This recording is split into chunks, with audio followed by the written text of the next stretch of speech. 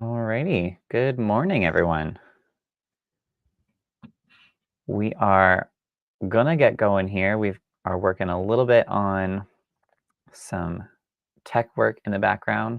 Looks like Al has muted himself. Yeah, I'm here. I'm here. Sorry. Yeah. Welcome everybody. Consolation Stepladder. Get fired up here. We Bright early Sunday morning. are Excited to see excited. these kids. I really like the format. How there's a championship final and consolation finals. It allows all the teams to have some kind of meaningful shots on Sunday. So we'll see what happens on the consolation finals today. Absolutely. These kids obviously not playing for a medal today, but I think it's still a great opportunity for them to learn how to compete and how to throw big shots in a kind of do or die situation. Yeah, these stepladder finals, it's good to expose them to that because obviously, after the youth challenge finals, they kind of get into the open format, which is exactly the same format they're playing now. But at least this way it allows them to get into that stepladder, get some of that stepladder experience, like you said, Tyler, kind of a do or die matchup. So it's a good dynamic to have and a good experience for all these kids. So look forward to being a part of it. Absolutely. So maybe we should introduce our first two teams that are playing in our stepladder today. So our number 10 qualifier was Prince Edward Island. From the girls, they have Chastity Campbell, Summer Kelly, Emily Gallant, Trey Wedge for the boys, Jeffrey Ferguson, and Landon Harvey, with coaches Brenda Carr and Steve Kneebone playing at North Rustico Lions Bowling Center. And they are going to be playing off against our number 9 qualifier, Nova Scotia New Brunswick. Al, who do we got for that team? Yeah, for the girls, we have Ellie Smith, Amy Vainote, Addison McIntosh. For the boys, we have Hunter Holman, Dylan Guittard, and Alex Holberg. Coaches Rod Nitz and Kim Howe, also bowling out of North Rustico Lions Bowling. Yeah, a big shout out to North Rustico and PEI for hosting both of our teams. Obviously, being New Brunswick playing out of Gagetown, probably a little hard to get into the base on the weekends.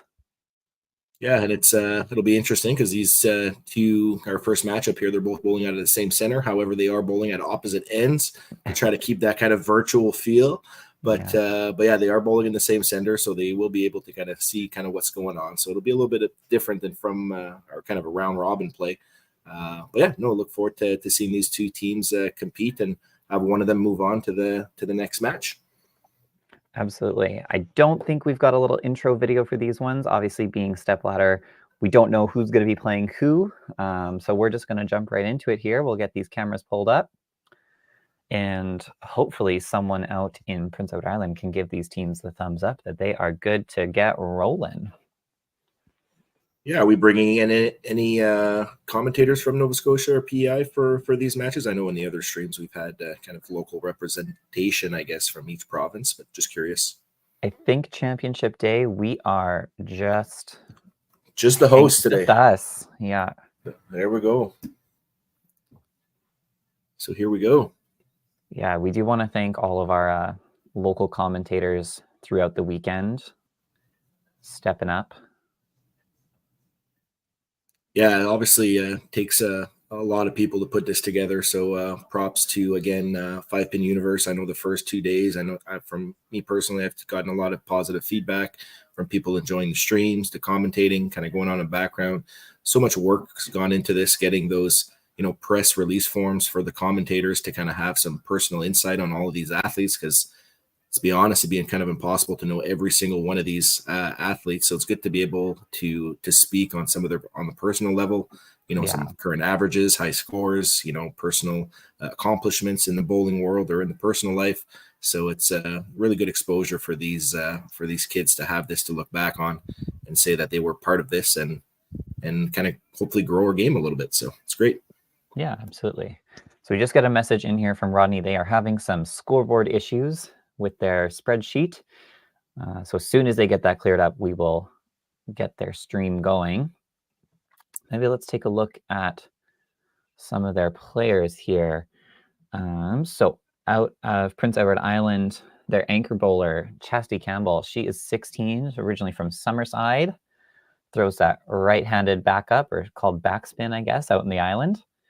Throwing a star line. Interesting. She's got a high of 297. Be a good time to beat one of those. Set a new high.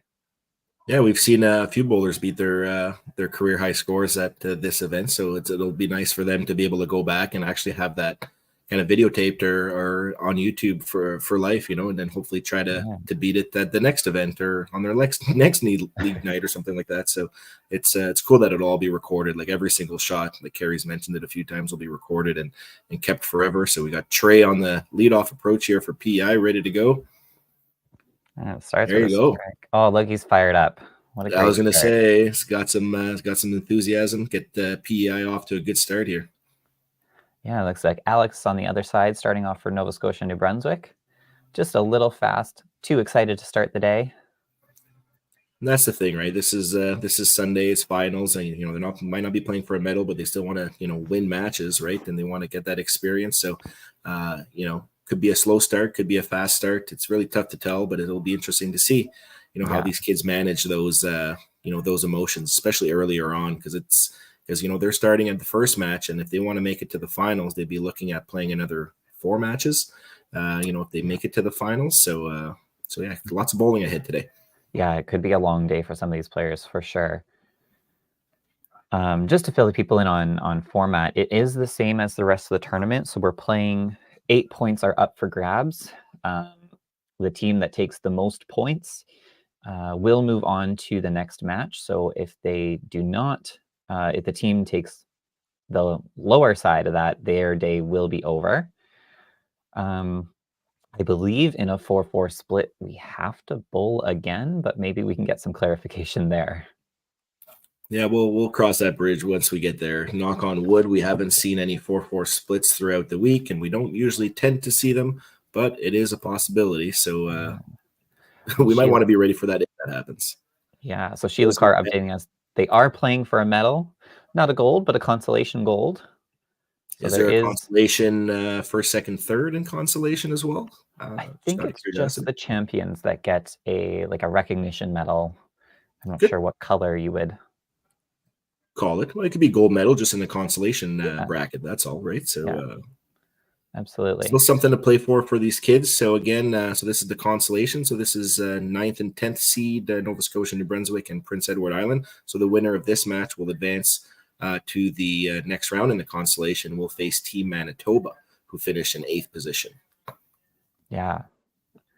So through the first frame here, lots of middle hits for Prince Edward Island. They did get the 1 strike, maybe 2 strikes, 3? I can't see. The scoreboard's a little blurry, but a little fuzzy, yeah. We'll work on that as we go on here. But lots of 15s up on the board, so obviously pinning is important there. So a couple strikes. Trey and Summer and Jeffrey got some strikes there. So a spare and a strike, yeah. Yeah, great start. Another one. PI. Thanks for clearing up the scoreboards, whoever's listening in the background. Yeah, that was awesome. Really well done from Nova Scotia, New Brunswick there. Answered back really well. 2 strikes on the bottom. 2 strikes, so 3 marks to 4 marks after the first frame. So great start for both teams here. Oh, that was real close. Just left it out to the right a little bit there, but hopefully he'll be able to pick up his spare. Yeah, a good shot from Trey. Can't get that corner to fall down, but he's going to be right on the spare with it. Yeah, if we look at some of their averages through the first day of competition, or I guess the first 2 days with their round robin play, Trey has been averaging just over 200. He's sitting at 201.75. And then Alex on the New Brunswick PEI side, averaging 173.38. Nice.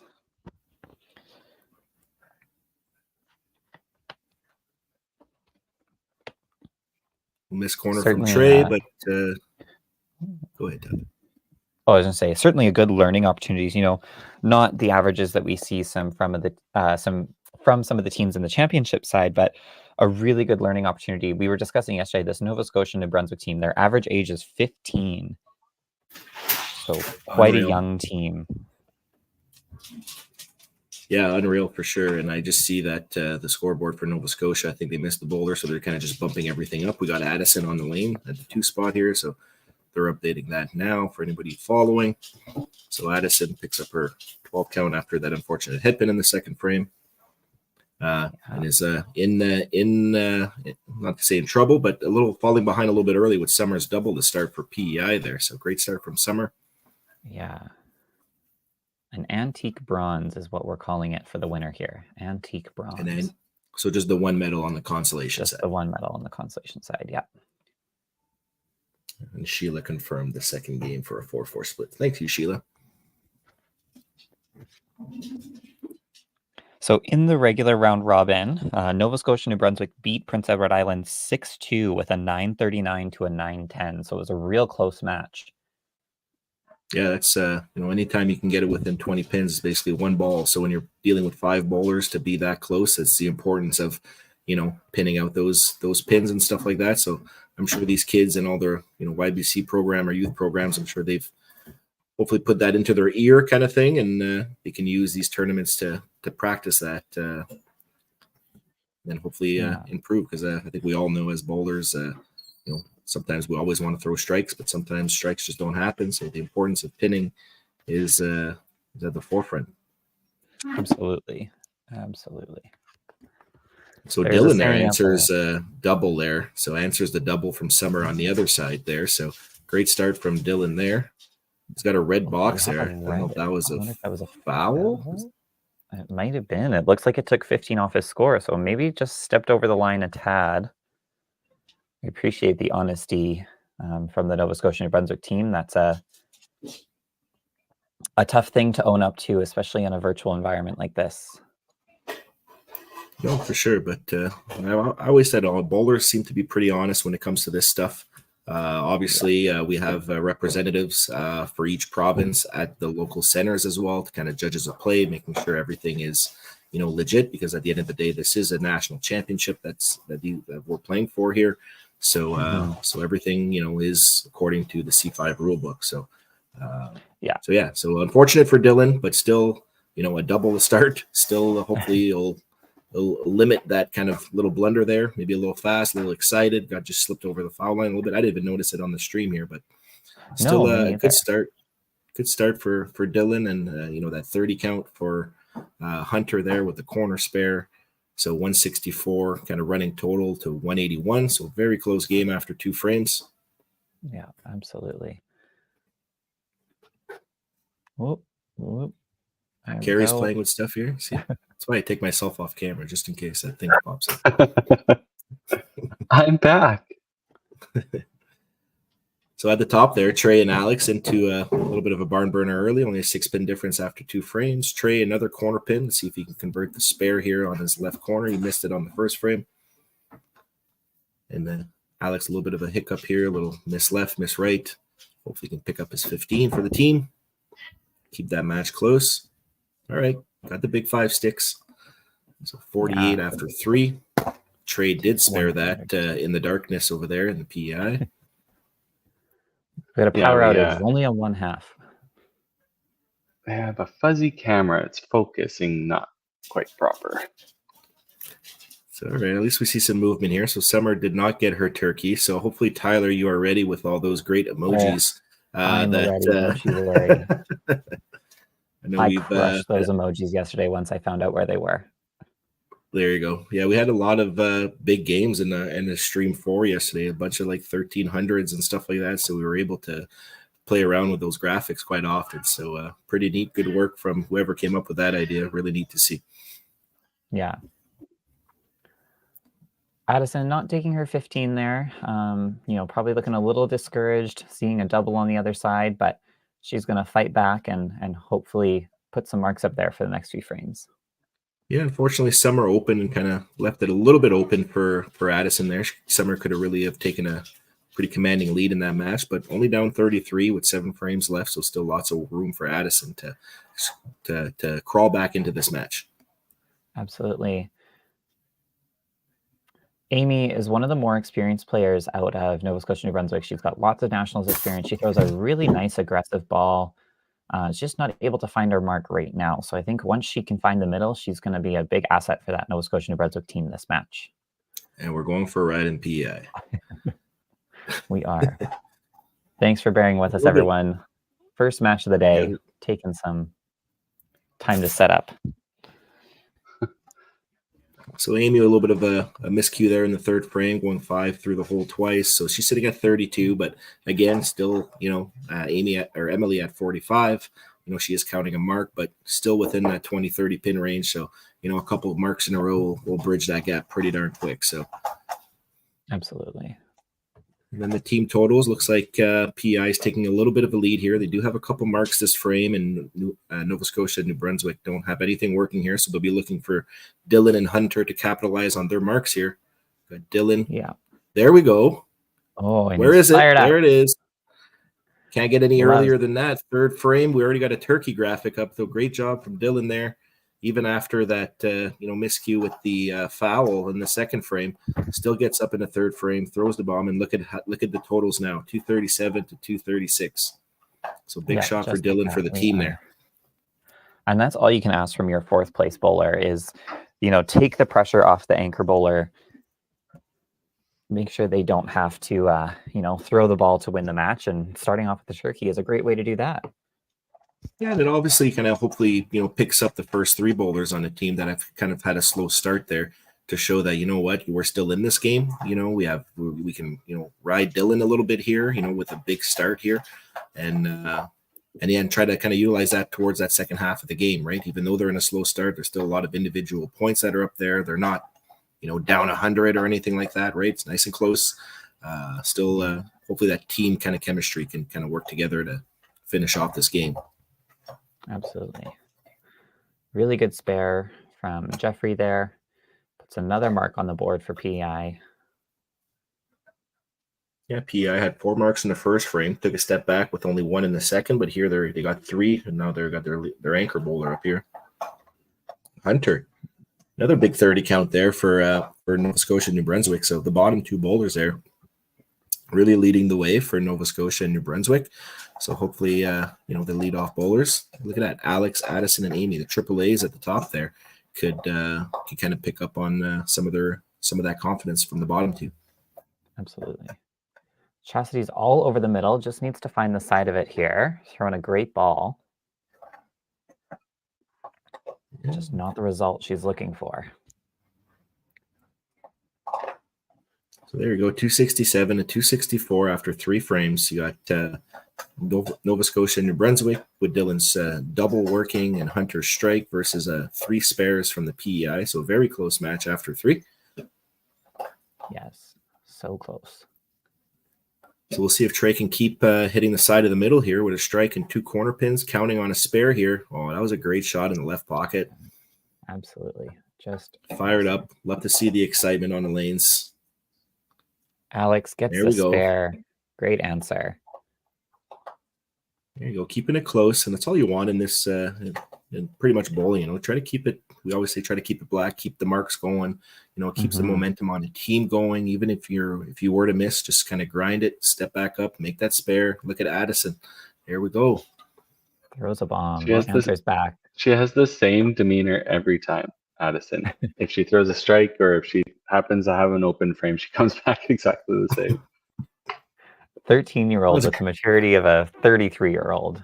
Look at that. Amy with a bomb there too. Here comes Nova Scotia and New Brunswick.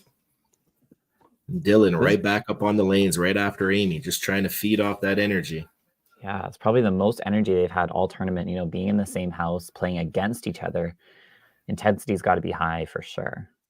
Well, especially when you got Trey coming off the lane. He seemed pretty excited to have that strike. And like you said, they're bowling in the same bowling center. So I'm sure lane 1 and 2 heard that or saw that kind of thing, right? So a little bit different for sure. Oh, great ball. Great ball. Great count for Emily as well. She was counting on that spare. So, huge to keep her close into that match with Amy after Amy got that strike. So Emily will still have a little bit of a lead. Hopefully she'll spare this up. Oh, real close from Dylan. Not able to get the ham bone. Yeah, real close. Just missed to the left there. Maybe a little bit quick kind of thing. A little too excited to kind of follow his teammates there now that they've jumped on board as well. So hopefully Dylan can, slow down a little bit, get a nice shot here for the spare, keep those marks going for the team. Yeah. Because it looks like PEI, they're clearly all over the middle. Lots of corners, just missing a few spares. They have 3 head pins in the first 3 frames as well. So tough to get things going as a team when you kind of got those stoppers kind of spread around. So so all over the middle. Hopefully they can make those adjustments and find the side here. Yeah. So Jeffrey, a little outside. Looks like he really slowed that ball down. I don't know if he was trying to be a little too perfect. Kind of just seemed like his timing was off there.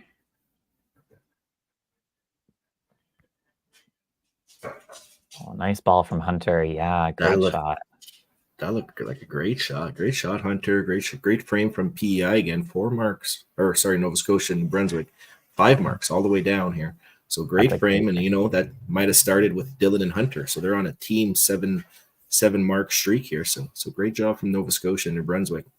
One for Chastity. Oh, that was really close there.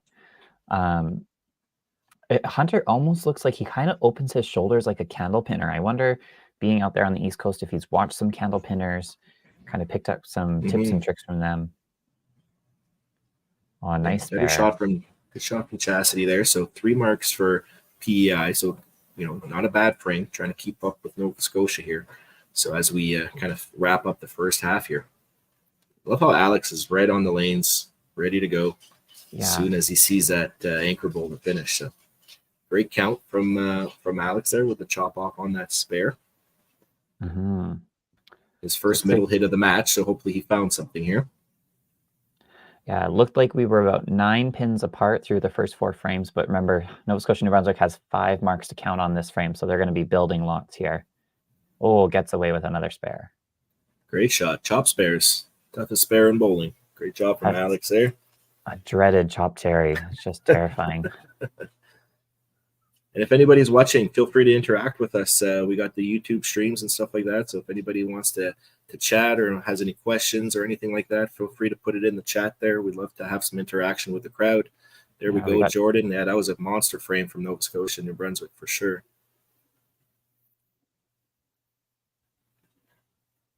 Little off balance there for Addison. You can see falling into the left, missing left. So we'll see if she can correct it with this last ball in the 5th frame here. A little bit of an overcorrection. Yeah. Pushing it right. That's all right. Still kind of close-ish intermatch, within that 20-30 pin range here, depending what Summer does. So still lots of room left for Addison. Alex and Trey at the top there with Alex's spare. If you were to convert a decent count there, would really bridge the gap in that match at the leadoff spot. So close match after our first 2 bowlers here. So absolutely, Amy's finding the beak of the middle there. Can't get it to break, but taking all of her big pins. Summer gets her spare. Emily, part of the big Gallant family out in PEI. Shakira, and I think her cousin, I can't remember his name. I know Bev mentioned it in the stream yesterday. He's also been at Nationals. Lots big of history. Family. Yeah. It's great to, like I mentioned earlier, kind of get those press info kind of sheets for all these bowlers kind of things. So we can kind of talk about their personal life and their high scores and stuff like that. So they did a really good job outlining that. Notice that a lot of bowling people are coming out of, or a lot of these bowlers are coming from bowling families, like you just mentioned with the Gallant family here. So 13 years old, just unreal, how young some of these competitors are and how well they're bowling on the national stage as well. So it's really something cool. Hopefully they'll cherish these memories for a long time. Ooh, gets that one to go. Late push. Looks like he's bowling in Bonnie Doon. So Jeffrey here is making a push to kind of hang around with Dylan here after Dylan's hot start with the 555 spare here. So now Jeffrey's sitting at 105 with the strike working. Dylan kind of a little power choppy there a little bit. Yeah, you can tell it was a little high, not like his strikes were. But great count on the spare. So he's sitting at 135 in the 4th frame. So a 45 pin lead. Hopefully he can get another mark here to kind of keep even with Jeffrey here. Look at this. That's fair. Nice job. Got to take lessons from these kids on making chop spares. Yeah, there's a reason we have a Chop Cherry shirt on the tour. Not very good at them. That last ball was really nice from Chastia. That's the one she's going to want to throw on the first ball next frame. So again, a couple chop spares for Nova Scotia and New Brunswick here, and we have 3 marks on the PEI side. So Hunter is going to look to match that here as he's working on his strike. Likes it. Yeah. Great shot. Really nice. Nice aggressive. Where's the ball. graphic? Where's the graphic? Oh, shoot, I'm on the wrong page. There we go. Turkey for Hunter. Nova Scotia, New Brunswick sitting at 500 to 474. So a 25-pin game halfway through this match. Again, lose and you go home, unfortunately. Winner moves on to face Manitoba in the next match of this Consolation Finals. I was almost got a kickback out of that. So again, pulls are available for those watching. So if they do have an extra bowler on the bench, so these kids are susceptible to get pulled from the match if the coach feels like they're struggling, or if they want to put their bench player in to try to make a little bit of a comeback in the last few frames. So again, for those viewing, there is a spare bowler on the bench and a couple coaches to make those decisions. Yes, playing with the open format.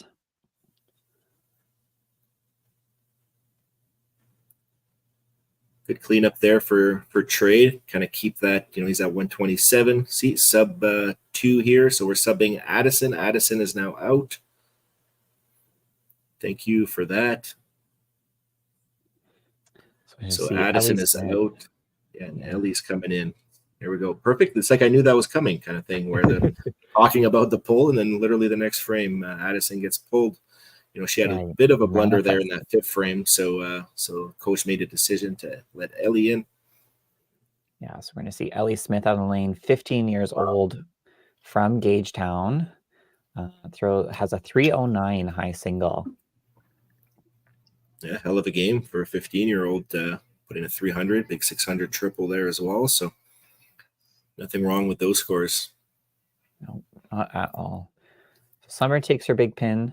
Oh, actually, it looks like it came back and took the deuce. What a little kick there. Big old power ball from Summer. So PEI with a little bit of a lead in the first 2 matches here. Trade Summer over Alex and Addison. Ellie just kind of subbed in here. So you never know. Hopefully if Nova Scotia New Brunswick kind of pulls this through, we might see Addison again. We'll just drop that ball a little bit. You can see shaking it out of her hand. Maybe got a little greasy, a little oily. You got to shake that off, right? Just kind of, refocus and then make another solid shot for the spare here. Yeah. PEI is not doing much for marks here in Nova Scotia New Brunswick either. So, marks are going to be huge for the teams as the totals are, within 15 pins right now. So, yeah, exactly. 1 ball. We've got Dylan and Hunter still working on their marks on the bottom, and Jeffrey's got a strike to count. We'll see what the teams can work with there. Yeah, Dylan and Hunter both off the great start, sitting at 150 over 5 frames. So, and then both working on a mark still. So great scores there from Dylan and Hunter, kind of carrying the team here, which sometimes is what you need. Sometimes you have a couple bowlers. The other team, the rest of your teammates might struggle, but it's important to, even when you're struggling, to keep trying to help out those bottom 2, because they're leaving it all on the lanes here, trying to carry them to that next match. Yeah, absolutely. Nice. That's a much better ball from Jeffrey. Good count on his strike. Yeah, puts another 30 up on the board. 30s are good where I'm from, so great start for Jeffrey too, kind of keeping close with Dylan, and Dylan a little bit of a fumble there, a little 2-pin count, so not the greatest count that he was looking for, but now sitting at 152 to Jeffrey's 120. So we'll see if Dylan can kind of just shake that one off, just like we saw Amy do, and hopefully get the half here. Dylan does have that foul, so he's actually sitting at 139 there. We're look at the end of the scoreboard. That's true. You're right. Yeah. Good call. So even a much closer match there. Yeah, separated by 7 right now. So 10 sticks left on the deck there for Dylan. So again, importance of pinning. If you have a rough frame, picking up those 15s will minimize damage. Absolutely. I think we're just waiting on a ball jam maybe for PEI there. Missing a ball. Ball jam re-rack. There she is. So just the one spare from PEI in this 6th frame so far. So in a very close match, you can see PEI actually taking the lead here. Push. Oof. Oh, big chop off. What a getaway for Chastity there. Yeah. So let's see if we can see another chop spare here. Hunter working on a triple. Can get a lot of pins here with another good shot.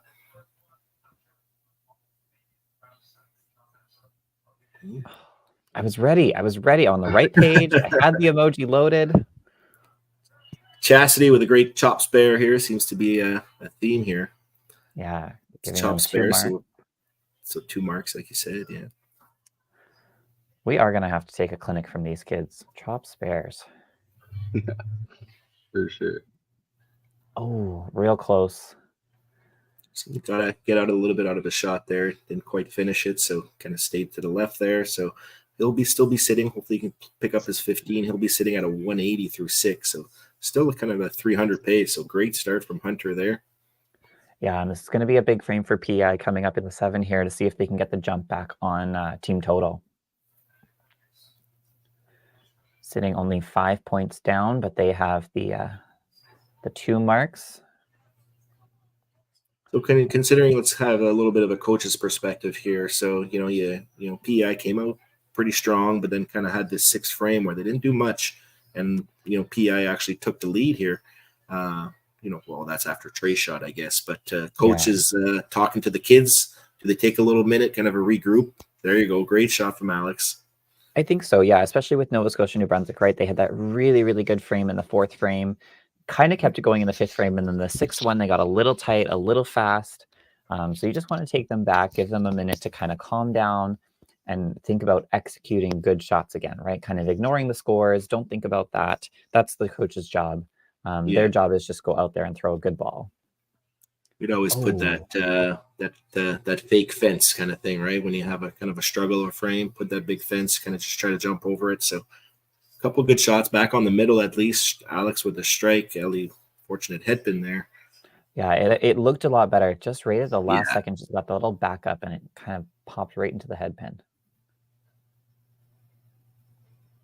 Just wants those confident shots. You can even tell from Ellie's, first throw, she was kind of, had the body language of, trying to get into that pocket kind of thing, right? So these kids are in it, they're picking up those pins, huge, getting the 12 count there, minimizing as much damage as possible and picking up all those pins for the bottom total because it's a 2-pin game now, apparently. It is. It was a really nice pocket shot from Emily. Kind of 3-pin slipped out on her, didn't get the 2-pin. Amy just falling over a little bit in her shot. You can see that chest is down towards the foul line instead of up towards the pins, making her drop the ball.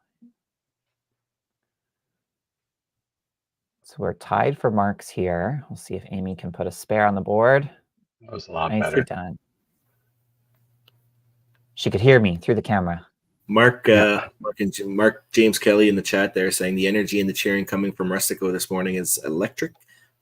So for sure missing virtual there. So great to hear that, a lot of these bowlers and families, friends are actually showing up at these centers, even though it's a virtual kind of makeup, but that the kids can really kind of feed off the crowd and the crowd is cheering them on, trying to make it as good of an experience as possible. So obviously we couldn't do this, and it's great to see all these local, the local support for these young athletes. Yeah, absolutely. Yeah, I think that was kind of the main challenge that we knew the kids were going to face coming into a virtual nationals, right? Is how do you get that audience energy and the other team's energy, right? You can't hear them, you can't see them unless you're looking at the scoreboard, but hopefully their family and friends are there cheering them on and creating an atmosphere for them to feel like they're competing at a national level, which is exactly what this is. Yeah, absolutely. Nova Scotia, New Brunswick just put up a monster frame there, 4 marks, 3 strikes. So good recovery after we just kind of talked about that little bit of a slow frame in 6 there. So great recovery from those kids. And here we go. Chastity kind of top and bottom sandwiched a couple of strikes there. Bookend some strikes with the rest of the team in the middle, though. Chop there, missed the spare, left corner, and a headpin. So great frame from PI. Keep plugging that middle. Hopefully they'll get those breaks kind of in 8, 9, 10 here. But what a great match, 644 to 654. So we're going to have a little bit of a barn burner here to start this consolation finals. Yeah, Yeah. it's gonna be tight. 10th frame is gonna be exciting. Could swing very fast. Yeah, we heard from Amy Spence, a staple in the PEI community, that Resco is a tough house, lots of corners, so not surprised that we're having lots of middle hits, but not seeing the strikes that we see from some of the other centers. Yeah. Yeah, definitely. You can see across their scoreboards and all yesterday and the day before. They're just corner pins were hard to carry, and um, yeah, that's the tough part about the virtual nationals, right? You get into a house that I've seen Rustico score really well, so it's Mhm. not sure if it's a warm day, a cold day, because all those elements do have an effect on a bowling center, and then you spread that across all of Canada. Nobody has the same weather patterns, so there's so That many was Absolutely. a factors that go into it. that was Yeah, a big. monster spare from Alex there to get that 30 count, and now he's only trailing by 20 or Yeah. 25 with the ball in hand kind of thing. So Alex doing a great job to try to stay in that match there against Trey, and obviously help out the bottom with the total there. 30 counts are massive at this point of the game. Oh. And Ellie throwing such a nice, beautiful, simple approach, and she's just a little flat, wanting to be too perfect, just needs a little bit more trust and finish that shot. And that's the thing with these team events too, right? Sometimes you don't want to let your team down, so you try to be a little extra finessey or a little too perfect. When you Yeah, just got to kind of go back to basics and just kind of throw that aggressive, natural shot, and that's a challenge we've all faced. So it's not exactly. unique to them, kind of thing. It's all over the board. So it's interesting to see how they play it out in 9 and 10, because this is going to be Yeah, a really close match. super close. Even the individual matches here are really, really tight. Nothing is decided yet.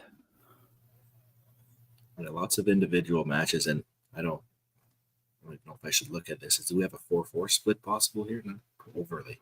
The bottom two for Um, Dylan and Hunter seem to have a little bit of a lead here. It's still available by yeah, mathematically, but it's those two have a little bit of a lead. Otherwise, the top three are kind of going PEI.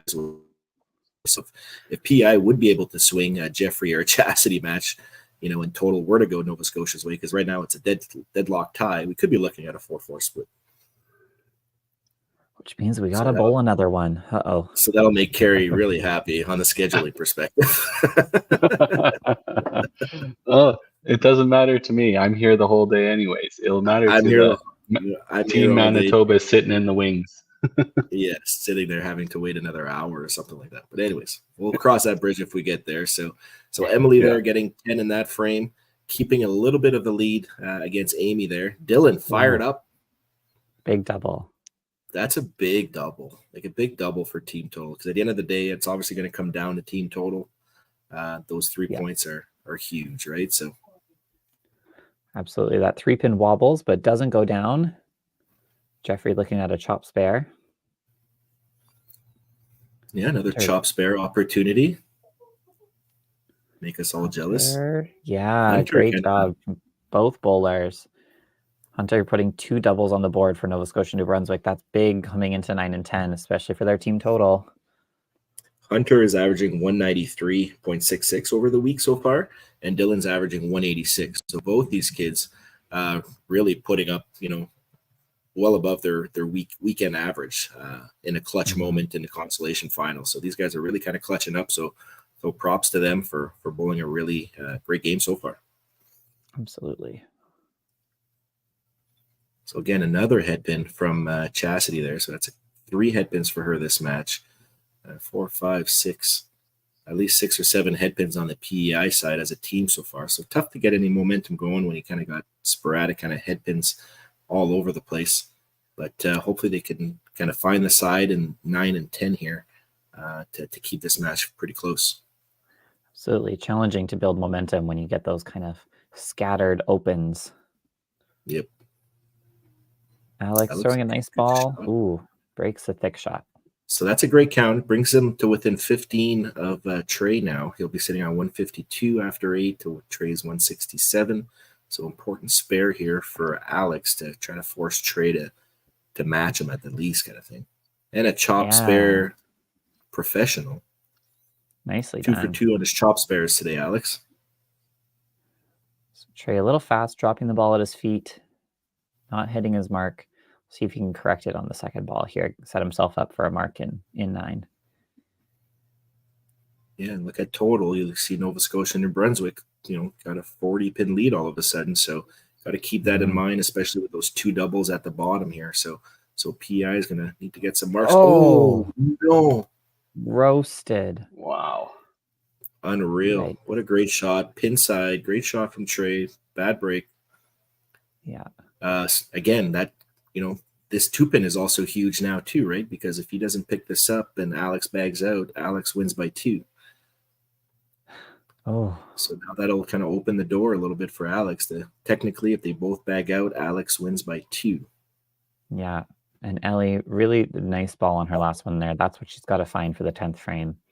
Obviously, that individual match starting to get away from them a little bit, depending on what Summer does here. So they're just looking to add for total in that 2 spot. Nice ball from Amy. That was really good.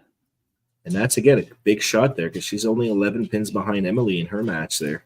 So, yeah, big shot going into 10. It's always good to have something to work with heading into that final frame.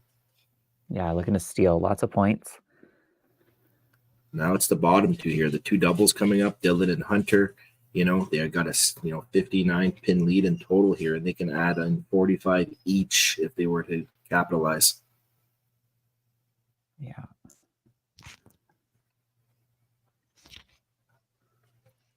So Dylan does miss on his turkey opportunity there. We got another sub coming in. Got a sub coming in. So substitution. Emily, we should have made all the coaches have a little dance or something. Eh? Oh, Dylan, a little stumble there. Good on Dylan for pulling back there. It's not easy to do that. I know he was probably only a couple steps in, but to pull back there, he probably maybe noticed that it's a big shot, or maybe saw something on the corner of his eye and decided to pull back. Landon comes in, big strike. Look at this, Landon off the bench with the strike to keep Emily in control of that match there. Dylan gets a little too fast. Goes on the open side there. He's looking to pick up as many sticks as he can. So big shot here coming up from Jeffrey as well, because now Jeffrey can kind of get back into his match as well against Dylan with Dylan's foul there. Ooh. And a ball from Jeffrey. Wow. That's huge. All right. So now 195 to 209. So and Jeffrey's got 2 balls working. So slight advantage to Jeffrey. If he were to strike out, he'd be sitting at 270 to Dylan's 254. Oh, big ball. Wow. Chastity. So again, Chastity, her individual match is probably out of the question here, but it's all for team total at this point. Keeping it really close. Now the bottom 3 for PEI have 3 strikes working. So big finish there for PEI. Apparently we had too much fun with the emojis. No one wanted another turkey. Nobody wants more turkeys. But that shot there obviously clinches Hunter's individual points. So it'll be 1 for Nova Scotia there. But, obviously going down to team total here, he wants to get as many points as possible. He's still counting on that 1 strike. Absolutely. Oh. All right, so obviously not ideal here. So this might be another kind of step back frame here, kind of regroup heading into 10. You do have a couple marks working with Alex's spare and Amy's strike to the other 3 strikes on PI. So you're still fairly close, but that 30-pin lead could go either way. Oh. All right, Not reset in 10. Yeah, reset. That's all they can do at this point. But yeah, this is a 28-pin game here. Lots of individual matchups still up for grabs. Alex ready to go. He can put a lot of pressure here on Trey with 1 good shot here. Absolutely. Oh, placed it just a little bit. Yeah, kind of didn't want to let it go. Yeah. Okay, so not out of the pins back. Oh. Okay, so spare still gets him pretty close here. Needs a spare and a count. Oh, not going to get it there. Okay, still kind of regroup, still comes down to total here, so we still need to pin it out. Same thing for Trey. Trey will get that first point for PEI, put them on the board. Yeah, especially with those 2 pins. Had he gone through the hole, and Alex cleaned it up, they could have tied. You're right. Yeah. And Alex gets the big one. That would have been a neat way to finish it, a little TV shot action. So Trey doing his job cleaning up. Cleaning up, took his point, 195 to 181. A little bit closer team total. We see here Ellie looking to find that good shot that she had in the last frame there. That's it. Great delivery. Oh. The corner. So that match will go to Summer. So PI will have the first 2 matches. And now it's just about trying to bridge that gap in total. Absolutely. Both players with the 13 count here. Big spares from both of them. A little bit of defense on the Nova Scotia New Brunswick side for team total. Great delivery. Yeah. Great pick. That was expertly executed. She had a beautiful reach, nice confident approach. So she'll add some buffer room for her bottom 3 bowlers here. Yeah, because the bottom 3 bowlers have 1 strike versus PEI's 3 strikes. So depending how it goes here. Look at that. Great count. Wow. Great count. Great finish. She came off the bench through a couple of headpins, a couple corners in 10, a little bit of an open in 9, but took a lot of sticks. Yep. Yeah, took a lot of sticks and finished really strong, which is what you want that anchor bowler to do. Yeah, so 2-0 PI after 2. Now we got another close match here. 11 pins, both working on strikes. Yes, Landon comes in a little fast again there. Amy's looking to capitalize. Oh, no. It's okay. Just got to make the spare here. Yeah, both are still spareable. Yeah. And now Landon goes through a hole. So another opportunity for Amy to potentially steal this match for Nova Scotia. Touches outside. Gets it all. High risk, high reward. So now Landon gets an extra 5 points. So that puts him at 156. So that game is over. Match to Nova Scotia. That spare, Amy comes up clutch in 9 and 10, goes strike, spare, and another strike. Nice. Yeah. And she's fired up. Love it. Knew it was big. And that's huge for total, too. Now they got a 70-pin lead with 2 bowlers left, facing 2 strikes. Push. Oh, close. It's the good news for us is that prevents a 4-4 split. Yeah, fair. As we look to see how this unfolds. Big spare from Jeffrey.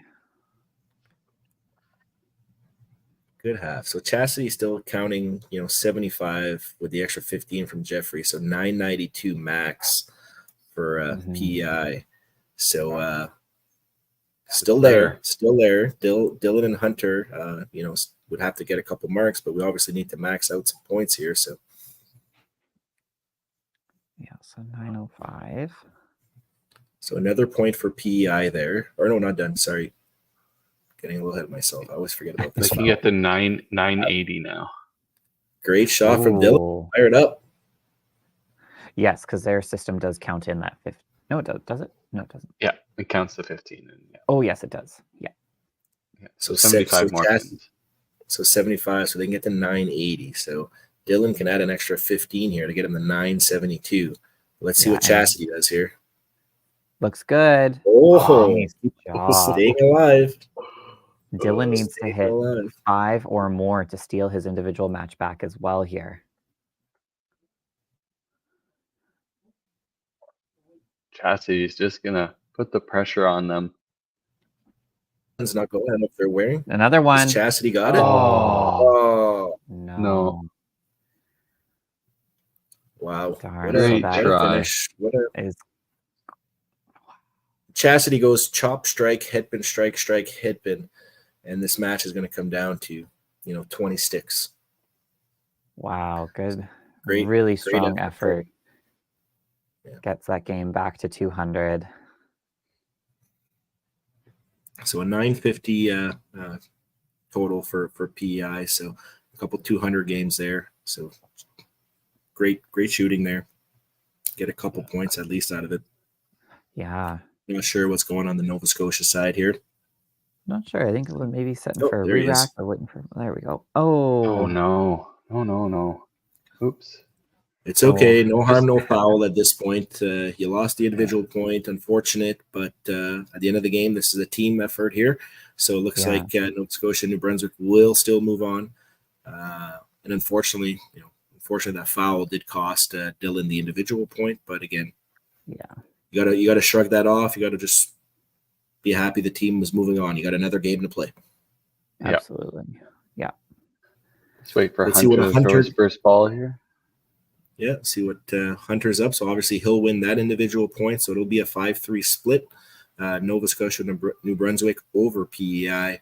So again, congratulations to PEI on a great tournament. Hopefully you guys enjoyed yourselves, and you'll be able to look back on literally every single shot you threw this week, and carry those memories on for the rest of your bowling career. We hope to see you guys on the lanes again at future nationals, open nationals, whatever other event you might want to play. Absolutely, yeah. It's a great opportunity to expose the kids to nationals. We have interprovincials as well in the open or the adult events. That is obviously a pins over average based event, so it's a great opportunity to, compete against people of all abilities and kind of have yourself as a benchmark so that you don't feel like you have to throw 290s every game. Absolutely. Well, there's different opportunities for different skill levels as well, right? So it's definitely look into that. Talk to your proprietors and your local centers. Reach out to any of us, kind of thing, and we can definitely put you in the right direction. Yeah. So 969 to 950, Nova Scotia, New Brunswick over PI. Great first match in this consolation bracket here. Unfortunately, that will spell the end for PEI in this tournament here. So hopefully they'll stick around, maybe cheer on their Nova Scotia, New Brunswick. Are we getting some handshakes? Oh, that's great. We are getting some handshakes. A great show of sportsmanship. Yeah, great show of sportsmanship. Great job, kids. Yeah. Look at this. Parents taking some pictures. Great stuff. So awesome. So I think we're gonna leave the door open if they want to do some out interviews. Team Prince Edward Island, they don't have to. It isn't mandatory or anything like that. But if they're not going to, I guess we will see you guys in roughly 30 minutes for the next stepladder match. So next up, we're going to have Nova Scotia, New Brunswick against Manitoba. And Manitoba was a little bit of a whipping stick yesterday, I think, in a lot of matches. So I can see them coming out guns a-blazing here. Because they threw some big scores and just ran into a big Alberta team, a big Saskatchewan score. Like they were, a bunch of seven baggers in 2 games they got thrown at them. So their total pinfall was 5th overall, but they just ran into the big matches. Yep. Yeah, that's pretty insane. All right. Well, we will switch to our little interlude here for 30 minutes, and we'll come back to you at 20 minutes after the hour, probably about 5 minutes before that, just a little banter, and then we'll get our next stepladder match in. We'll see you then. Have a good one, guys.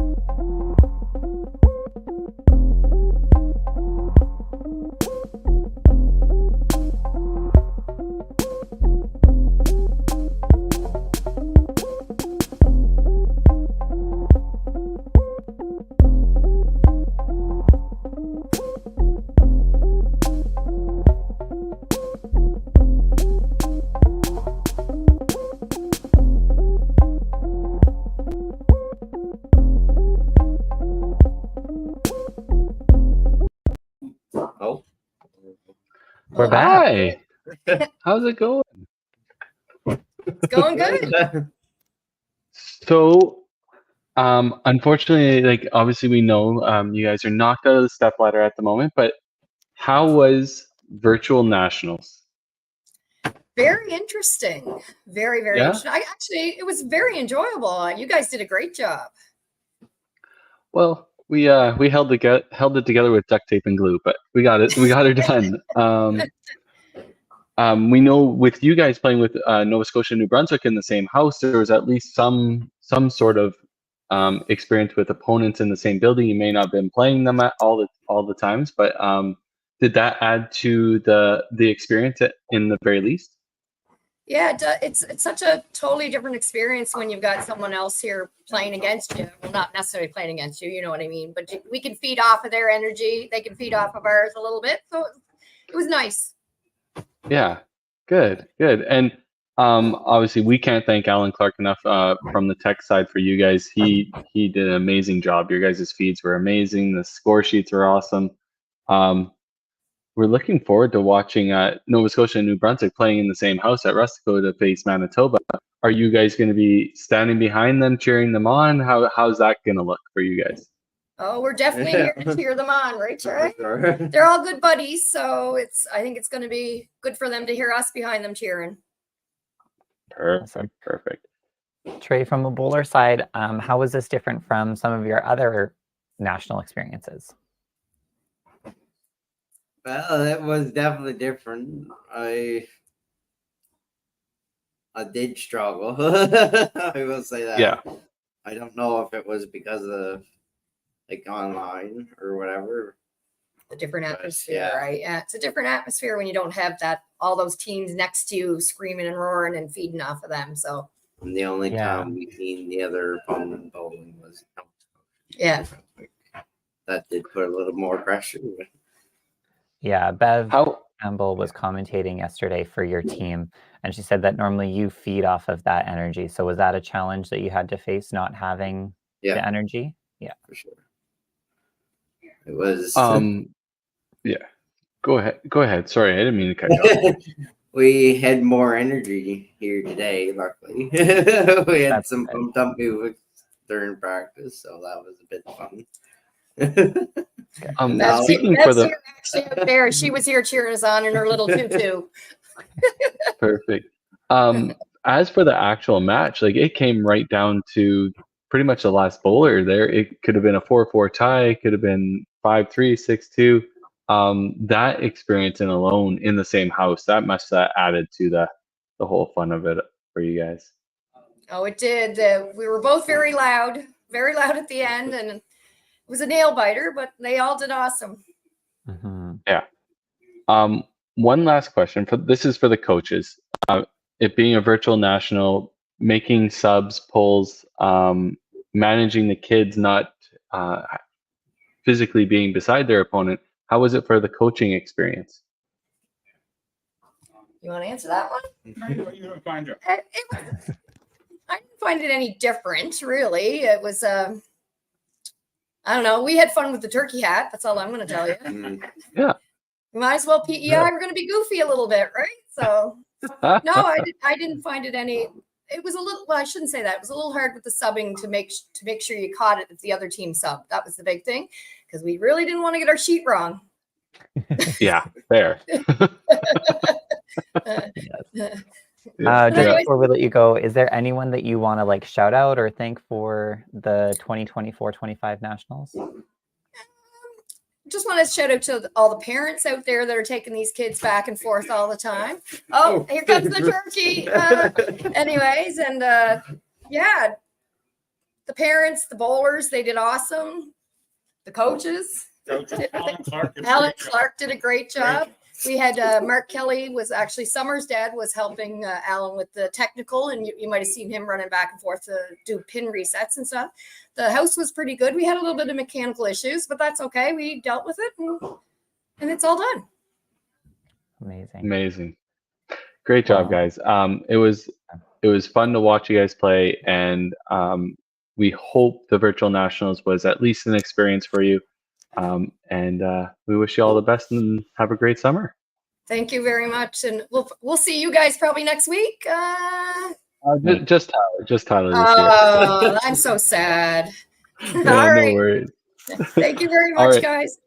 You Thanks bet. so much. Have fun cheering on Nova Scotia, New Brunswick. We will. Thank you. Thank you.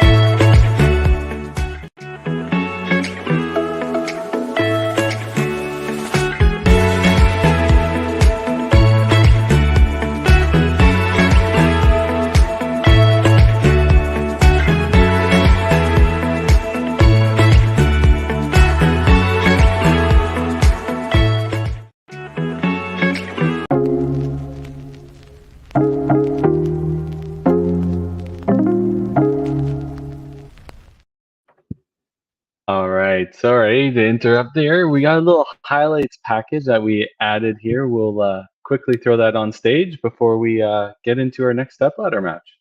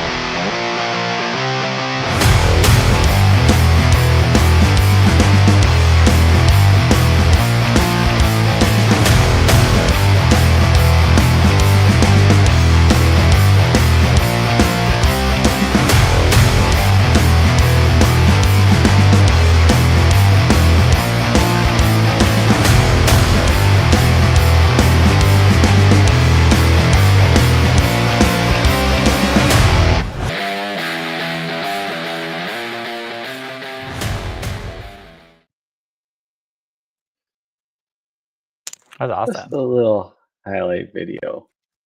Turned out They pretty good. fired up after that. What'll fire you up, you know? That's cool. Good Great. job. All right. We are ready for Nova Scotia and New Brunswick versus Manitoba. We got our winner of our 9-10 match versus our number 8 seed. Yeah. So Consolation 9 round. seed versus 8 seed. Kind of how it would be drawn up, I guess. Yeah, fair. We have We 4 talked about- minutes. Yeah. Yeah, we talked about Nova Scotia, New Brunswick, obviously in the last match a little bit. So give you a little bit of insight on Team Manitoba. I know we kind of finished off a little bit, but team averaging over 235. Leading the way for the men is Max Gibson averaging 255, and then leading the ladies averaging 223 with Sadie Olson. So some great scores from Team Manitoba here. So don't expect anything less coming. No pressure. No, they ended up beating Nova Scotia New Brunswick 7-1 in their round robin match. Manitoba, if we look at their tournament, had a great start. They went 6-7, 7-6, and then they ran into the problem of bowling good but not winning matches. They had the highest total thrown against them by over 200 points. And unfortunately, their second day did not go their way. They ran into a huge 1600 from Alberta. Almost a 1400 from Saskatchewan, and then some nice high 11s and 1200s from the other teams that they played. And unfortunately, they did slide out of that championship bracket, but they are looking to take revenge by winning this consolation stepladder. The antique bronze. The antique Medal bronze. for consolation. Official word from Sheila Carr. Yes. Perfect. Manitoba was our champion last year, so obviously, not the result that they wanted, but I think in such a different environment, they should still be proud of themselves for facing such a big challenge. And I mean, averaging 235 at a nationals, at a youth nationals is quite an accomplishment. Very consistent. Yeah, and Nova Scotia, New Brunswick, obviously will try to keep that momentum going. Had a couple big games from Hunter and Dylan there to give them the win over PEI in the first match. So obviously something to work on. I know probably the three kind of top bowlers there kind of struggled a little bit, so I'm sure they'll be looking to get a little bit of a revenge on this next game against Team Manitoba. Yeah, so the rest of that team, we obviously mentioned Hunter and Dylan playing quite well. And we have Alex finishing out the boys. And on the girls' side, we have Ellie Smith, Amy Vignotte, Addison McIntosh, and their coaches Rodnitz and Kim Howe, all of them hailing from Gagetown Bowling Lanes in New Brunswick, but playing out of North Rustico in PEI today. Carrie. Carrie, you talking now that you're back live? I guess if you want me to, I can definitely jump in here. So for the girls from Team Manitoba, Jillian LaMonica, Cadence Madden, Sadie Olson. The boys, Maxime Gibson, Noah Brown, Ethan Blackburn, and our coaches are Grant Stack and Debbie Tarn. They're playing out of Polo Park. Cam Boone's house, who was commentating all yesterday for Team Manitoba. We can't thank him enough. Awesome. Well, I'm excited. Well, I think this is going to be another good match. I think we're ready. We ready? Yeah, let's like these teams know that they can start their match. Have some fun here. There you go. So let's check out the lineups here real quick before we get started. Obviously on the New Brunswick side, a little bit of a shakeup at the top. Addison is back in. I believe she was subbed out the last game. So Addison will be leading off, followed by Ellie, Amy, Dylan, and Hunter. Amy, Dylan, and Hunter, I think, were in the same spots. I think it was just a shuffle at the top two. Yeah. And on the Manitoba side, Ethan, Cadence, Sadie, Jillian, and Maxim at the bottom there. So yeah, here we go.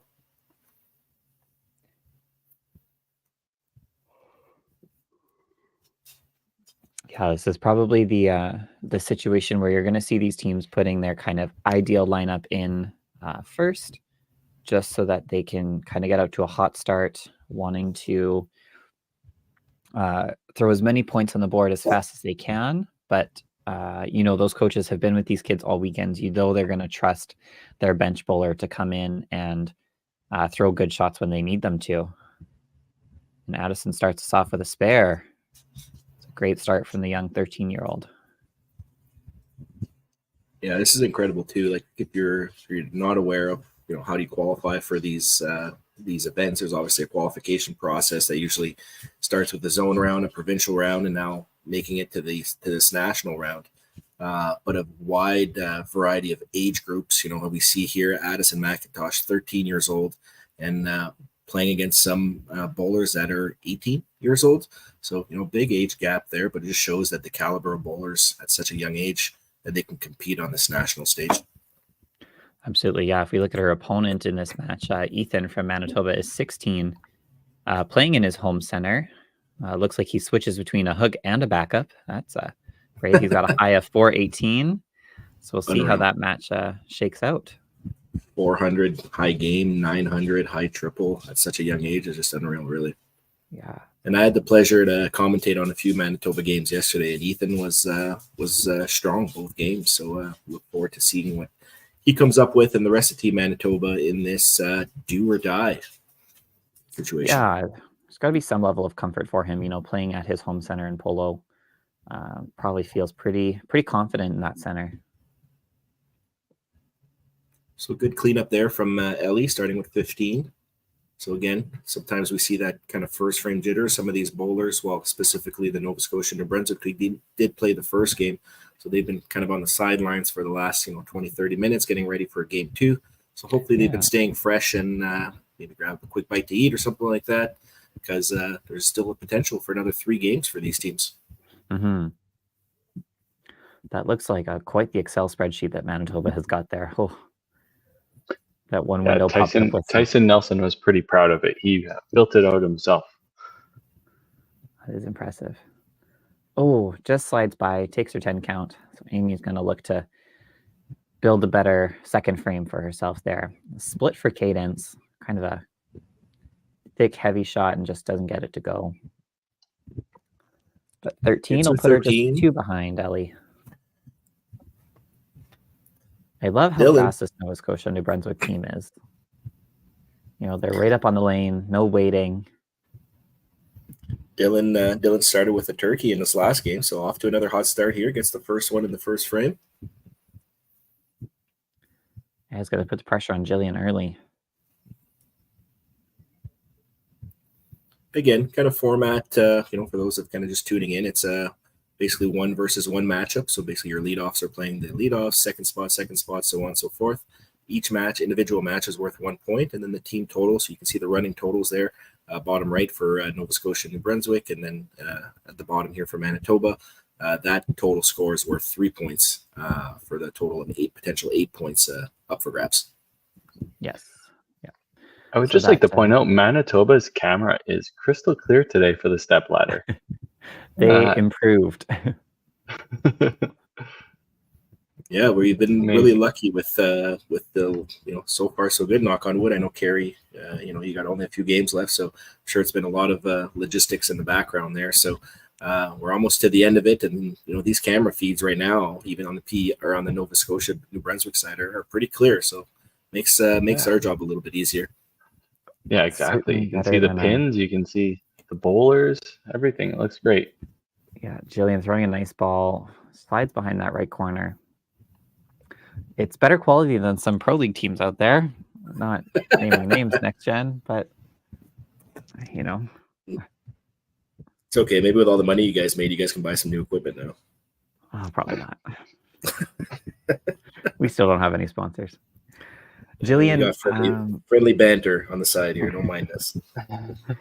Jillian, one of those young players from Manitoba who still has lots of experience. She's played in the St. James Manitoba Open. I know she was out in Calgary for the Diamond Ladies. So she's got some competitive experience of her own out there for sure. I think that's a really smart choice, having her in the 4th spot. We talk about the anchor being able to throw those pressure shots, which absolutely Maxim can do, but Jillian is going to be a solid player for them to throw consistent, good middle shots when they need her to, right? Never too high, never too low, always putting the ball on the middle. So I think that's a really smart play for Manitoba there. Yeah, I think one of the games we watched was just a lot of head pins kind of thing, right? So just trying to find that side, but like you said, very consistent on the middle, and that's definitely a good spot for her in the 4-hole there. And looking at the stats from the round robin, Jillian averaged 218, and she had a really kind of steady kind of middle block where she went 210, 230, 225, 280, 290. So very consistent in that middle block for her. So hopefully she can keep that going in this Consolation finals.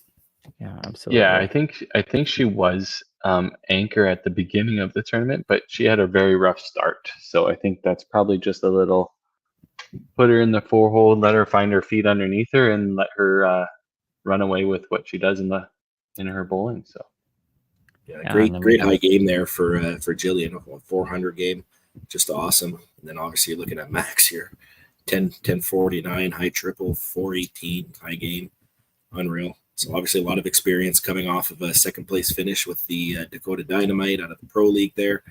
So great season for Max so far, and I'm sure he's looking to cap it off with a little antique bronze medal here on the consolation side.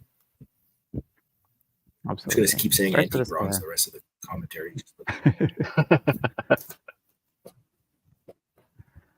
got Addison looking to build on her spare. Same with Ethan up there. Gets up. You see her shoulders were way up around her ears, just kind of holding that ball, holding all that tension. She just needs to take a nice deep breath. That looks a bit more comfortable for her there. Well, yeah, and that's one thing that that's the one thing some bowlers don't work on too much, but I think maybe as they grow older, you start to learn a lot of those techniques. It's the breathing side of the game, right? Breathing is so important. Getting into that proper kind of routine to set yourself up properly and to release all those kind of all that tension, like you mentioned. So breathing, huge thing for these kids and any adult elite bowlers to work on to improve their game. Absolutely. She cleans it up. She just picked the hard ones first. She knew they were going to be a problem if she didn't take them. So said, get them out of the way first. Yeah, and with Ethan's open here himself, so it doesn't shoot herself in the foot. That's a big cleanup there to get her to 32 after 2 frames. So at the worst, she'll be trailing by 3, and there you go. She actually takes the lead after 2 frames. So Ellie's just kind of placing that ball. You can see she's guiding it outside. She throws that kind of sweeping back up a little bit there. So she's just trying to put it on the left side and have it come into the corner. She just got to trust it and throw right to her mark like that. That was a good shot there. Yeah. Yeah, way better. You can tell she threw it out a lot more there, and it kind of just held the line there and right into that right pocket. So yeah, so a little 15. Cadence drops into her shot, plits the ball down, looking for the spare. So Amy, we saw Amy last game, kind of plugged along and then really clutched up in 9 and 10 to steal the match from her opponent. That was really, that was great really to see. Nice. It was great to see her get a little fired up there too. So get the team pumped up, and that was a close match for total too, right? So that 60 sticks that she got in the last 2 frames was a huge help for Team Nova Scotia and New Brunswick. Yeah. Oh, and just turns that 2-pin right around. Ooh, a little bit of a misstep here for Manitoba, as their first 2 bowlers go 5-3 respectively. Yeah, curious to see what Team Manitoba was doing, if they were kind of just showed up to the bowling alley early to watch the first game to see who they were going to play, or if they just kind of showed up, half an hour before game time kind of thing, got the practice going, camera set up, and now they're just kind of ready to go. So, and that's one of those things too, right? In these kind of match play step ladders, sometimes it's not necessarily the greatest to play that team that's already got a game under their belt kind of thing, because they're fresh. They've already, been rolling. They familiarize themselves with the conditions of the lanes, and they've already won a match, so they're feeling confident. So sometimes that's scary too, when you're kind of just sitting and waiting for your opponent, right? Yeah, absolutely. So Dylan really making himself the star of the show here, putting the pressure on Jillian. Left spare after his strike.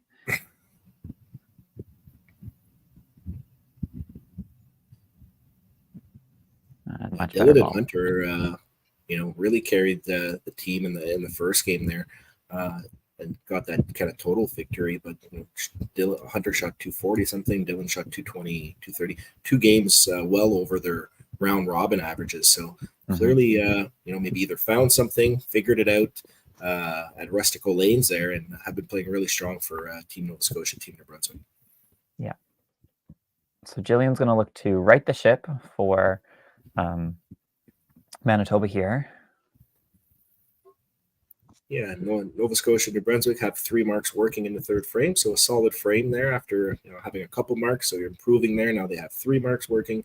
Manitoba has nothing as of yet. Jillian, late left fall there, or left corner pin fell. Gets it to push.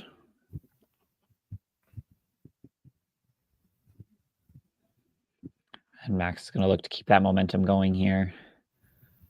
Obviously, as we talked, an experienced player with Pro League. So no stranger to the virtual environment, no stranger to pressure shots. He played super well in the Pro League anyways. For the few games that I saw him, he was throwing really well, throwing some big scores. So Yeah. hopefully looking to lead Team Manitoba here. Absolutely. Great Great ball.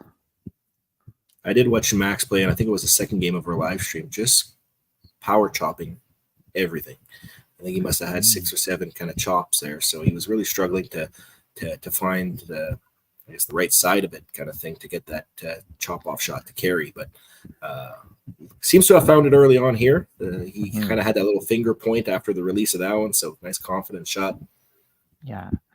Carrie, you're someone that throws a lot of chop offs. And that's the case when you're hitting the middle lots, but you're not getting the break. What are some adjustments that you would make? Yeah, if I'm chopping lots, then it's usually just a 1 or 2 board move left or right.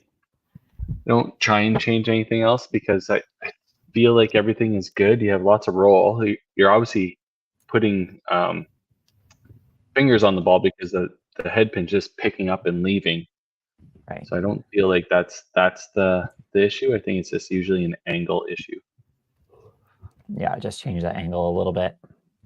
Yeah, I think that was the issue with Max. I think you can tell that he just, because he liked every shot out of his hand, you can tell that he was confident off it, but he was just kind of getting chopped and he was kind of getting frustrated. But maybe he fell in love with, just it feeling so good kind of thing that he never made that adjustment.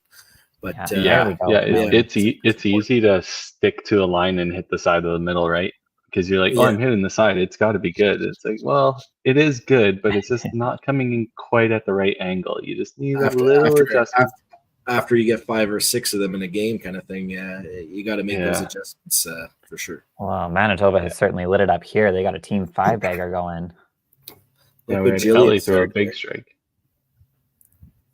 Yeah, and Ellie over on Nova Scotia, New Brunswick throwing a big strike to match Cadence, keeping her in the lead of that match there. Yeah, Ethan even kind of walked away from his there, so nice confident shot from Ethan after that little blunder in the second frame. Hopefully, you can just put that in the pass, look forward, and comes back with a nice solid shot. Team Manitoba has a 5-bagger.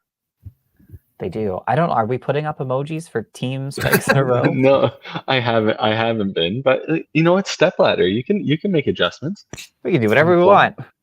It ends on a 5-bagger. Sorry, Jillian. We'll call that commentator's curse. So Nova Scotia, New Brunswick's going to have to start finding the middle out there. They've been a little bit off. Last game, we saw lots more chops and corners from them. They're starting to miss the middle a little bit here. So they just got to settle in and really find that good, confident side of the middle shot and kind of take advantage of whatever they get. Yeah, exactly. Even a lot of headpins we saw, right? There was a 5 or 6 or 7 on each side of the board there. So there was lots of letters up there for sure. So you can tell this game a little bit off here. But slow start. That's okay. So this is an interesting thing. So we just saw Jillian go 3 and then she punched the head pin. She actually kind of smacked her hand there, obviously showing a little bit of frustration not getting the spare. In person, she would have watched Jillian go 5 and then miss. Do you think that would have changed her reaction? Would she have been a little bit more calm and, less anxious, knowing that her opponent also opened and now she's only down by 7 instead of being down by 15 or 20? I think that's a great way to look at it. Is maybe if she was playing that opponent and she knew exactly where she was at in that match, that probably changes the demeanor a little bit, I would think. I don't know. Alan, what about you? I don't know. I don't think it changes anything because at the end of the day, you had a goal, you had a target kind of thing, and you didn't do what you're supposed to do, regardless of what the other person does. At the end of the day, like you said, I understand where you guys are coming from as well, where you're only down 7, not a big deal, but a 3.55 is when you're averaging 220 is probably not an ideal frame. So I would prefer no frustration at all, kind of thing, right? But we all do it, right? I think just a little release of frustration is never a bad thing. But then you go back and you sit down and then you realize, okay, I'm only down 7. Let's just back it up with a good solid shot in the next frame. For sure. So Team Manitoba makes Jillian the donkey there. Ethan is going to look to keep that momentum going, throw a double. Addison, there we go. Finds Oh. the middle. Pushes that one. A little sweeper to the left for Addison. So keeps her close in her match here against Ethan after Ethan got that strike in 3. We'll see if Ethan walks away from this one.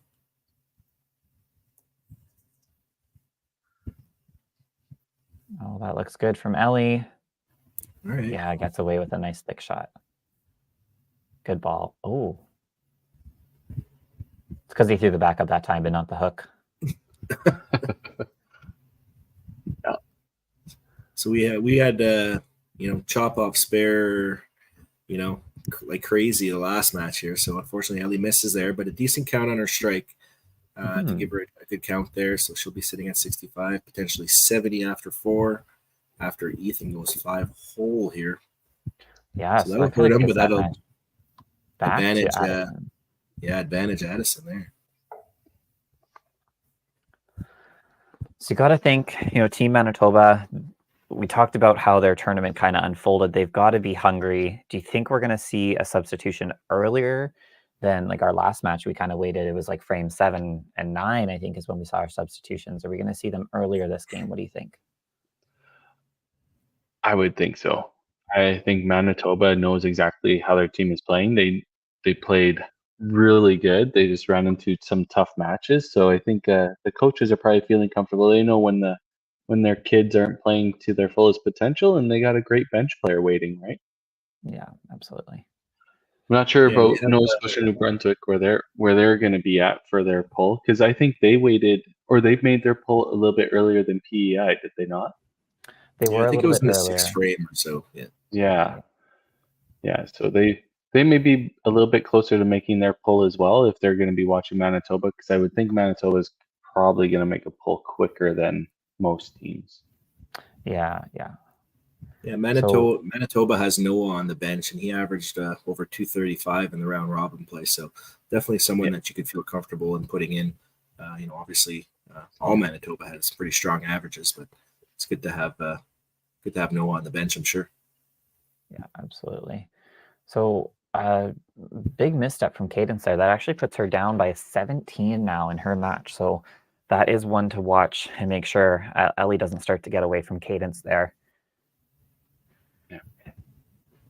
Sadie's going to try and take advantage of the open frame from Amy on the other side, though, and see if she can kind of start putting some points towards team total for Manitoba, trailing just a little bit here in the 4th frame. Still pretty early. Manitoba working on a couple strikes here with Sadie and Maxim there. Fortunately for Sadie, getting the headpin there, so kind of saves Amy a little bit there. Amy had a little bit of a blunder going 5 hole there, puts her at 48, but luckily Sadie got that headpin, so it kind of keeps her still within well within striking distance with 6 frames to go. Yeah, absolutely. They certainly bowl as a team, those Manitobans, all strikes, and now we're looking at a couple headpins. Yeah, a little bit of a slow start. Not too many marks going on here. We have Addison with the only strike from Nova Scotia and New Brunswick, and we have no marks yet from the Manitoba side, just a couple headpins. So a little bit of a sluggish frame here. Hopefully, and it's obviously very close from a team total perspective. We're sitting at 295 to 320. So very, very close after 4 frames. So we'll see if the coaches kind of chime in here, take the kids to the sides, and just give them some nice little motivational speech or something like that to get them going again. Yeah. So we had Sadie said she was leading the average for the ladies on the Manitoba team. She's from Anola, Manitoba. Bowls out of Rossmere. She's got a high game of 300, but a high triple 780. That we got to change that. If you look at the stats, Sadie bowled a 314 in game 3, so she has a new high game. Oh, awesome. Oh, a 12 count. You can see she was a little bit more aggressive with that ball. Yeah, now she needs to kind of make the single pin spare. Just pick that up, get a mark going for the Manitoba side, and also get her a little bit closer into that match against Dylan. Absolutely. This will put her at 65 or 66 with the spare working, so within 7 pins and an extra ball. So big spare here just to get Team Manitoba back on track here. Get away from that head pin. Yeah, touches it. Ooh. No doubt. Never a doubt. Never a chopped cherry with that shot. Yeah, no, absolutely not.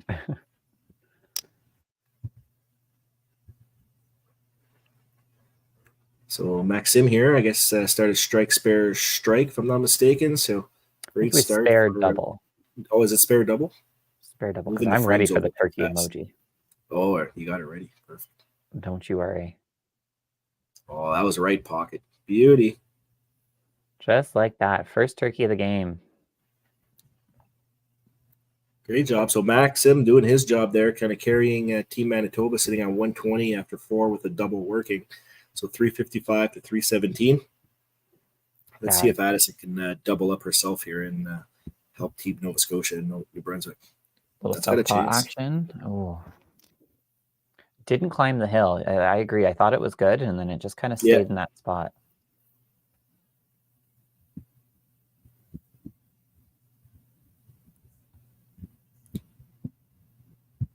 She's really fast on the lane there. I would have liked to see her take a little bit more time between shots and just kind of focus on making the correction and executing a good strike ball. And I know from a virtual perspective, that was a really tough thing for personally, for our team here in Timmins was kind of taking that time, right? It's virtual, so you try not to make people wait. So you tend to get out of the routine a little bit, but it's important to remember to, the camera's not going anywhere. So like take your time, take all the time you want, keep that same routine that's made you the good bowler that you are. Don't feel rushed and stuff like that. So that might be something that these bowlers are maybe kind of feeling as well. You never know. Yeah. Ooh, good shot from Ellie. Can't get it to go. Kaden sees another head pin out there. She's looking frustrated. Yeah, for sure. I think virtual national or a virtual setting is just, it puts you out of your element, right? And we've noticed that from the younger players specifically. Nice. Ellie they just are just a little quick. They're just a little quick. That's all. Especially when you have a bad shot. I think that's the hardest part too, right? Because you're frustrated. You missed on a mark or something like that. You tend to grab your ball and get right back up on the approach. Versus whether when you're in a team setting, when you're playing a live team, you let that other bowler go, right? So you're set, your step back off the lane. You got that time to kind of regroup instead of just kind of gripping and ripping kind of thing, and just that doesn't really help anything. So different dynamic that some of these bowlers have to get accustomed to, I guess. Nice job from Amy to get her spare. So we got 2 spares on the Nova Scotia New Brunswick side. And we're going to strike and open, and we're looking for another corner spare here from Sadie. I think that's the one thing I notice the most with youth bowlers is when they do have those middle misses or kind of those just an off shot, is they try to overcorrect instead of simplifying the game and going back to throwing a good ball. They try and correct what they did wrong. And that's when you usually see them missing on the other side. The overcorrection. I still do it. Oh, jeez. Don't we all? So yeah, definitely a good comment there from Braden in the chat there. So the difference between Ethan's 4th frame and 5th frame is that in the 5th, he didn't pop out of his shot. So definitely something to keep an eye on Ethan's shot there. Because obviously, strike, then he had that blunder in 4, then another strike. So we know what Ethan can do. So maybe something to keep an eye on if he does, maybe miss his next shot or something like that. See if he kind of doesn't pop out of a shot like Braden pointed out there. Yeah, absolutely. So Dylan opens up again in 5. That gives Jillian a chance to kind of jump back into that match there in the 4th spot. We'll see if Hunter can kind of add a 3rd mark for Nova Scotia New Brunswick. Not a bad frame so far, but it could definitely be a little bit stronger. Give it to him. Oh, darn. It's a good ball. Seemed like a good shot. Yeah. A little heavier than some of his other ones, but a little heavier, but it could have went as well, kind of thing, right? So yeah, take your medicine. Worse shots get the spare. Yeah. Jillian laying that ball down. Yeah, I was going to say it looked right all the way. Great half from Hunter. 3 corner spares. Great job from the Nova Scotia New Brunswick team on picking up those single pin spares. Hopefully get a little bit of momentum getting into that second half here. Yeah, absolutely. Because like we're saying in the previous match, they get lots of corners at Rustico, so you gotta make sure you're sparing them. Mhm. Absolutely. Yeah. There we go. Good half there. So a couple marks for Manitoba coming down the line here with Maxim on his turkey. So we'll see if Yes. he can put up a little ham bone on this fine Sunday morning / afternoon for some. Looking to add another one there for us. So close for the team Do you- totals here, 418 to 400. So very close. Do you think going into yesterday and the day before, BC's getting up at 8 in the morning to play, and then you have Newfoundland rolling out of afternoon lunch, like Yeah. the difference in time zones?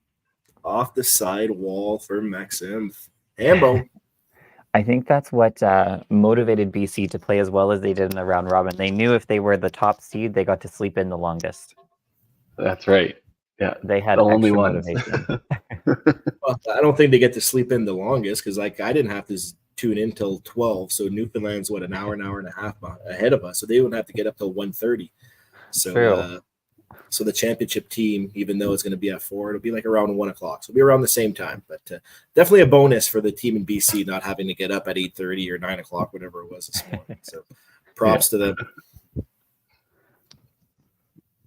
All right, let's see if Ethan can double up here. See if he pops out of his shot. Yeah, Addison way too fast that first one. Was outside. Oh, I'm not sure. Oh, maybe the 2-pin fell off the deck. I thought she threw one Yeah. already. Oh, At the falls corner to off. fall. It fell off like the back of the pin deck too. It was like pushed off the back. Interesting. So great double there from Ethan. So now he'll take a little bit of a lead against Addison after Addison's frame here. Should pick up another few sticks for the count. Oh, yeah, I see. The ball came out of the gutter and took the 2-pin. That's what it was. So a little slow start from Addison there. 89 after 6 for Addison. Yeah. Oh, good push from Cadence. There you go. Cadence finally finding the side there. Had a couple frames of head pin issues there. Yeah, she looks a Her and little bit Ellie more are having a relaxed. really good match here.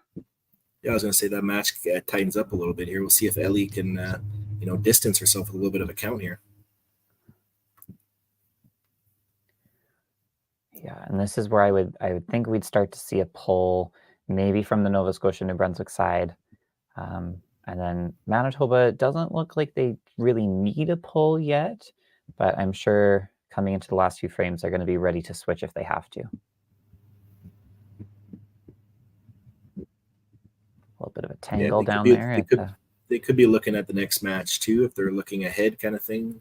Yeah. Obviously, there's still lots of game to go here, but maybe getting to know when to throw a few balls.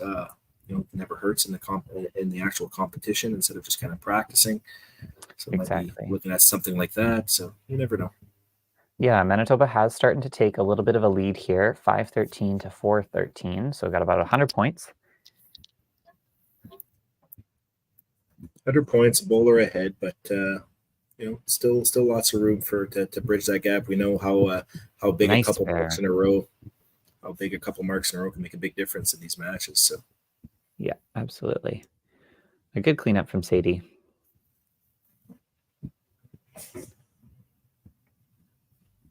So that 3-pin spare definitely keeps Ellie just ahead of Cadence.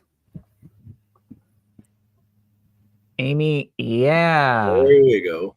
Nice big 30 count. So that helps the team total and also gives her a little bit of a lead in that Sadie match, considering she has 2 balls to play. So Yeah, starting to see that fire come back that we saw at the end of last match against PI. you can almost tell when teams are having fun, the scores always seem to be better. When you have teams that are kind of grinding everything out and pressing way too much to try to be the first person to get that double or triple or 4-bag or whatever, fun, laughter, and like just the smiles on bowlers' face. You can tell that those teams are usually trying to better. Coming back there from Manitoba, that ball jumped off the ball return. That's a Timmins special. It happens every once in a while. Dylan started to get frustrated there. Yeah, that count from Jillian, though, kind of keeps Dylan in his match there. So Jillian's sitting at 89 after 5. Dylan's at 86. Big spare on the outside there. Outside, these kids are risky. Jeez. Yeah. Some houses it's like that. Timmins is definitely, outside. You're leaving that right corner or the corner. But in some houses you have to go on the outside. It's the only way to spare it. So it's super. Every house is different, I guess. I'll be taking tips for Masters Nationals if we play at polo. I have way too many 3 pins to count, so it's not a lot of experience. Max looking to add to his string of strikes here. And Hunter just trying to keep it close for the team total here. Yeah. Boom. Yahtzee. Maxim came to play. Leading the way, sitting at 210 after 6 with a double still working. Yeah. Insider scoop. Apparently, that is the only lane that ball happened, or that the rogue balls happen on. Outside for Hunter? Not able to convert. It's all right. They still have 2 marks up there. They have a spare and a strike to build on. Manitoba looking at 4 marks to build on, though. Yeah, they'll definitely be looking to get some marks down the line here in the next frame. Trailing by 100 now with a couple doubles from the Manitoba side. So big frame needed here from Nova Scotia and New Brunswick to try to bridge that gap on the team total side of things. Yeah, they're still really close and actually leading some of those matches. Yes. But the team total is what matters here, because that's the big 3 points that's going to help them move on to the next round of the step ladder. Unless we get a 4-4 split again. Oh dear. Well, you look at these matchups. The top four could go, either way. Nova Scotia, New Brunswick, and then Maxim's got a little bit of a lead at the bottom there. So technically, Maxim could win his point and win team total, and it could go 4-4. So we'll see. We'll see what happens. You never know. Leave it to these teams to add to the drama of Consolation. We got to add to the drama as commentators as well, because we got to let everybody know what all the angles are, what all the possibilities are, right? So lots of possibilities going. I think we're getting a pull here from the Nova Scotia New Brunswick side. I saw Addie get there. It is. I saw Addie get that 2 pin there, and she kind of walked off the lane. So Addison's going to get pulled here. Let's see, Alex going in. Yeah, we got Alex. There we go. Right off the bench. I love to see that. Yeah, he started the last game. He's got a high of 308 from Wasis. Not an Easterner. 18 years old. Good try. We'll see how he comes in off the bench. Ellie down, too far down on that shot. You can see kind of the same that Amy had last game. Her chest is down towards the foul line instead of staying up and getting that ball forward in front of her. Ethan missed his turkey opportunity here. Missed to the right, a little light spare shot there. So that'll give him a little bit of a lead in that first spot there, and keeping the marks even with Alex now in Addison's spot. So. Yeah. And Ellie, that second ball looked better. It slid kind of just past the middle. The third one, a little fast, a little frustrated. So that gives Cadence an opportunity here on the strike to jump back in the match.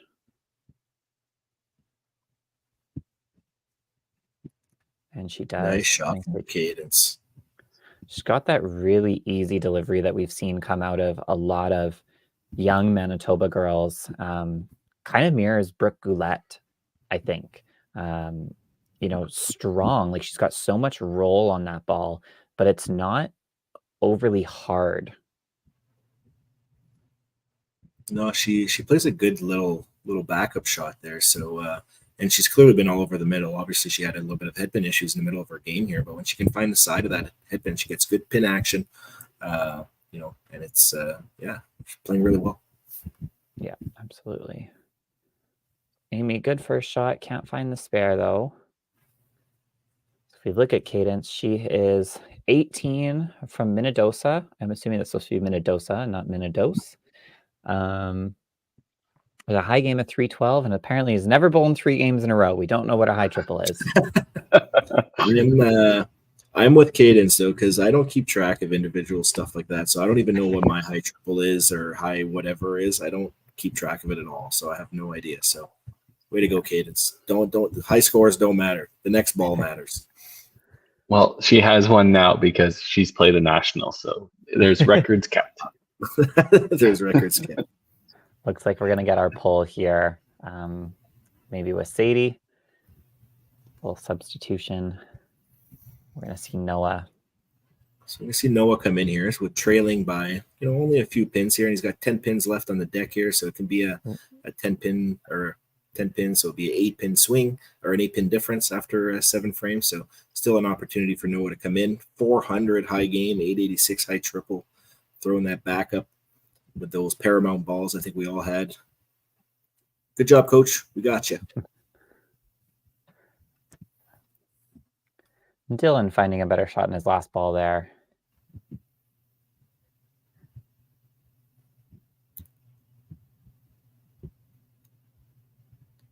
Well, that's a warm-up one. Yeah, that's why the coaches pull them in that spot, right? So they can just get that kind of one warm-up shot here before they start their fresh frame. Yeah. So Hunter throws a strike. Book ends the Nova Scotia New Brunswick team's marks, one at the top, one at the bottom. Sitting at 567 over 7 frames. Still, those top 4 matches are still kind of close, right? Ethan's 5 spare gave him a little bit of a lead against Addison / Alex now. So we'll see what Alex can do kind of coming off the bench. He came off the bench through the spare. So hopefully he can throw a nice strike there, get that match nice and close. And Cadence's double kind of gives her control of her match as well. But still lots of room to go. 8, 9, 10 coming up. Mm-hmm. Jillian's habit of pushing that shot right here. You can see Coach talking to her. Maybe recommending a suggestion. Yeah, she's clearly been on her middle the second shot. The last 3 frames going 5, 3-pin, 3-pin. Luckily, she's been able to spare it. So let's see if she can convert a third spare in a row here. That's why you don't go inside. Yeah, she went outside the last time. That's right. So she's sitting at 118, potentially probably get an extra 2-pin. So maybe at 120. So she'll have a slight lead over Dylan with 3 frames to go. So again, a lot of these top 4 matches are really close. It's just Maxim being the real difference maker right now, working on that Yahtzee, looking for that 6-pack here in the 7th frame. Yeah, and that, it is in these stepladder matches, sometimes that's all it takes is one person to have that big swing on team total. I don't think getting a 5 or a 6-bagger has ever hurt any teams before, so it's always nice to have one of those on your team in these types of settings, especially, let's be honest here, it looks like the other teams are struggling a little bit here, so it's good this is clearly the difference maker here. Max is having a hell of a game.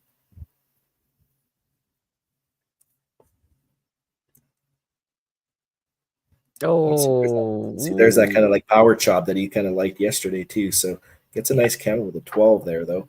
Gets that extra deuce for the count, so makes it a little bit of an easier spare as well, only having the single pin there. So yeah, 246 already sitting there and still counting. 711 to 567, so a good lead for Manitoba. Oh, misses the spare. Yeah, he looked down at his feet right away, kind of thing, as soon as he let that go. So clearly wasn't squared up properly, or clearly missed it. So an opportunity, no harm, no foul. Yeah, for Nova Scotia, New Brunswick to have this time to sit and realize, well, maybe we were going a little fast. Next 3 frames, just slow it down, throw as many good shots as they can, and see what happens. Kind of just play, have fun. Oh, we lost the score. Oh. Keep going. One more frame. There we go. Give us one more so we can know what they have in the 7th. There you go. Perfect. Alex, look at this. Push. Oh, okay. Great count. Tightens up that match real good here. We'll see what Ethan can do to see if he can kind of take control of that match again. This might be the way to go. We haven't had a single scoreboard on our stream yet today. It's been all these spreadsheets, and they're nice and clear. I guess the spare. Alex coming off the bench gets that spare after Addie's 2-pin there, and then gets a great count, spares it up. Great job from Alex off the bench. All you can ask for there. Yeah. Nice ball from Ethan. Oh. So that brings Alex / Addison right back in the match here. Oops.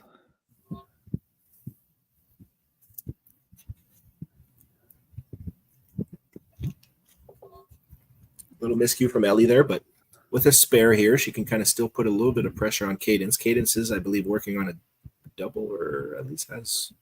Cadence is on a double. Yeah, that's right. Yeah. Yeah, she's working on the double. There you nice go. There. Great cover. So see, that puts her at 125 with that spare working. So it still kind of forced Cadence to get some count here and potentially a mark to kind of stay in that lead. So great job from Ellie, putting a little bit of pressure. That's all you can do. Make the other team think a little bit here. Put some marks up on the board and see what happens. Exactly. That looks like a great shot. Oh, just a little off to the right. Just a little slide there. She's up by 13, though. Amy is up by 13 over Sadie / Noah, I believe, came in at Sadie's spot. So Yes. again, just put another mark up there.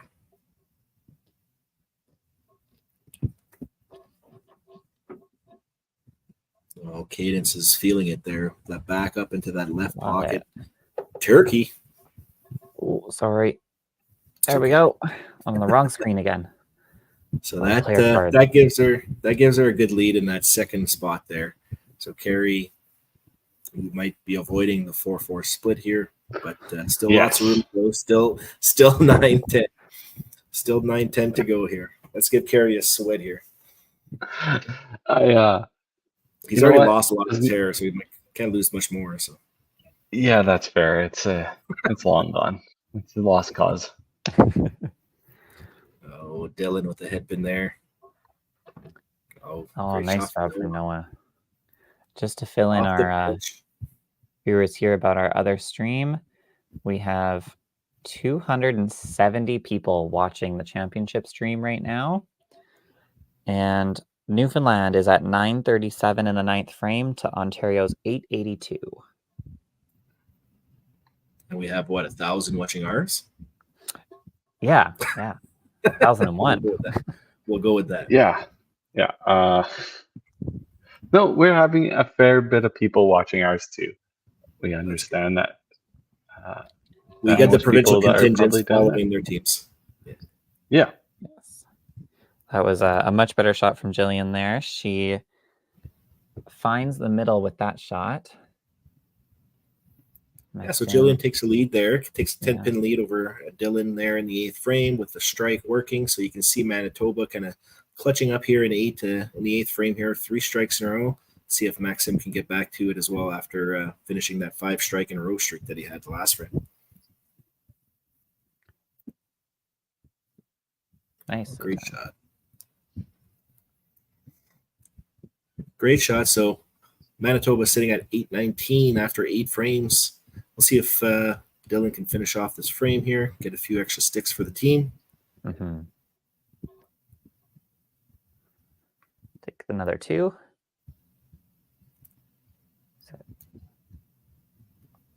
125 for Dylan, trailing a little bit behind Jillian after that strike. And Hunter here looking to give some team some momentum. They still got a couple marks. They can get a double here going into the next frame. Give them a little bit of life, a little bit of excitement with 2 frames left.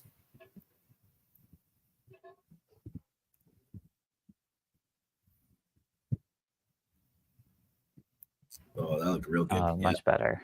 Nice double. Great shot. Great job, Hunter. Not giving up. It's always tough when another opponent throws a great game like Maxim is doing. So Hunter kind of sticking it out, trying to get this team going still. Not giving up, leaving it all on the lanes. It's a national stage at the end of the day, too. So you want to play for your teammates. You're representing your province. So great job to Team Nova Scotia, Team New Brunswick, kind of trying to stick with it here. So see if Alex can get fired up again here. Another good shot. Yeah. One more mark on there. Kind of. That looks good, too. Yes. Yeah. Loves it. Loves it. Actually, all of PEI loved it too. That gets him to within 1 pin of Ethan. Right after 8 frames, 147 and 148. So now we got Alex with the strike. So we'll see if Ethan can answer here. Yeah, 1-pin game. Great shot from Alex coming off the bench. Addison got that 2-pin in the 7th frame, but Alex came in, got the spare, went corner spare, now strike, right back in his match.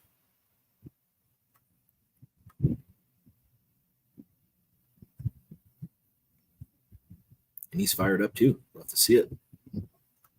Yes, that's the energy you want to see all the way to the end, no matter what the result is. Exactly. Ellie, that looked better. Yeah, There we gets go. the spare. Kind Nova of holds Scotia, her New Brunswick. in. Yeah, holds her in. Put some marks up on the board. A little bit of Give pressure. Carrie that 4-4 split, you know. Carrie's like, shut up. A little Amy spare. here. Oh, All right, good shot from Amy. yeah. Amy's got a little bit of a lead here, so Sadie is working on that strike. So it'll put some pressure on Sadie to get a good Got count here, Noah. kind of heading into 10. Good spare here from Amy, hopefully. Yeah, Oh yeah, Noah. Sadie. No, Yeah, it's it. yeah. We had the pull there from Manitoba.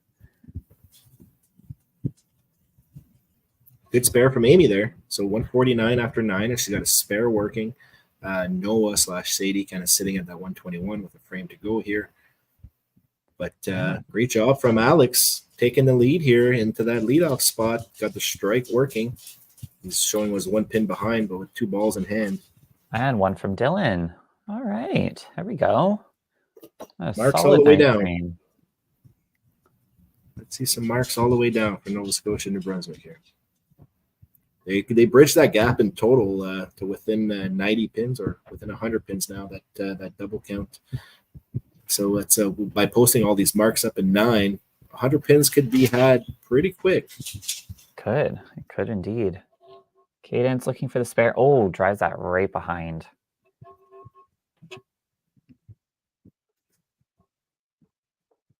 So a couple open frames from the Manitoba side in the 9th frame here to start off that 9th frame. So obviously we'll be looking for Noah, Jillian, and Maxim to kind of work some magic on those strikes that they have working here.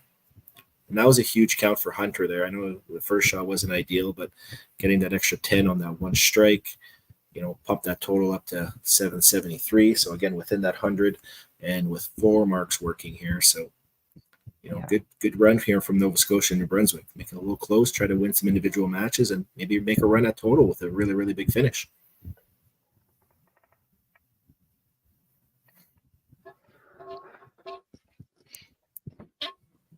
So Noah here needs a mark here to kind of get back into his match with Amy and throws it without a beauty. doubt. Yeah, beauty in that right pocket. Great shot there. So now he's got the double working. He takes the lead in that match with that great shot. So back and forth action here. They'll both be working on some marks going into 10. So that's always an added layer of excitement. Yes. It's going to keep it close for us. Yeah, let's see if Jillian could do the same thing here. Again, another close match with Dylan getting that strike in the 9th frame, putting him at 140. So Jillian's at 133 with her next 2 balls here. That looks like a great good. shot too. Yeah. That was so no simple. doubter. Nice little hook into that right pocket there. Great pin action. Great double. Beauty right pocket. She takes control of that match. Yeah. So it would be very solid for Manitoba to have 3 doubles working into the 10th frame. Yeah, and all those 2 doubles from Noah and Jillian added an extra 60 pins to their team total. So now they've extended their team total lead to about 150 pins now. So it'll be a tough uphill climb for. Oh no, it'll be a tough uphill climb for Nova Scotia and New Brunswick after we see Maxim get a set of aces there. So. But yeah, still for Maxim, he's obviously won his individual match there. He's given his team quite the lead in total. So I think job well done here for Maxim, even though the unfortunate aces here.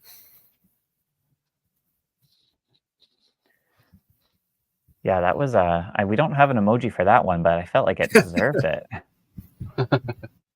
Come on, Carrie, you forgot that graphic? Yeah. Should have got the aces. If only we knew everything that was going to happen. You didn't think aces was going to happen? Oh, yeah. I throw a set of aces at every tournament. I get it. We need a soundboard. That's what we needed. Yeah. But then you don't trust our hosts in doing that, so I understand. All right, so 10th frame here in the second match of the Consolation bracket. Winner moves on to face Quebec. I believe. I'm excited to watch that Quebec team. The one game I watched them yesterday, they were solid. Unfortunately, they dropped the match to Ontario, but they had some energy. La Belle Province. So coming up next, and so that was a headpin split there for Alex. So he came in, played really solid. Went from 89 pushing to almost getting 100 pins in those last 3-4 frames there. So great job from him off the bench. That's all you can ask for. And he's taking a lead here against Ethan. So we'll see if Ethan. So there you go. There we have it. So Alex comes off the bench for Nova Scotia and New Brunswick. Comes back and steals the match away from Ethan, who got into a couple head pins here in 8 and 10, which let Alex right back in. Is he going for the aces spare or the cleanup? You never know. So 186, 1 point, Nova Scotia, New Brunswick.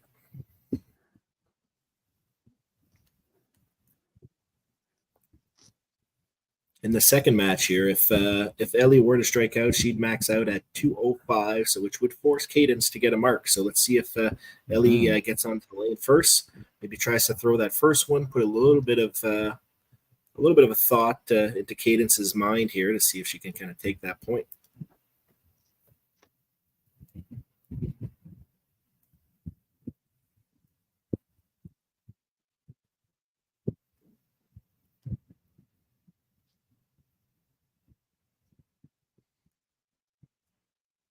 Cadence is up first. Oh, way right. Whoa.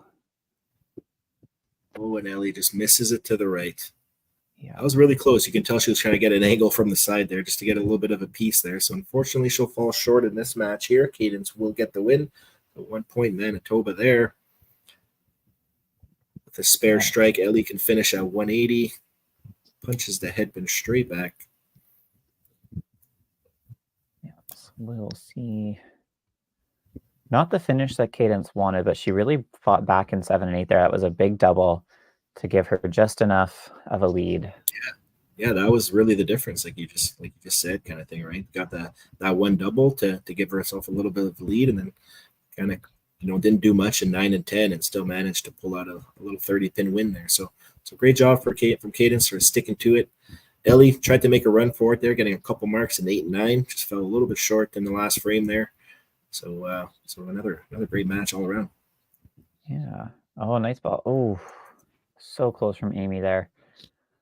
Just an update. We will have. Oh, sorry. Go ahead. No, go ahead. Oh, I was going to say update. We will have Ontario moving on to play Alberta, getting into the medal rounds. Newfoundland is going to finish 4th in the stepladder. There you go. Congratulations, Newfoundland. A lot of up-and-comers in that group there, so it'll be fun to see them and watch them progress in their bowling careers as everybody gets older. Yeah, so head pin there, but Amy 5 missed 3 pin. It's not going to be enough. So she stole last game, but unfortunately just lets go of the lead here. Manitoba is going to get a second point. Yeah, Noah did his job kind of thing, right? Came in 8-9, got that double, took the lead, and eventually, held on, for the win. So great job from Noah. Good pull from Coach. Seeing that opportunity there. So another point for Manitoba. So 2-1 after the first 3 bowlers. And again, potential, for a little bit of drama here. We'll see if Dylan can get the first one. Great shot. There he does. Well done. So Dylan can max out at 215. Jillian is working on a double, so Jillian obviously has control of this match. But with Dylan throwing that double, this first ball is important for Jillian. Get a good count here.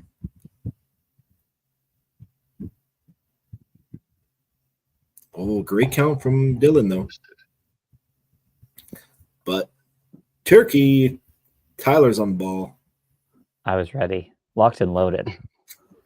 Ready to go. So that clinches that match for Jillian and Team Manitoba. So they'll be up 3-1. Dylan, valiant effort when head pin and 8, strike, corner pin on a great shot. Doesn't spare it up. Finishes with a 196. So good finish from Dylan there. And then the anchor spot, Hunter is just going to try to finish out the tournament here for On a positive note for Nova Scotia and New Brunswick, it does look like Manitoba will move forward here to face Team Quebec in the, I guess it would be the 2 versus 3 match, I guess. Yeah, our winner versus our 7th seed. Second seed, yeah. Or 7th seed, which is the 2nd seed in the Consolation. Correct. All right. Yeah, you nailed it. Nailed it. Yeah. Big difference here. Definitely Maxim. All those matches really close, like 178 to 186, 165, 190, 160 to 170, 190 to 218. But this bottom match, those extra 100 points definitely coming from Maxim and his big five-bagger to start. Yeah, and that's just Maxim having a great game, right? Hunter is still kind of right around his average that he's kind of carried throughout the event here, so around that 190. So not that anybody here played terrible. Just ran into that one big game and a couple breaks here or there. They left a lot of corners up on the lanes, maybe missed a few spares here and there. So it was really just not as big of a spread as you might think it is, or as it might show. Correct. Great shot from Maxim. Gets himself over 300. So Hunter finishes with a 192, 901 team total. So this will be a 1-point game. So it's going to be a 7-1 Manitoba win. Manitoba advances to face Quebec in the next round. Great job to Nova Scotia and New Brunswick, winning their first match today against PEI. And Max here just getting, I don't know what his first frame was, but he did go spare, 5-bagger, 12 count, strike, aces, double. So clearly all over the middle and the side of the middle. Just couldn't get those 2 carries with those with that set of aces and that 12 count. But obviously finishing it off strong here, putting up a nice monster score. I think there's a graphic for this too, eh? Oh, don't you worry. I am ready. We saw it a few times yesterday, so I want to make sure it was out there still. Great game here. One of those. The great game alert. 335 from Maxim Gibson here. You gotta do one of these to get the You gotta flash it. Yeah. That's why we need the soundboard. Look at that score. 11-11. Make a wish. Great game for Manitoba. Way to just stay solid. Absolutely. And great run to Nova Scotia, New Brunswick. Hopefully you guys enjoyed this virtual and that kind of national championship. Great win against PEI this morning. Got you guys going. So we wish you guys all the best in the rest of your bowling season. And hopefully we'll see you guys on the lanes sooner than later. Absolutely. So we'll put the offer out again for an interview for Nova Scotia and New Brunswick if they wish, but we will play the interlude. Our next match is starting in about 20 minutes, and it's against Manitoba versus Quebec. So thanks again, guys. And if we see you Nova Scotia, New Brunswick, we'll have a great interview. If not, thanks very much for playing Virtual Nationals, and have fun for the rest of the day and the rest of your summer. All right, time to interlude.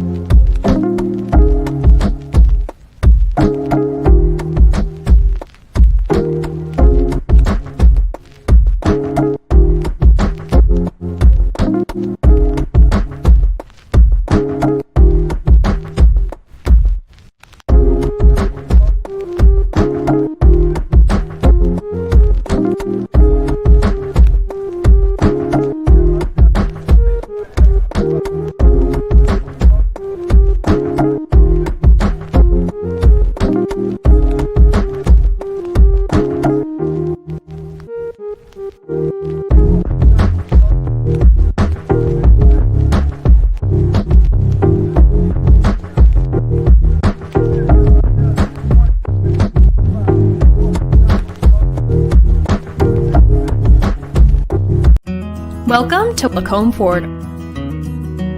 Small town professional service. Real people. Real rewards. Real easy.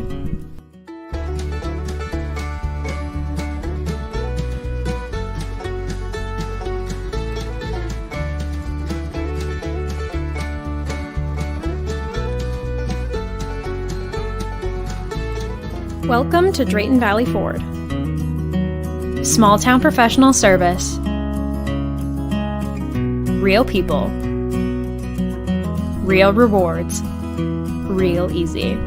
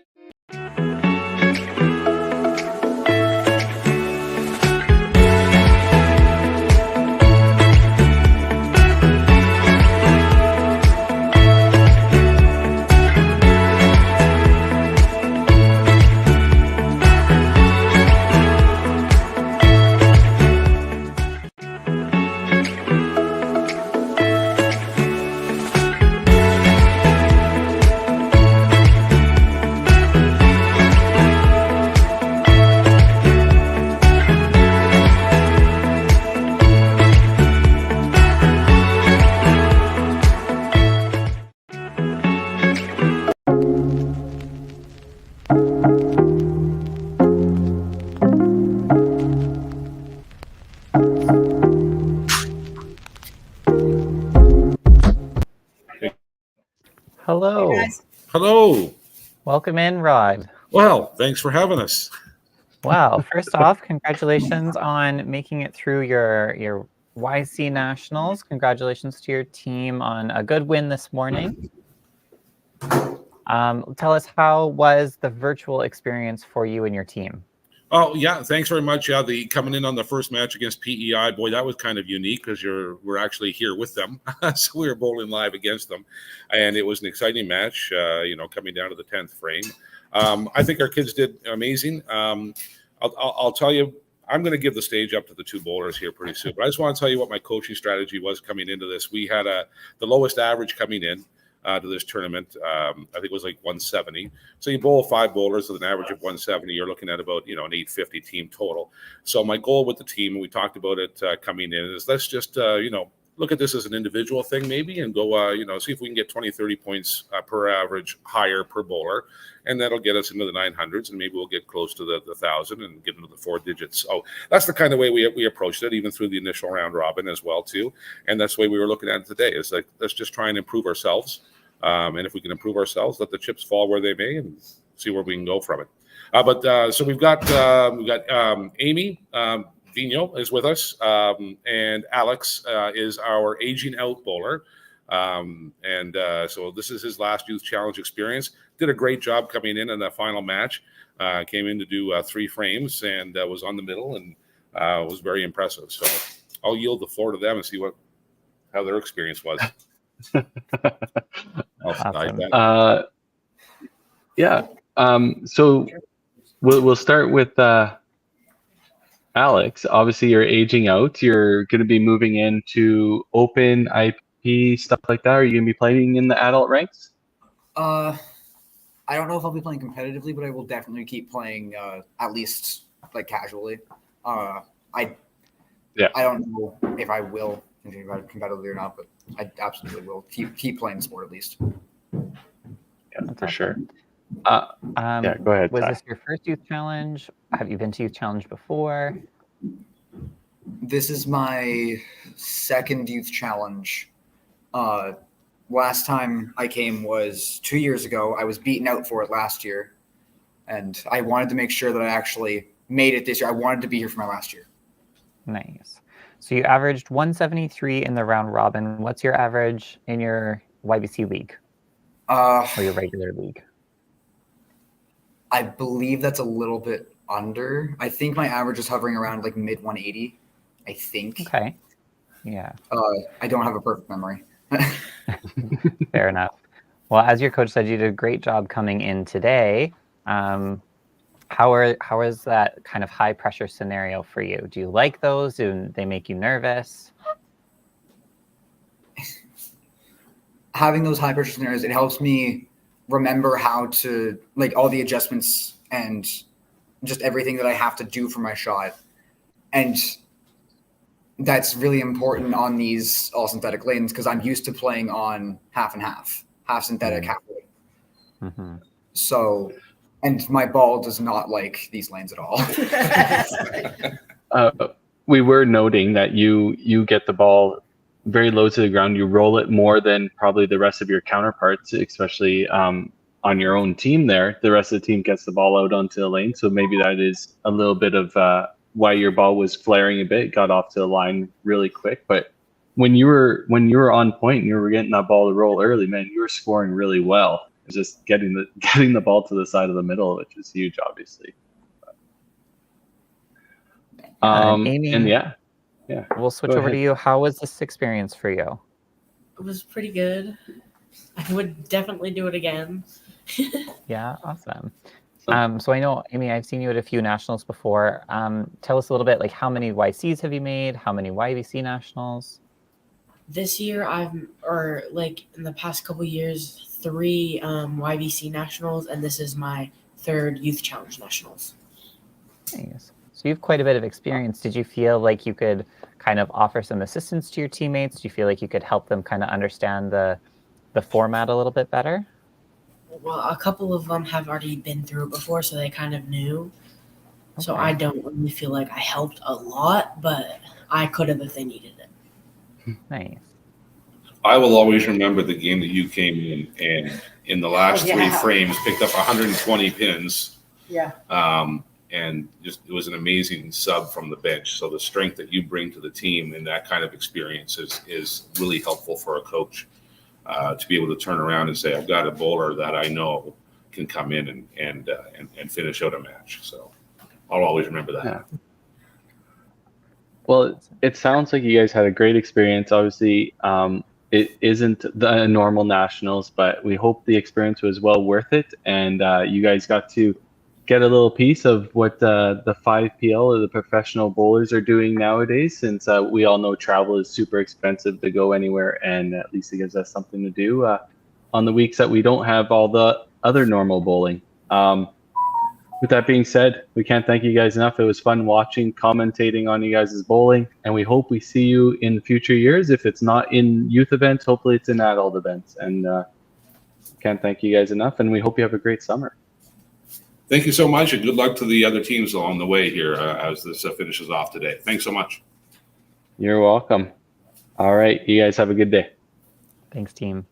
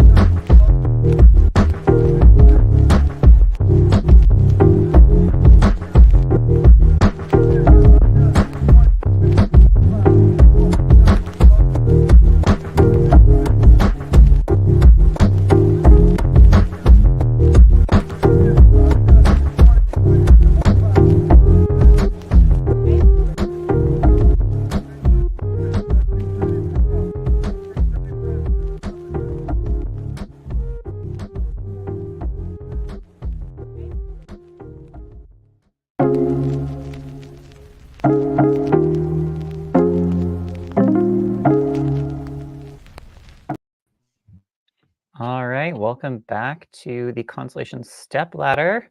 We have an extra guest joining us for this match, our Quebec commentator, Stéphane Beauchamp. Welcome. Sounds good. Nice to be here. How are you? How was your sleep in this morning? Definitely needed a little bit of rest. So many tight matches yesterday, so a little bit tired, but no, it was definitely a lot of fun the last couple of days, and I'm looking forward to this game right here. Awesome. Maybe walk us through, how did Quebec end up as the number 2 seed for the Consolation Stepladder? Yeah, they had a tough first day for sure. Played some really good games, just not scoring as much, and just falling short on a few games. And yesterday had a really good start, had a strong finish as well. But a lot of games they were in it until the 7th, 8th frame, and it's just missing out that last extra good frame at the end there. But came close, and the kids, they know that they played pretty well. Just missed out on a little bit here and there, but like I said, looking forward to today on a strong finish. For sure. I know we have 2 French experts on this stream, so you can decide who wants to tell the names. Maybe we'll go with Stéphane, and you All won't right. butcher them. Sounds good. So for Team Quebec, we on the girls' side we have Rosanne Nadeau, Catherine Lafortune, Callie Sinnott. On the boys' side, we have Michael Madar, Antoine Nadeau, Johan Donny. Coaches are Céline Saint-Onge, Guy Charon, and they're playing at Donny Bowling Center. Perfect. And Al, who do we got? Oh, you're muted, Al. It again. There you go. I'm unmuted. Rookie mistake. For the girls on the Manitoba side, Jillian LaMonica, Cadence Madden, Sadie Olson. For the boys, Maxim Gibson, Noah Brown, Ethan Blackburn. Coaches Grant Spack and Debbie Tarn. Bowling out of Polo Park Bowling Center. Amazing. All right. Well, let's just get them going. I think we're ready. What do you think, Carrie? Yeah, I think so. Manitoba's just looks like they're just finishing warm-ups here, so we'll give them the little heads up that we would like them to start. 2 minutes ahead of schedule. So. Right after Ethan throws this practice ball, this is not an official ball. Yeah. Yeah, they don't even have a lineup. He would take it. He would take it. I will message Tyson really quick, and they can set their lineup. Yes, it's okay. It looks like we're waiting for Quebec's lineup as well. Yeah. Looking looking at the Quebec scores from yesterday, leading the men on that team, averaging 238.88 was Johan Dany. And leading the ladies on the Quebec side was Catherine Lafortine, averaging 245.29. So some good averages there from the leading averages out of the Quebec team. So we'll look to see how they do here. Yeah, they did really well as a duo and on the fourth and fifth position there. So looking at Johan here, lots of experience nationally, 18 years old, and actually this is a family bowling center in his family, so he knows these lanes pretty well, and looking forward for one more year in the YBC, and then definitely looking forward to seeing him in the adult leagues as well. And Catherine, she's the oldest one of the bunch, 19 years old. Had quite a few nationals as well. She was on the U Challenge team last year. So again, same thing, lots of experience, and looking forward to seeing her in the future. Look at those high games, 390 and big 900 plus triple there. So some great scores from these young athletes out here. Great start for Ethan there. Yeah, sorry. See, he got one in the he got one in the practice and got one here. So no harm, no foul. Yeah. I'm ready to use lots of emojis. Yeah, get those emojis ready for sure. Some high game alerts and all. So for the Quebec side, from a lineup, looks like we have Kaylee, Roseanne, Antoine, Johan, and Catherine there. So like Stéphane was saying there, Johan and Catherine kind of being the bottom two bowlers there for the Quebec side. So we have on the bench, we have Kaylee. Or no, Kaylee's at the top there. Actually, Mikael. Yeah. Mikael Mador on the bench there. So, so from the Manitoba side, not a couple changes there. Obviously, Ethan and Max were lead off and anchor in the first match. Jillian was 4, so she been moved up to the second spot. Cadence was second, so she moved down to the third spot. And then Noah came in for, I believe, Sadie in the last match and had a strong finish. So he's been put in the 4th spot ahead of Maxim there. Yes, yeah, absolutely. Carrie, I don't know about you, but I feel like we should just let our French counterparts here to like take the whole stream. You guys can stream in French. Yeah, man. It's a lot better listening to the accent than is our Western drawl. I like it. I can sit back and listen to you guys all day. Have at it. There you go. No pressure, Stéphane. No pressure. OK, d'abord. C'est bien correct. Roseanne pogne son 15 pour finir son carreau. We're going to start speaking some French here. Throw Tyler and Carrie off the track here. Oh, yeah, for translation there at the same time. Maybe that's what I'll do. If Stéphane wants to go in French, I'll be the French translator for the English folk here. There you go. I don't mind that. What's that in French, guys? Come on. I got nothing. I didn't have French immersion in my school, unfortunately. I'm sorry. I just say it's un strike. So it's, same thing. One strike. Okay, I can nail that. Stéphane's being nice. That's what he's doing. C'est un abat. My Duolingo subscription before next year. There you go. So Manitoba off to a hot start. Yep, definitely. I think they're probably carrying over a little bit there from that game against Nova Scotia and New Brunswick. So good for them. Saw that Maxim had one hell of a game there. Mm-hmm. Maybe, Stéphane, you can fill us in. Do you know, was the Quebec team there early bowling games? Did they show up kind of just before? No, they were actually at the bowling center fairly early, like around 1:30. So they did have a chance to take a look at the previous matches. So they were definitely loosening up, practicing while watching the previous games. So they were ready to go. So I think the first couple frames there for Callie and Roseanne, just to kind of get back into the groove here. But just saw some pretty good shots from the last 3. So hopefully they carry it over to the second frame. Nice. That's the thing, right? When those teams are kind of sitting, Manitoba coming off, already played a game. Quebec kind of just waiting on the sidelines, waiting to see who their opponent is. might take them a frame or two to, get their feet underneath each other and eventually get rolling here. But like you said, Antoine Catherine, a couple strikes there on the board for Quebec, up against 4 marks from Manitoba. And here we go. Kaylee gets on board here as well. Yep. Was she wearing glasses yesterday? I feel She like that's was. new. Oh, I'm not very observant. Yeah, no, she has that.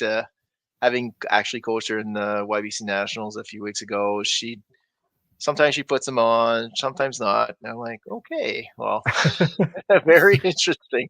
I would not be able to play without my glasses. So Yeah, not a chance.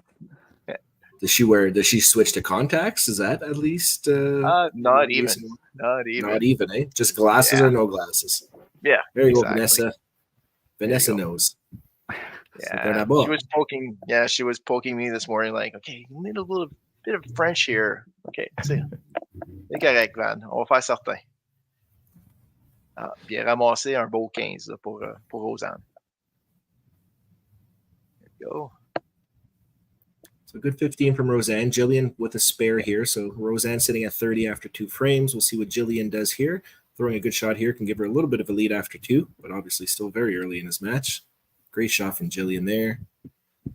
Antoine is like, I'll take that corner pin. I think that's that was kind of the reaction he was going for there. A little thick. Yeah.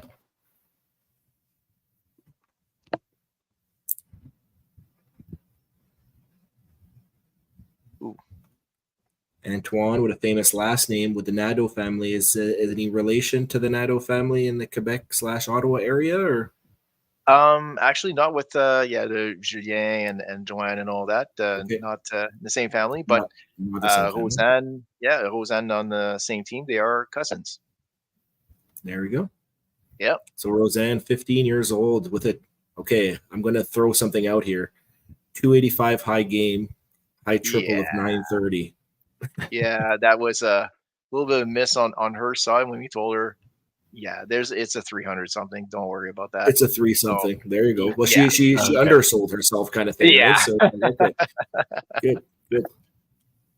So some great scores again, and that's another thing too to keep in mind for the viewers is that some of these bowlers can be as young as 13, and some of them can be as old as 18 / and I think there's a couple 19-year-olds as well. Yeah. So big spread in age group. That's basically going from is that a last year bantam or junior group kind of thing up to last year's senior. So big age difference here, but you can just tell by the caliber that they're definitely not out of place.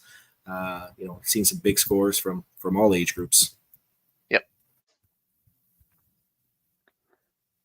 Cadence has a little bit of a misstep there in her second frame after the strike, but her counterparts, Ethan and Jillian, starting with 2 strikes, helping that Manitoba team keep a nice, strong, steady start.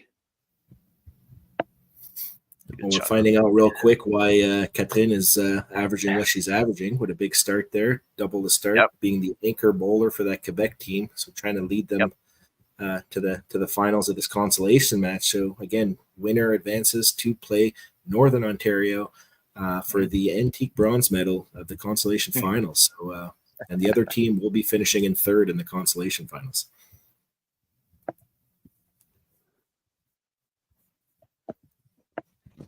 So Johan looks like he had a couple kind of punches, obviously the aces and a little bit of a head pin there, I believe was a head pin split. So, sitting at 25, he's still well in his match here, obviously actually tied with Noah. So luckily those two kind of, unfortunate breaks there didn't really cost him anything. So now it's basically an 8-frame game in that 4 spot. Exactly. He throws a really hard shot being that the tall, lanky kind of frame there, and that ball is coming down pretty hard, just a little bit too thick sometimes, and so he just needs to just let that ball go, and let's see the last 8 frames. Oh, nice shot. Yeah, that was nice. Great shot from Max. Kind of plays that kind of hook ball, but gets it to cross over on the left side, and just an explosion at the pins there. So great pin reaction. So keeping it close with Catherine, who started off on a double here. So so great start. 3 strikes for Manitoba in the second frame, a couple strikes for Quebec. So so we'll see what happens here in the 3rd frame. So we got Ethan on the double to start here for Manitoba. So kind of keeping up with Catherine at the bottom there. Ooh. That looked like a good ball there from That could have from been. Kaylee. Just couldn't carry that left corner pin. So again, the importance of pinning, getting those single pin spares, those 30 counts are always huge when it comes down to the team total side. So great confidence spare shot there. Yeah, that's big. I mean, you take your time to practice these, quite often, and you want that confidence stepping up to take at those corner pins. So that was a really good shot for her. Yeah, I don't. That's the thing too, right? Sometimes you'll get lots of corners depending on the house you play and stuff like that. And I've really learned myself personally is to not get too offended when you throw a good shot and leave a corner. Just make the spare.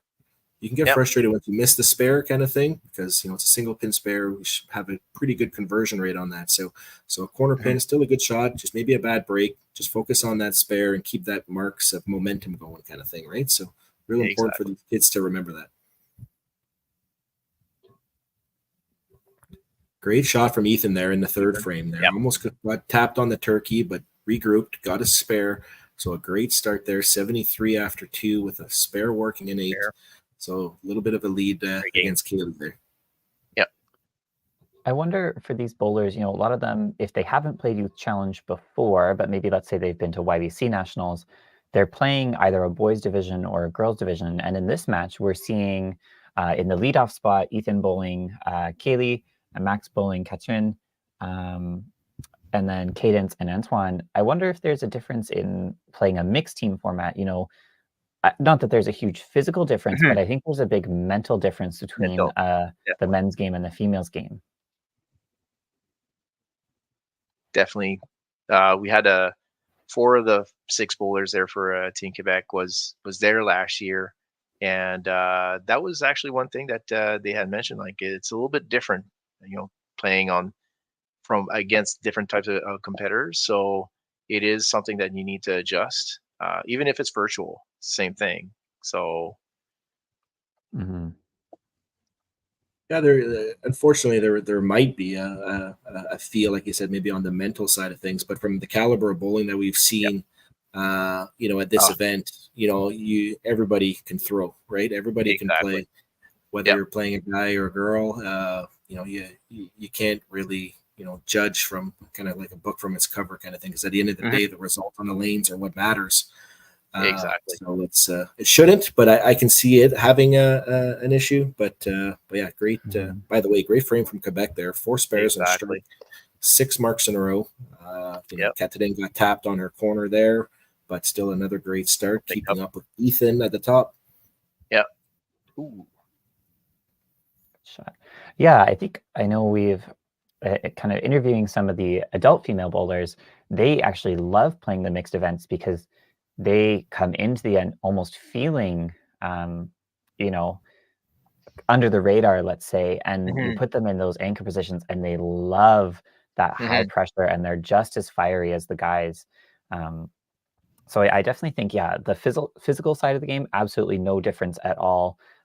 We've seen some solid games. I mean, Jillian Collins from Alberta threw 1,000 triple for her last 3 yesterday. But that mental side, I think we see a lot more outward intensity from the male players, and those female players kind of slide underneath and they throw that sneaky 4 or 5 bagger at you, and then all of a sudden you're down 50 pins. Yeah, and especially in these do or die situations, you really can't take your foot off the gas at any point in time, because anybody can come out and, like you just said, Tyler, throw that 3, 4, 5 bagger at you at any point, and that's a big difference in some of these averages, because some of these bowlers have smaller averages or lower averages, right? So when you're averaging 190 to 200, well, a 5 bagger basically gets you to 200 already, kind of thing, right? So it could create a big gap in that total pinfall for the team. So, but any of these bowlers can do that. So you always got to be on the watch for it. And Manitoba's putting up a solid frame here, a couple corner spares, a strike, and then Max up here working on his strike. Oh yeah. Just an absolute bomb. So unfortunately, we're gonna have to do some mathing here on the Quebec side, because it looks like their marks are counting on the right hand side. Yeah. So 15 points for every mark there. So 15 times 5, 75, 291 to 311 on the Manitoba side. So still very tight early on in this match here. A little bit of an advantage. Well, a little bit of advantage Manitoba, I guess, because they have the one double working. So it's very close. Nice shot. Great shot from Kaylee there, keeping nice and close with Ethan here, forcing Ethan to do to play well. Have another good shot here. Yep. Looks like they may have played each other in the round robin. Yeah, Braden kind of coming in there saying that it's version 2.0, so must have some history there already. Yeah. Even virtually, you can still have a competitor across the country that you despise or that you want to beat. Not saying that these kids despise each other, but a little competitive spirit never hurt anybody. Oh, hey!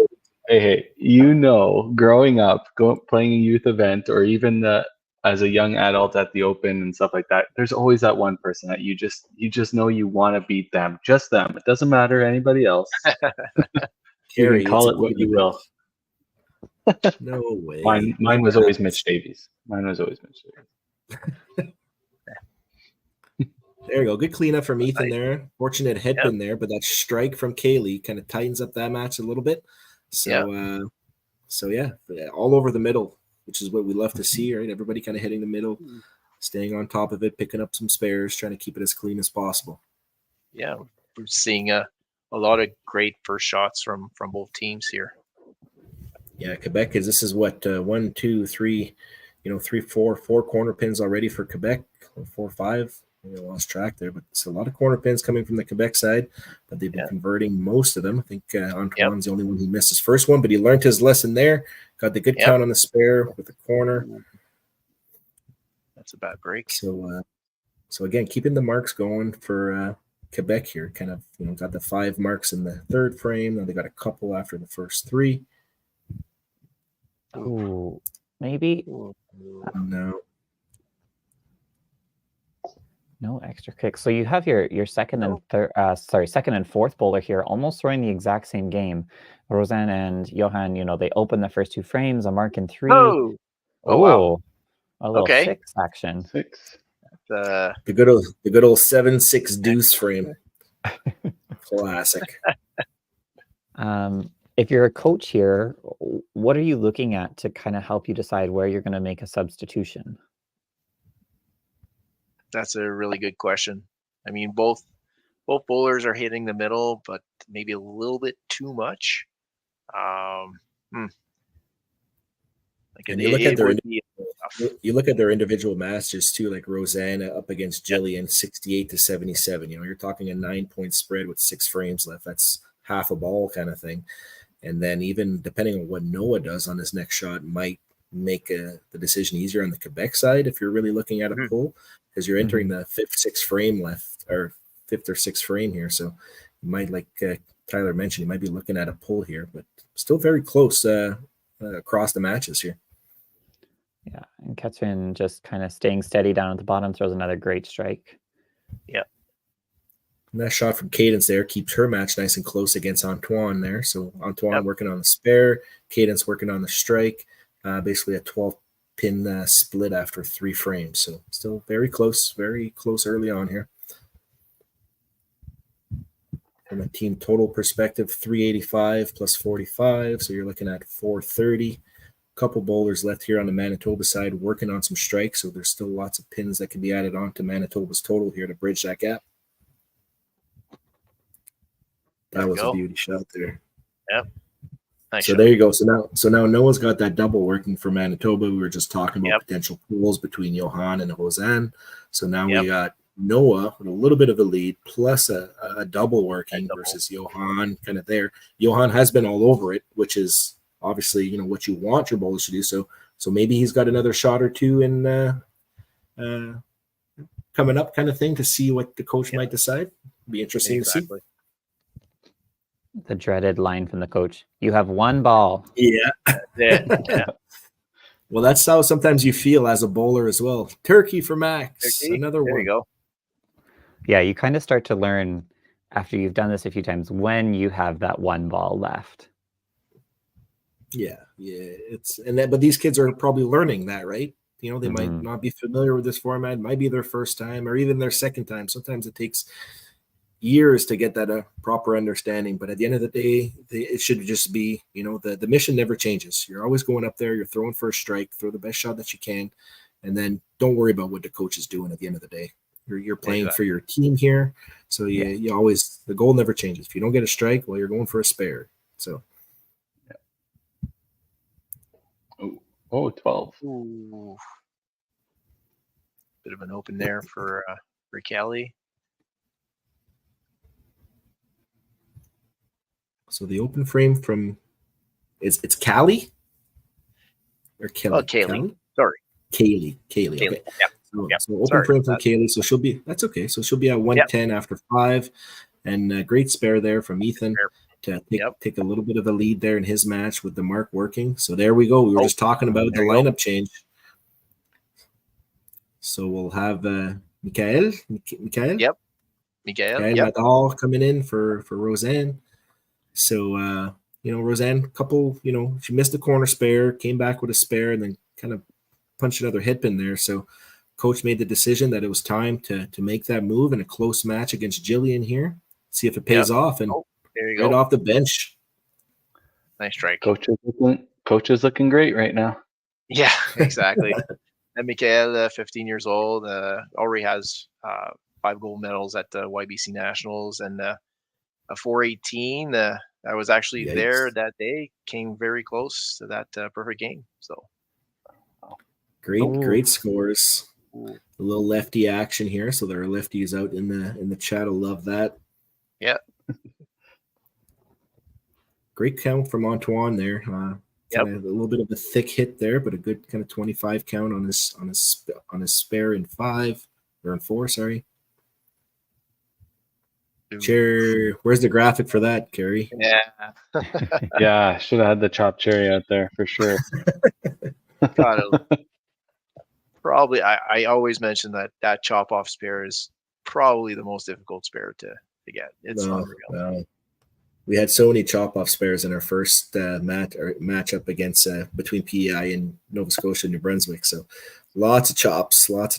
But yeah, I think that might have been like one of the first like chopped cherries we have too, actually. So we've had a couple of chopped 2s and stuff like that, but that was the first chopped 3, I think. But regardless, sitting at 109 for Antoine after 5. So Cadence is missed there. So she'll be looking to convert this spare to potentially, kind of bridge that gap in that match here. Yep. And Yuan just threw a pretty nice looking shot there, Obama. So hopefully that kind of restarts his game as well. Yeah, him knowing that the pull was already made, it's like, well, I really got to dig this game out. I can't be sitting. That's sometimes a sigh of relief, right? When you feel that kind of hook on your shoulders or that little tap on the shoulders from the coach or whatever, and now knowing that the decision has been made, you're in for the rest of the match. The coach has trusted you, the team trusts you to kind of figure it out. So you got to grip down, and Johan did a great job there. And great job on the coach, because the sub went in and the other guy you're potentially thinking of pulling, you left him in and he gets a strike. So great move there. Couldn't have asked for any better. A little bit of a misstep there from Katrin, but we'll see next frame. Hopefully she can bounce back from that. Yep. Still a good game. I mean, 133 after 5. Nothing to sneeze at, but she knows that Maxim on the other side has a really good game as well. So she'll just want to keep pace for sure and get back in. Yeah, total is obviously very close. So we got 30 pins to add on to Quebec side here. So they're sitting at 518. And you can see Manitoba there at 498. Maxim does have the triple working here, and Noah's still counting on the strike. So it still gets a decent count there with the extra 8 sticks. So it'll count 16. So that'll bring Johan right back into his match as well, now that Noah has opened up that frame. So again, it's just it's so close. There's lots of back and forth kind of early on in the game kind of thing. So it's not usually till the 7/8 frame you kind of try to see some separation, or sometimes it just stays super close throughout. And that's hopefully what we're going to have here. We'd love to have a game that ends up the anchor bowl or something like that in the 10th frame. So Max working on his triple here. Yep. Again, I think he did something similar in the first game. I think he went spare 5-bagger or something like that. So, so kind of keeping the same thing. I guess you don't want to mess with whatever's working. So he's doing the right things. Right pocket. Yep. Oh yeah. Absolute nuke. Hambo. Yep. Un bon jambon. Nice shot. Go jambon. Un gros jambon. For the French-speaking folk There you out go. there, you're welcome. Oh yeah, they'll know. There you go. So All now right. we're through the first half. So 518 to 559. A couple marks for Quebec. Obviously that double counting for Max and the spare from Ethan at the top. So still a pretty close game. Game within 30 or 40 sticks as a team is incredibly close. So lots can happen here in the second half. Yeah, and Quebec has used their substitution, so hopefully those players can kind of just start to freewheel and settle in knowing that they've got a job to do. Yeah, and even from the Manitoba side, right? If the coach says, is the coach thinking of anywhere, maybe down the middle? It seems like your leadoff and your anchor are kind of bowling well, kind of keeping the team in it from a team total perspective. Yeah. But, Jillian at 82 after 5. I know she's been averaging well over 200 in the tournament, so she's a little bit behind her average here. So she's got back-to-back hit pins. So we'll see kind of what happens in this match here, especially now that Mikael came off the bench here and threw that big double. That's a huge ball for sure.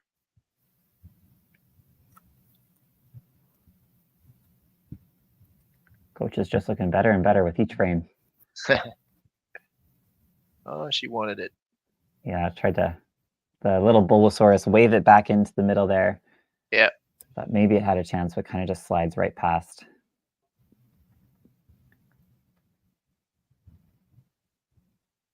Close that up. There we go. So 3 marks in a row there for Quebec. That's a good start to the 6th frame here. Yep. Do you think they would have pulled the kids aside and said, okay, like we're kind of halfway through. We've been doing all right, but now we got to really turn it on. Or do they just let them flow? Oh, darn.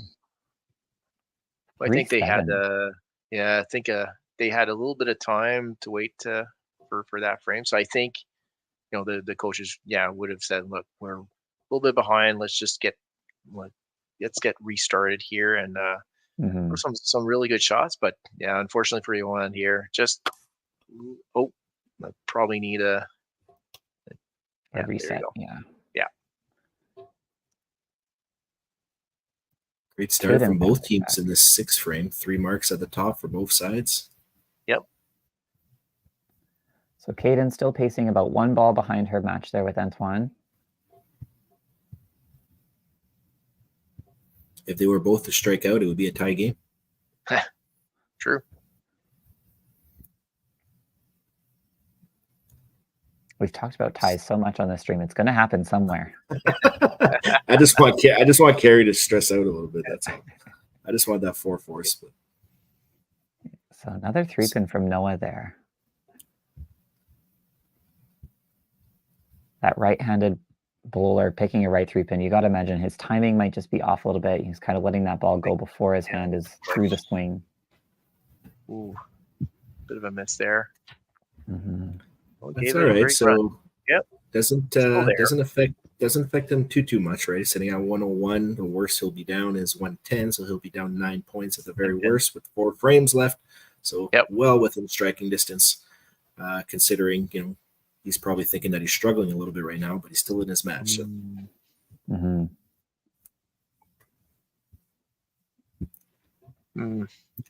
So unfortunate head pin there for Catherine. Yeah, a little bit of a pig.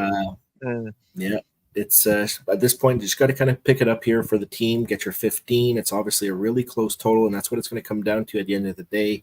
Every bowler here is playing for a 1-point individual match from across the team there, and then the team total is worth 3 points. So at the end of the day, to advance, you're going to have to win the team total. So you got to keep up picking up those pins for a team from a team perspective, and then try to find that side on the next shot.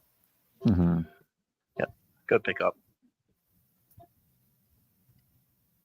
Ooh. So that stops their runner for a team total there. So it's a big opportunity for Quebec. Yep. So big opportunity for Quebec. So Quebec's got that double there. So that's counting 45 plus an extra 30 on those other 2 marks. So 75. So they're sitting at 6-11. So this game is within, 50 sticks here. And a slight advantage to Quebec with that double working. So still really close with 4 frames left. So we'll see how they can capitalize. The top 3 bowlers on each side each have a mark here. The bottom 2, getting into some head pin issues with 3 out of 4 there in those bottom 2 bowlers. So, but good job from Max picking up his sticks. That's what you have to do. 195 after 6. I think most of us would probably take that start there. So great start from Max. We were talking about this a lot at Red Deer. It's kind of having the goal of like 200 by the 8th frame. Where do you guys land on that? Do you agree? Do you disagree? Do you have a different goal? No, I 208 are pretty good. I always try to count in 30. I always try to count 30s in the last couple frames, kind of thing. So if you go 30-30, you're sitting at 260, which is good. In certain events, it might not be good enough, but whenever you got that 200 in the ace ball, you're not in a bad spot. You still got a potential for that 290. But kind of minimum, you're looking for potentially 30-30 to finish for a 260. So I think with 800 is a good kind of benchmark to say, okay, like there's still room in this game. You didn't shoot yourself in the foot kind of thing. But that might be from more of an elite standpoint. Obviously, these kids are averaging a little bit lower, so they might not be striving for 800. They might be looking for, that 250 pace or something like that, right? So they might be looking at, more of a 175 in the 8th or something like that, or 180 or something like that. So. But if you're around that 200 mark at that 8, I think that would be it's a good target for sure. Yeah. So 100 at the half shouldn't be your goal. No, that's my goal. 100 at the half. Yeah.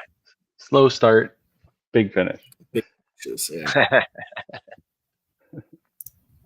And then one game it's just going to click all together, right? So it's like as long as you get one of those good games to carry you, you're all set. 3 marks in a row for Mikael, so that's a good. Yeah, that's good come in for him off the bench. Good coming off the bench, and then that's also putting some pressure on Jillian here because with this other, that's a third head pin in 4 frames there. It doesn't get that deuce to fall for the chop off.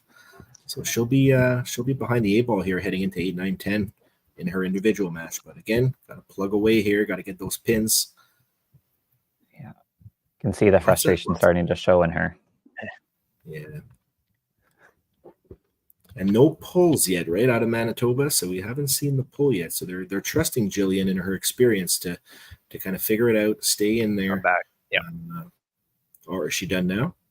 Oh, that looks like it. Maybe not. Maybe I'm wrong. I see that she was walking off there.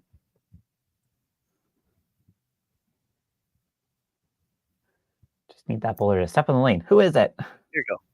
It's Jillian. She's taking a moment here to pick up those extra sticks out there. They're huge. It's a close match.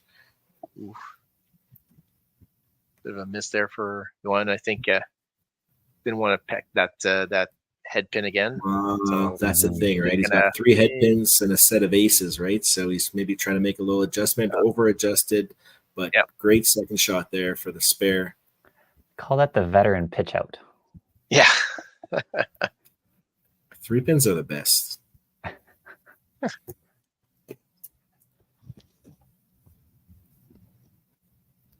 Especially when you spare it and it just frustrates your opponent. There you go. There you go. Good job for Catherine. Catherine avec la balle au 7e carreau. Ça fait du bien. Elle en avait besoin. L'équipe en avait besoin aussi. Ça. Ouais. Regarde pas au total 666 pour le Québec, plus 45. Donc, on est rendu à 711 pour le Québec. Manitoba est rendu à 732. Il reste encore 2 joueurs, par exemple. Tight game. The tight game. Manitoba or Quebec's got the 3 marks up. Manitoba's only got the 1 double, which was a huge double actually from Cadence there in that 2 spot. She'll actually take a little bit of a lead over Antoine there.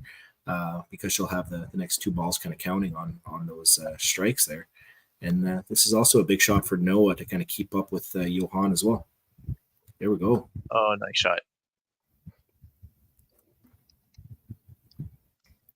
So great shot from Noah, sitting at 123. So just slightly ahead of Antoine there, keeping that kind of 7-point split after 6. So a lot of individual matchups, basically, the first 4 are basically kind of are still in play for everybody.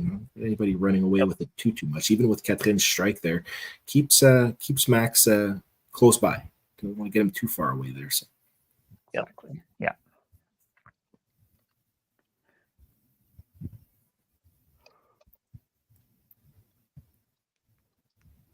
Looks like we got a little bit of a tangle. Yep. Is that the Camboon running to get it?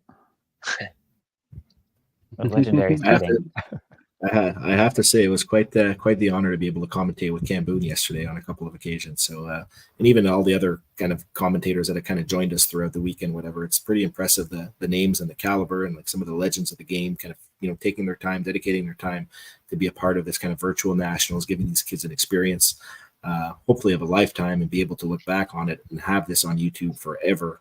I'm going to keep plugging that, every single shot, that was thrown this week, it'll be on YouTube for life kind of thing. So super cool opportunity for the kids to use this as a training tool, looking at what they did in certain key situations, being able to look back on that. So thank you to 5-Pin Universe, and for also to C5 for entrusting 5-Pin Universe to putting out a good product for everybody to watch this weekend. Yeah, it was a big leap of faith for sure. I'm not an expert in French, but I assume this person wants you to continue to speak French. No, Attaboy, Carrie. Attaboy, Carrie. You got Google Figured Translate. That one out. There you go.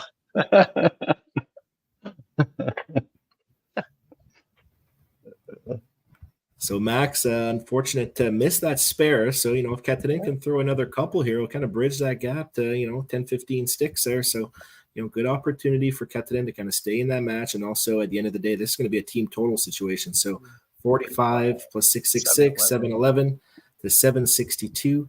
And Manitoba has a double and a strike, and Quebec's got 3 marks going. So 8, 9, 10. Crunch time. Here we go. Yep. Allons-y, les amis. Wait. Oh. So at the top here, so we have Kaylee sitting at 143 to Ethan's 175. So Kaylee's probably looking to post up a mark here at the very least. Put a little bit of pressure on Ethan heading into those last 3 frames. Nice shot. Oh, wow. Okay. Doesn't get that right corner to fall, so she'll be looking to making her spare here. Ooh. Ethan kind of started walking away from now, and so he knew he had it on the side, but just kind of power chopped it through. So we'll look to see the spare conversion here for Ethan. Unfortunately for Kaylee, that one drifts to the right. Yep. Très dans le dallo. Juste à côté. Juste à côté. Bien ramassé. Au moins un 15. Ramassé. Point son 15. 158 après 8. Ethan gets his spare. Point sa réserve. Ethan est rendu à 190 avec sa réserve. Un peu l'avantage du côté du Manitoba. Oui. Un peu de Michael. Pour elle.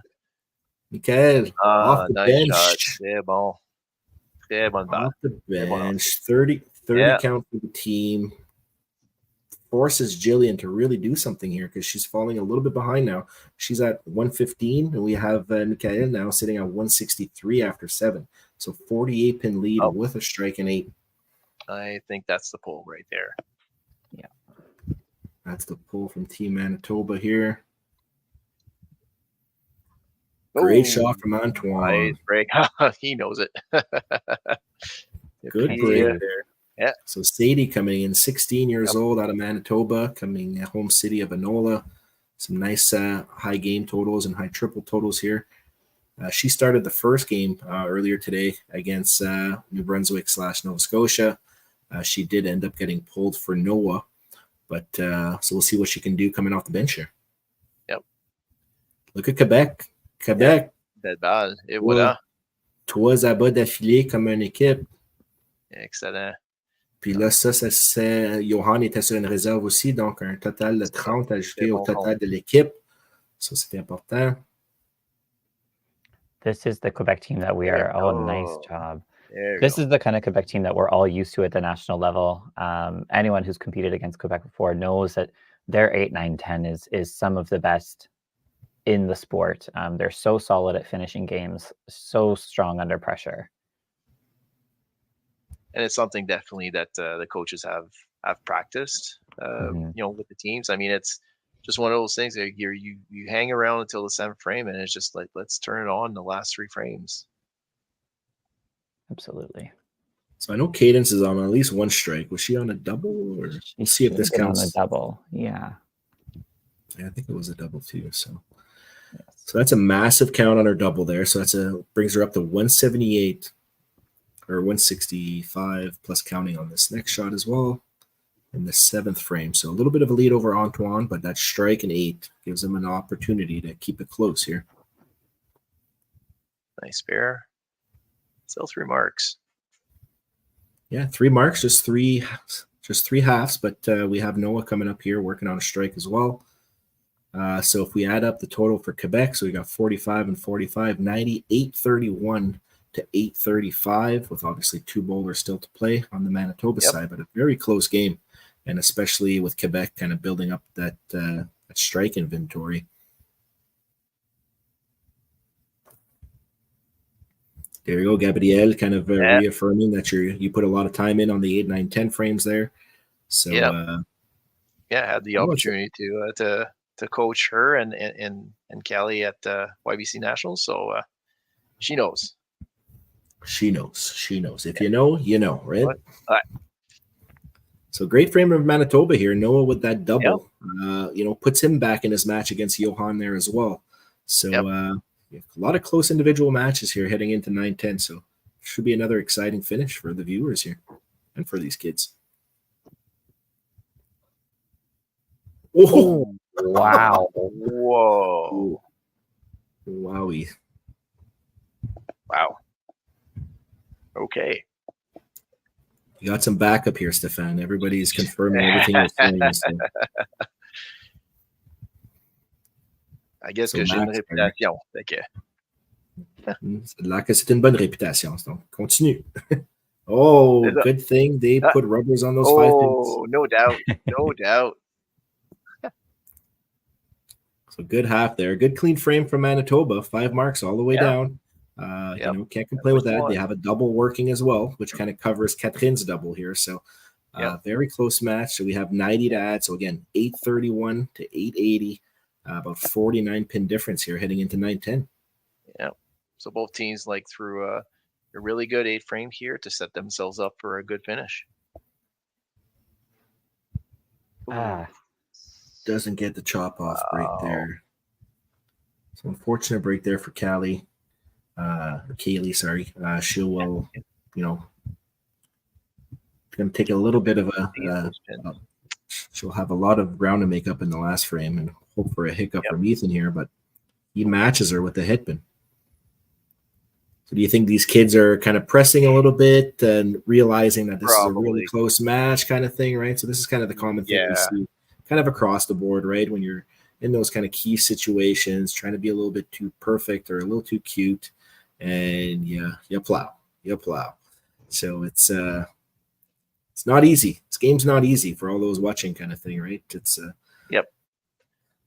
these kids are pulling on a hell of a show here. So Kaylee finishes that frame with her 15, so she gets to 173. Ethan gets 7 to sit at 202.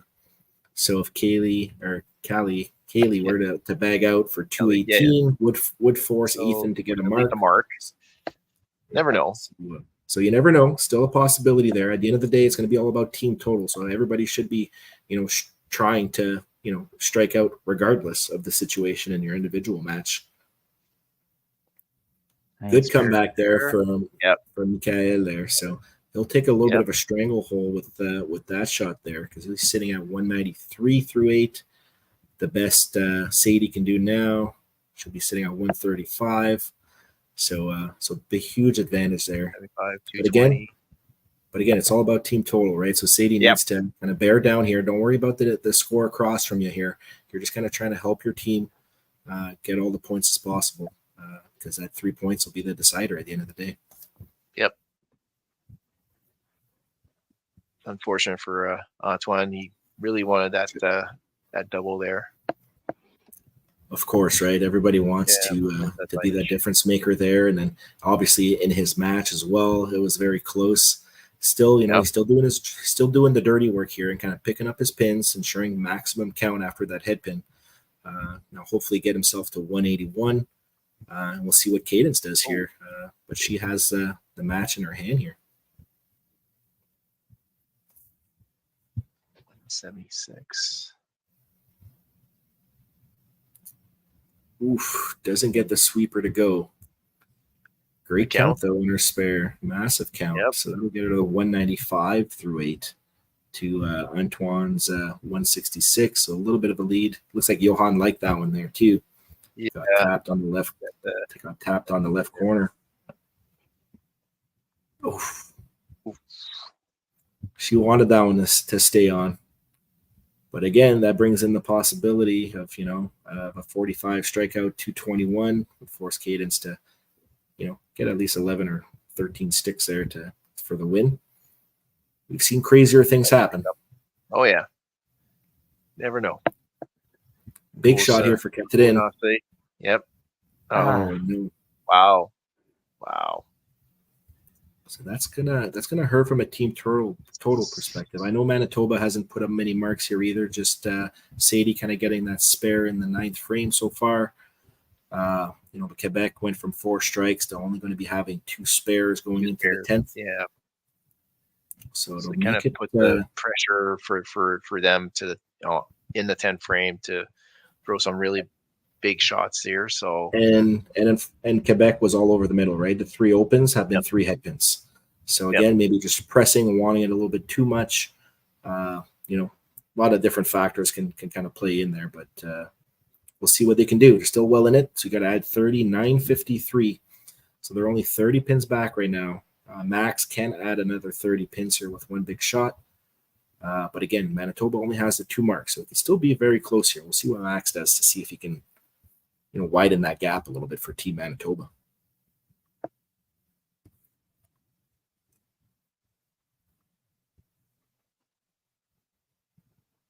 That looked like a bomb shot. there. Yeah. Great shot. Right pocket with that hook coming in. Probably the ideal pocket he wants to play. So great shot there. So he'll have to we missed the turkey, Tyler. Ah. No, you are really just you are just listening to us, aren't you? I was just entranced by the mix of French and English, Whatever. like a lullaby. Here we go. So down to the wire here. So obviously Noah's got that double working going into 10. So slight advantage and marks going to Manitoba. But here's Kaylee here. Yeah, never know. Never know. Put that seed of doubt in Ethan's head here. So Ethan can just shut the door here with a great shot. So let's see what happens.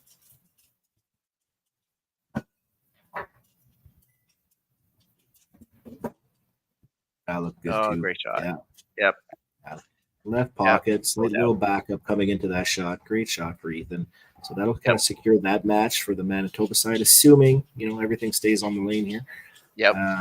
I say that because we did have a foul early on in one of our earlier matches here. Oh, Kaylee with the late fall there. There you go. The late fall on the right-hand side, keeping that team total going, right? Everybody's going to need to chip in here. So that's all you can ask for. She can throw a nice shot here. So like you said, Tyler, it's just a question of I'm ready. Just yeah.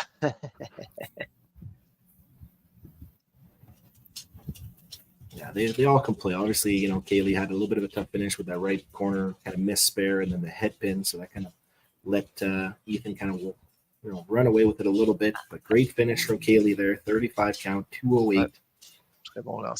Oh, wow. Another great shot there from Ethan. So he'll take that first point. So Manitoba Manitoba up 1-0. Another solid game from Ethan too. I think he played pretty solid in the first game that he played against the Nova Scotia New Brunswick team. Yeah. So playing very steady.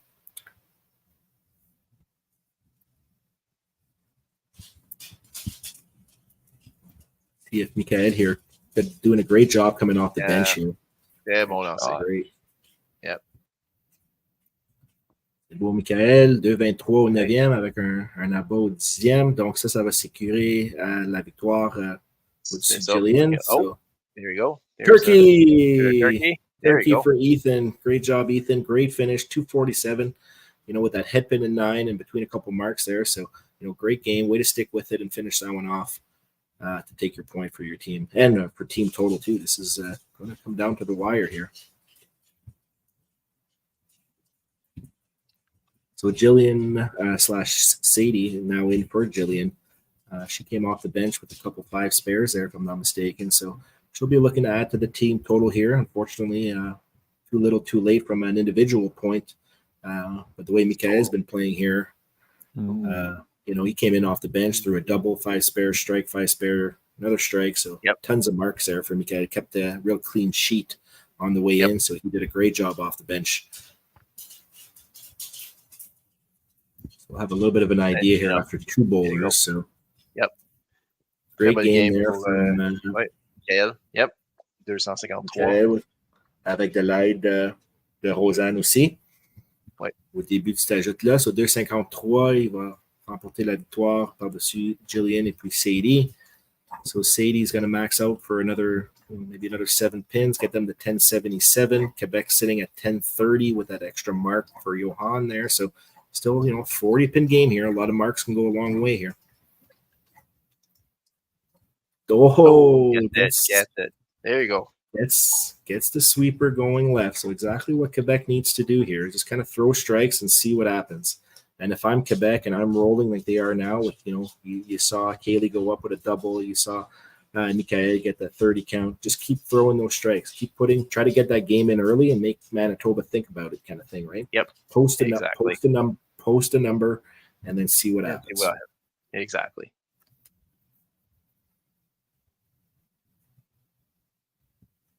Just a little outside there for a bit quick. Yeah, a bit quick. We'll take another 30 count in the 10th frame. It's all you can really ask for. Unfortunately, his match was pretty much kind of already set up. You've seen crazier things happen, but now he's going to be sitting at 206. Yep. So again, another solid 200-plus game for the Quebec team here. So it looks like Cadence will take that match. So Manitoba will be up 2-1 after the first 3 bowlers. But again, it seems like that big difference again is coming from Max Sims' kind of big game at the bottom there. Well, and Noah's built a big triple here. Yep. Yeah, that triple might be the difference maker, especially now that Johan got that head pin on his mark there. Yep. It's going to be, so now he's sitting at max 196, so an extra 5 points, 1080, 1120. So we're getting at near that kind of shutout range. Not out of the question yet, but getting close. Especially with Noah working on that double and Max working on the strike as well. So. Strike. Exactly. So 11:28 if Catherine can get 45 here. Let's see if she can start. Got to start with the first one. Let's see what happens here. Looks good. Great shot. There you go. That's about. Great shot. So that's going to count 15.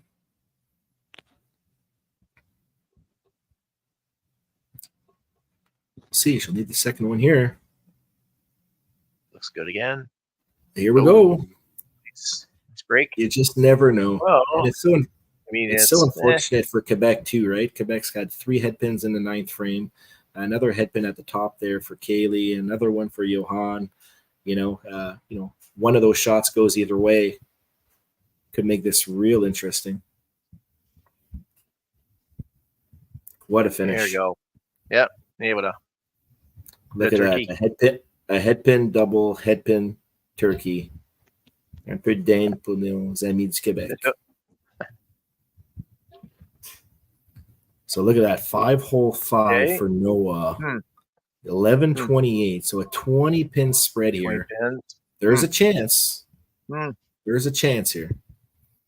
Let's see what Max comes. Max has clearly been playing really well, coming off a big 330 game in the first match. Another great game here. He's been all over the middle, off the side of the middle, left and rights and strikes, and so clearly playing really well. Experience with the Dakota Dynamite team from the Pro League.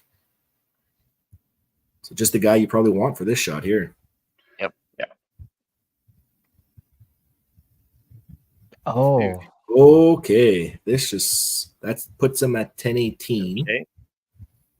So they're still counting 10 on the 10. potential Yep. for 10 here. So Double. let's Yep. see. Let's see. It's not a given by any chance, by any means. Sorry. This could be a 4-4 split.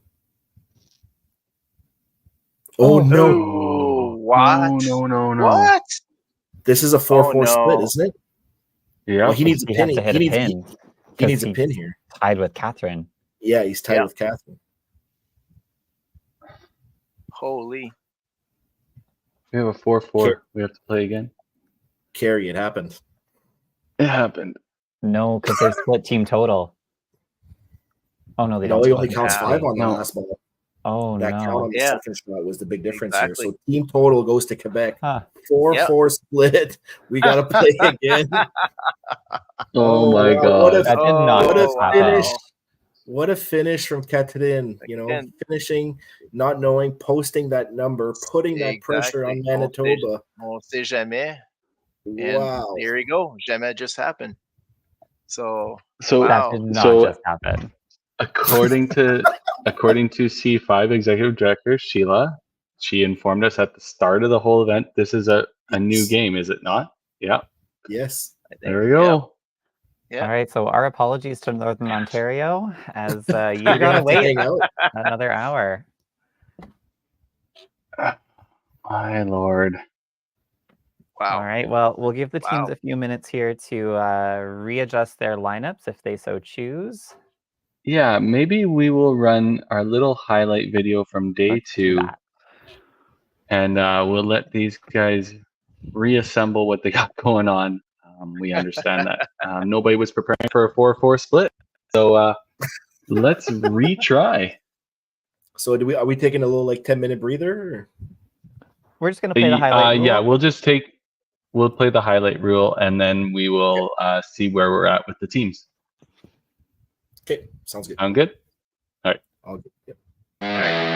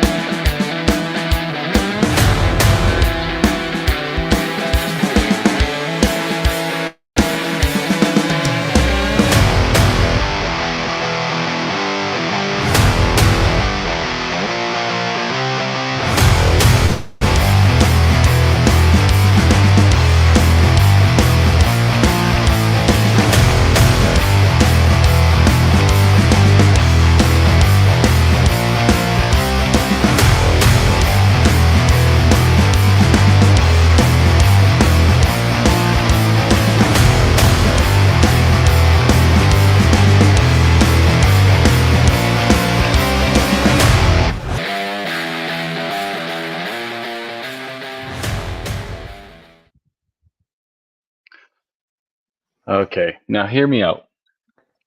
I think you guys should do the whole second match in French.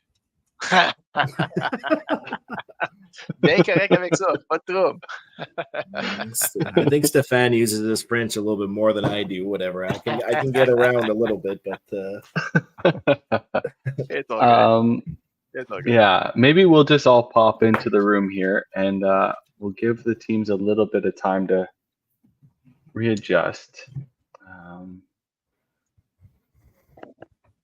Yeah, so we'll wait for official word from the teams that they are ready to go. Maybe they can put a little sheet in front of their cameras, and I'll let you guys know when they're ready. But we'll get started as soon as possible.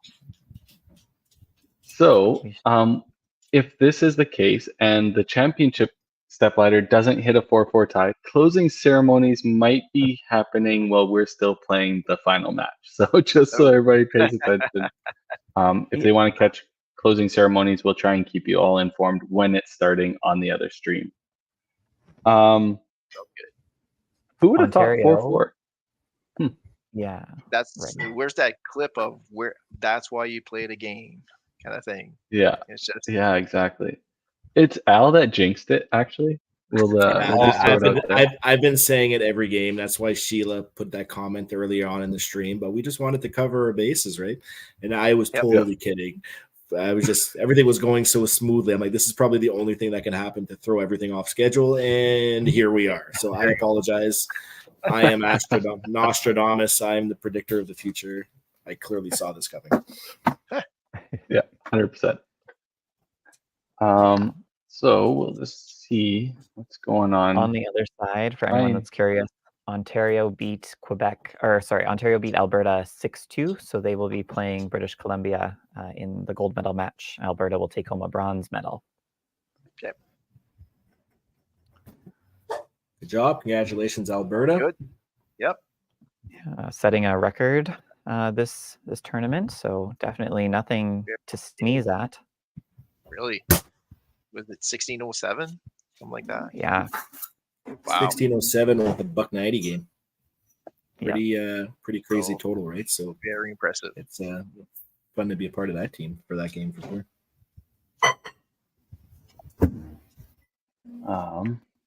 We'll bring it into the stage, and maybe you guys will catch it if I don't. But I think they're just as confused. Yeah. What do we do? Yeah, that would be an interesting one to have a conversation with the coaches or the managers, kind of in between games, kind of thing, right? Saying like, kind of what went through your head, kind of what happened. Did you guys think you guys had it in the bag? You know, what exactly happened? Right? But anyways, a very, very interesting finish. You don't see that very often, so pleasure to have it on tape, recorded. 4-4 splits do happen. Yes, they do. It looks like Manitoba's might be ready to go if they're going with the same lineup. Yeah. We'll just need word from Quebec if they are planning on changing a lineup at all. Yeah. I sent a message to Eric Villeneuve and Tyson Nelson, so hopefully we get an answer back from them. Oh, here we go. The coaches are. I don't know if that's They're ready. Or something. Manitoba is. What about Mr. Villeneuve there? Say they're just retyping the names in. Clean score. Yeah, I'd be curious to see if Mikael comes in off the bench again, or if he goes back on the bench. He had a really strong finish there for Quebec that ended up being playing a pivotal role in Quebec getting that team total, right? So. Yeah, and I think the way that he finished, definitely you would want to have that momentum going, continuing from the beginning, right? We'll see. Yeah, we'll see.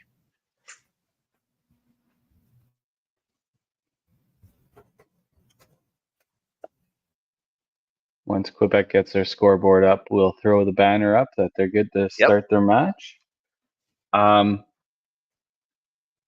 Girlfriend just put in some popcorn. It's gonna be great. Some popcorn in this match. That's what you need. Get your popcorn ready.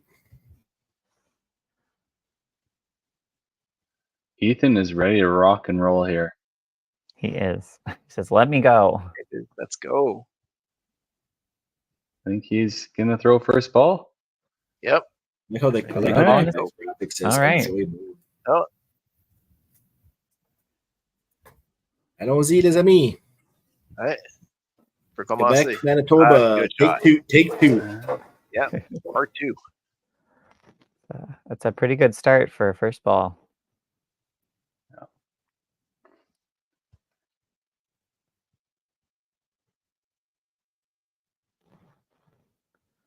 So again, we did get a little lineup change here. We've got Sadie starting this game, and Jillian is going to be on the bench for Team Manitoba. Yeah, Sadie came in, had a respectable finish. I think got a couple kind of spares in 8-9 when she was kind of brought in. So Yeah.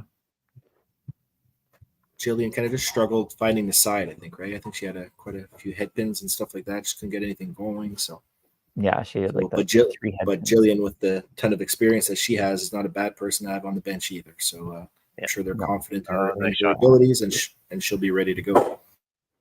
Yeah, that was a really nice ball there. Yeah.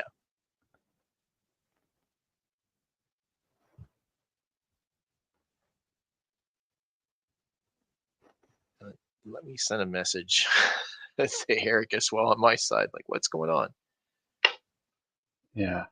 Sent a few messages. Okay. I'm hoping some of our delegates see it. There we go. Oh, there we go.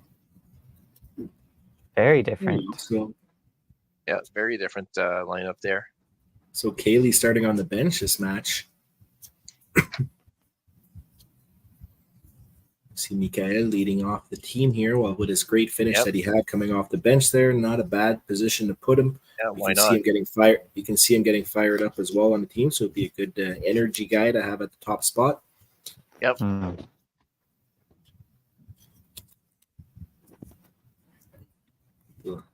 Fortunate start for Mikael there. Maybe too much of a delay. Got a little head pin to start, but if you're going to have a head pin, it's probably the best place to have it. Exactly. Pick up the Great sticks, as start we for all Manitoba. know, especially after that first game, how close these totals can be, right? So 5-pin total in the last game. So every stick will be important here. Yep. There you go. Nice pickup. Definitely nice start for Manitoba right now. Yeah, this is probably the 10th frame they would have wanted to see last game. Maybe letting off some steam, some frustration after that finish there. So, but Yeah, Quebec did nice exactly ball. what they were supposed to do. A bunch of 30 counts in that 10th frame and the big finish from Katarin there to give them the edge at the end of the day. Yep. And I can see Max coming out strong here this game too, right? He's probably frustrated with himself as well with how that game finished. At the end of the day, it is a team thing, and he clearly had a great game. So, hopefully he can hold his head up high here and focus on this game and hopefully string a bunch of strikes. Yeah, absolutely. And I think Johan is kind of in the same boat. Stefan was mentioning his experience, and he didn't have the best game last one, so it's going to look to turn around and take advantage of it this time. Exactly. When you have that second chance, like, you just want to say, okay, I'll go back in. Let's pick it up a little bit here. Yeah. And he's And probably we're the in, one. So go ahead, Al. No, I was going to say that he's probably the one with you mentioned earlier, Stefan, that he's got a lot of experience in this bowling center, right? So got that hometown feel, very comfortable on the lanes there. So hopefully he'll figure it out for this game and make up for the last one. Got two totally different mental games for this team. So, Manitoba, having played the round before, they were kind of leading that game. And now they're like, my goodness, we have so much more work to do, another entire game to get through. And Quebec on the other side was the higher seed.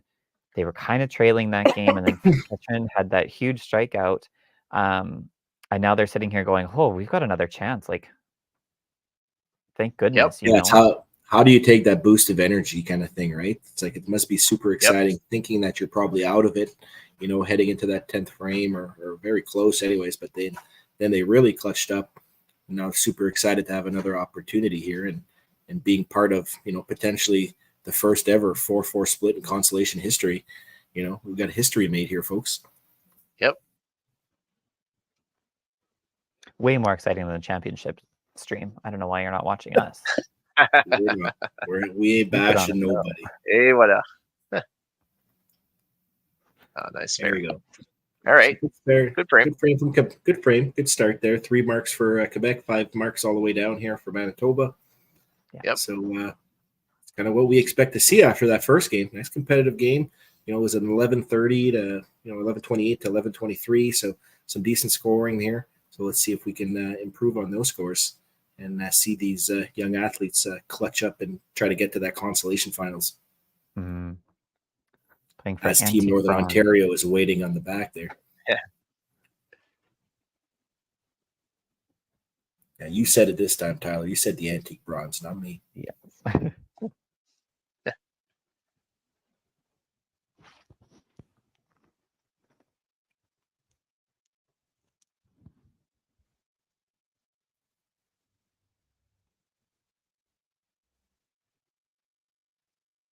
we go. There you go. Good start for Mikael there. Get a mark on the board here for himself after that head pin in the first frame. Might have made a slight adjustment and kind of just went a little left there on that first shot, but good recovery. Yep. Keeps in his match here with Ethan. Started with a strike. Does the same thing as Mikael. Goes a little left on the first ball. Lanes are slanted a little bit. Everyone's going left this first ball here. Yeah. It's never the bowler. It's always the lanes. Little misstep there from Ethan there. Maybe a little too quick on that second shot and kind of blew it through that same hole. So he'll be looking to pick up his 15, get to 35. And Mikael is kind of right back in his match here after that open frame in the first.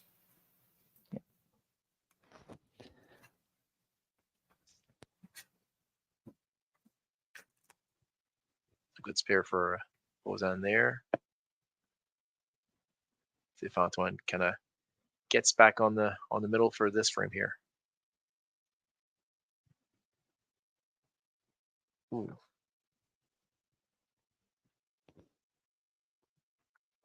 Yeah, if anybody's watching live and they want to chat with us in the group chat here and the live chat and the YouTube channels, feel free to chime in. Let us know what you're thinking. Let us know if you got any kids kind of bowling here, who you're watching. Tim Hooper just also apologized for calling a 4-4.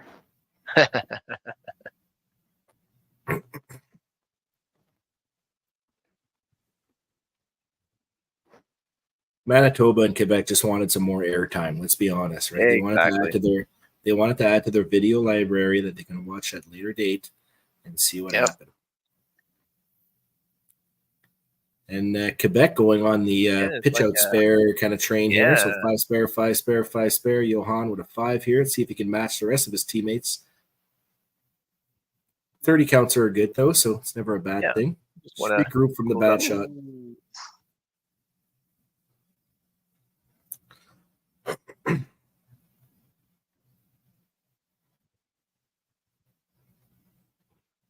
Ooh.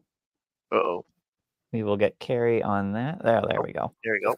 We'll get carry on that. Good recovery there from Johan there after going 5 through the hole here. So minimizing the damage, getting his 15. Still early in the game here. Yep. I liked his positivity too. Right after that shot, he cleaned it up, walked back, let Captain take the reins here, throw a big bomb here. Come on! Oh, wow!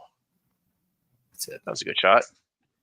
Yeah, good shot from Captain in there. Great count, like you said, right? Better than those 5 shots that we've seen at the beginning for the Team Quebec here. Let's see if she can convert the spare here and have 4 spares getting into the third frame for Team Quebec. Great shot. What up? Bad. So kept it in there, coming off the 3-bagger to finish the last game to end up winning total by 5 for Team Quebec. Off to another good start. Chop spare, corner spare, keeping it clean. Absolument, il va y avoir un autre jet après ce jet de site. Le gagnant va avancer puis va affronter l'équipe du nord de l'Ontario qui ont fini en 6e place, donc la première position dans la Consolation bracket. So Noah there for Manitoba getting a double there after, going open strike for Manitoba. And here's Max again, getting in chop. I think I mentioned this in the last game, that he was really struggling with his chops in I believe it was the last game of the round robin, or maybe one of the other games, but he was really going chop heavy. So something to keep an eye on as this game progresses here. See if he can spare up back-to-back chops. Nice shot. Yep, nice shot. Chop spare after chop spare, that's like a double in my book. So great work. Two of the toughest spares back to back there. So keeps Manitoba at 3 marks in that frame, plus the double from Sadie. So again, Sadie, who picked up off of Jillian last game, is off to a hot start here. So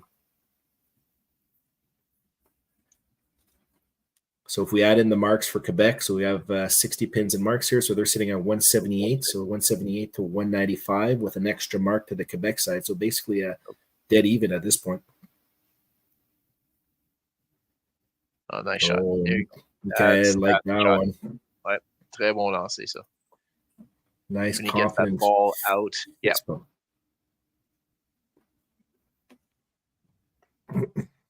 Yeah, I think most of us do, Tim. Chop spares are. Totally agree. Yeah. I don't think too many people are going to argue with you on that one. So Ethan here, he starts off strong with the strike. He even had a strong finish the last game. He struck out the last game as well to get to about 247 or something like that, and started off with a strike. Now it kind of goes miss hole 5, and now he's got 5-5. Looking to pick up his 5 to get to 45. So he'll be trailing Mikael in that leadoff spot early on in this match. Still lots of room to go, obviously, but probably going to be looking to pick up the pace a little bit here, I think. A little open there for Lausanne. Needs to get back on that head pin the next game, the next frame.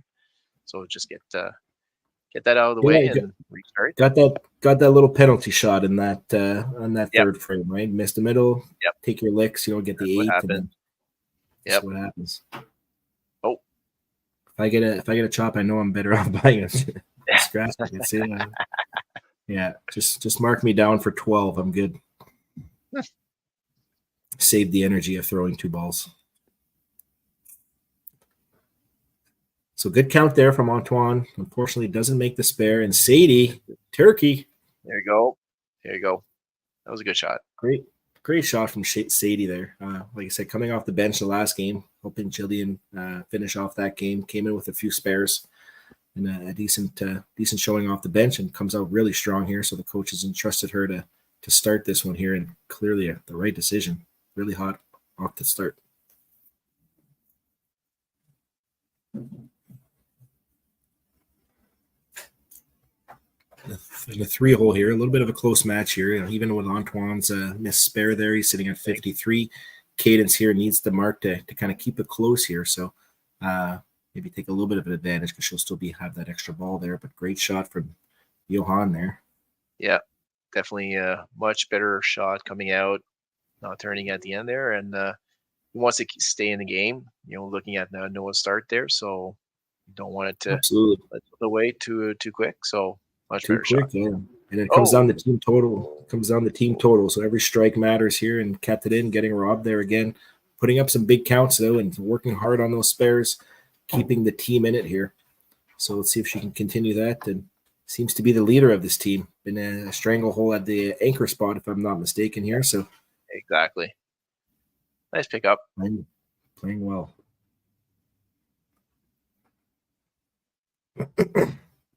So Cadence is missed there, sitting at 48 after 3 frames.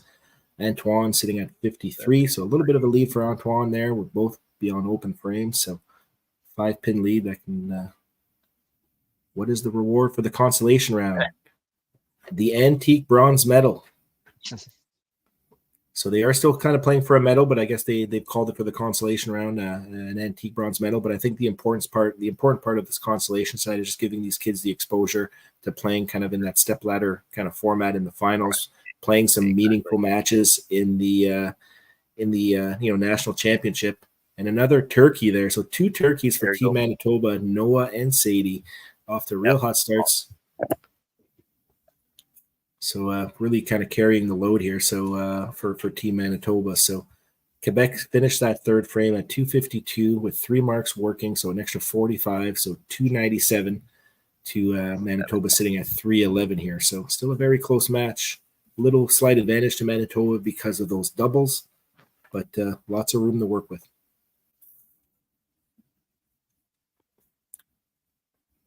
There we go. Yep. Found that side, found the pocket on the left side there. Chop spare, strike. Great start from Max.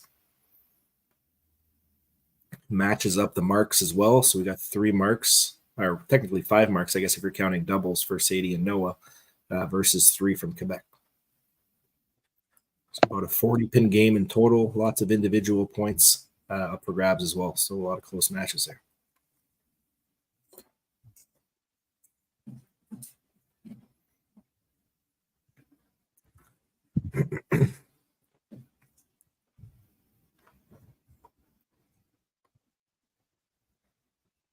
Michael avec un double.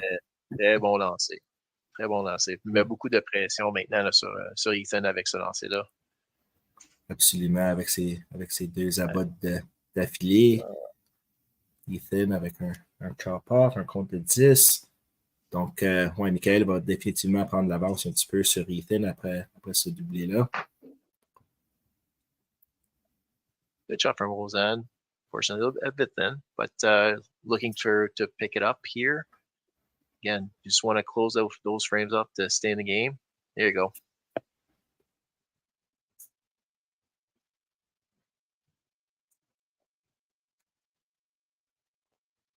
Keep it clean. Keep it clean. You're going to get those corner pins and stuff like that.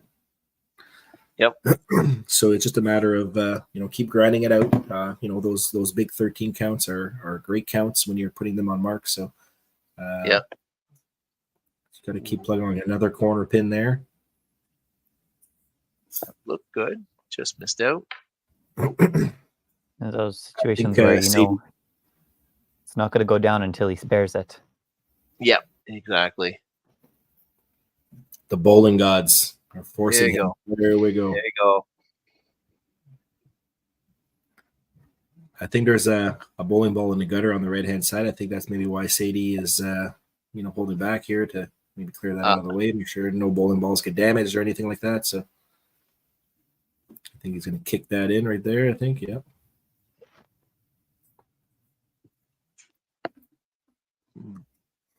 So again, Quebec getting a little bit ahead here, kind of, putting a bunch of marks on the board here.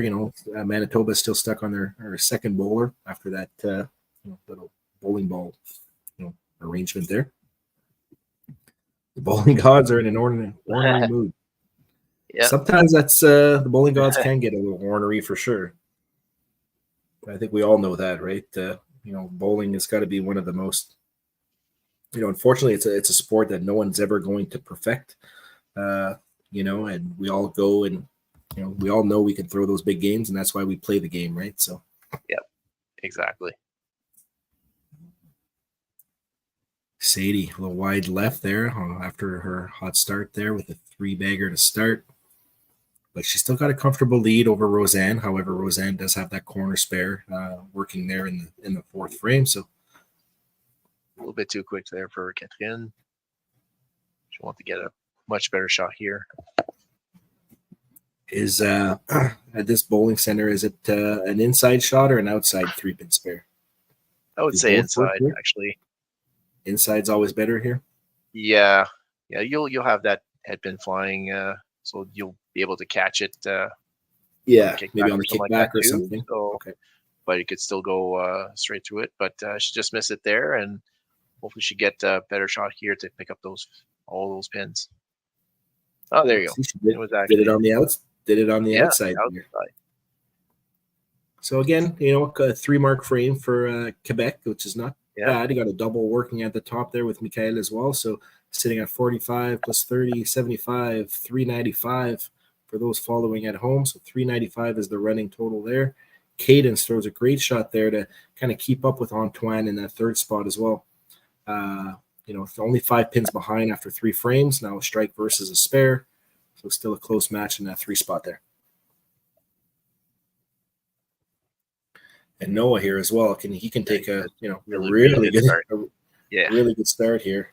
With the Johan kind of struggling, putting a couple strikes up there, but can't get nothing going here. So hopefully, he's due for a strike if we kind of follow that same trend here. So hopefully he'll be able to put a couple of them together heading into that second half. Ooh. Little power chop for Noah there. Great count on the double that was working. So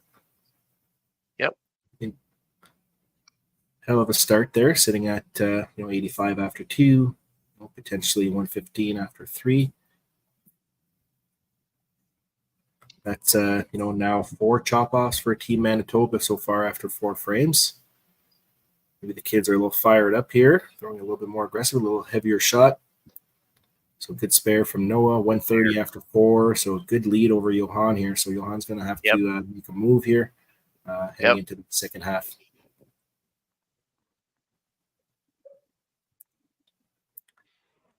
After Ethan's open frame in the 4th frame there, you look at Sadie getting that spare, Cadence with the strike, another spare here. So Max will be looking to carry that momentum, get a nice 4-mark frame here for Team Manitoba heading into the 5th frame.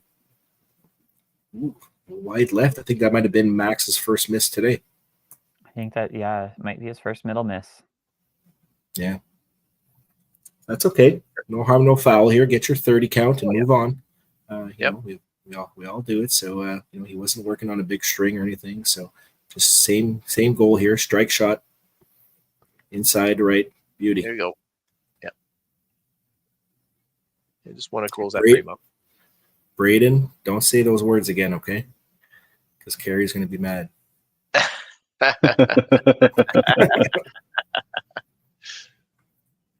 But we don't have anything else to do, right? On Sunday. So there you go. My yard work is an hour behind now. That's all. Yeah. It's a beautiful day in Timmins, Ontario today, so we got lots of time. Must be nice here. Looking to convert on the double. Oh man. Wow! Right shot. It was right pocket. Then gets tapped on the left pin side corner. Wow! Great shot. Great shot, great count. I think I just saw a little bit of frustration from Ethan there after that miss in the 5th frame. So, obviously he's been playing well all day here, but I think his coach is probably talking to him a little bit there. You can see him kind of looking up there, trying to keep him in check, slow him down a little bit, make sure he converts on the spare. Team needs it. We got Northern Ontario waiting in the wings. They're ready to bowl as soon as this match is over. Hopefully we don't get the 4-4 again, as Braden alluded to. Yeah. If we were to get another 4-4 split, we just add up both totals and that'll be the tiebreaker. That's a great question. That's I think it's probably game. Where's Sheila? So. Sheila, we need you. They're probably in the middle of a discussion about closing ceremonies at the time. Yeah. At the moment. Yeah, fair enough. Let's not talk about break for Ozan there. Aces. I have faith. Yeah. I have faith one of these teams wants it more than the other, and they will get it.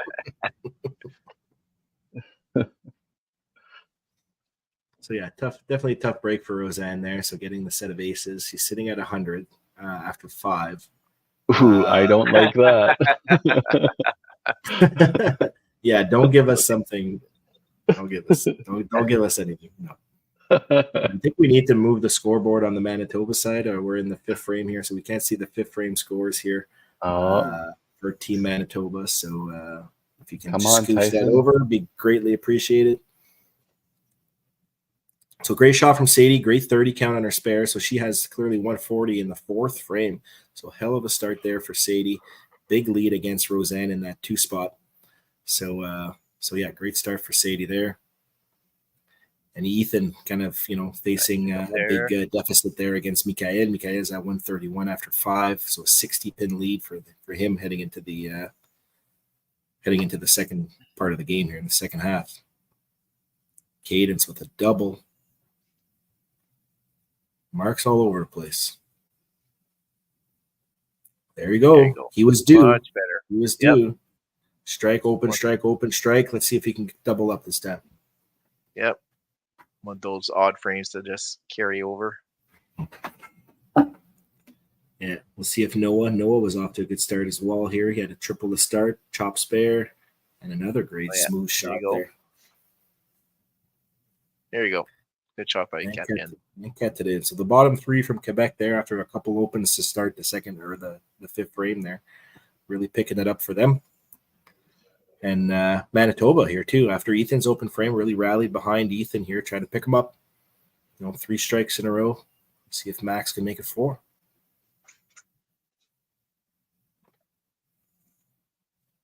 Ooh, coach found a little sticky spot maybe. Yeah. Ooh, a little thick hit there from Max. So carries most of it. Great count on that spare.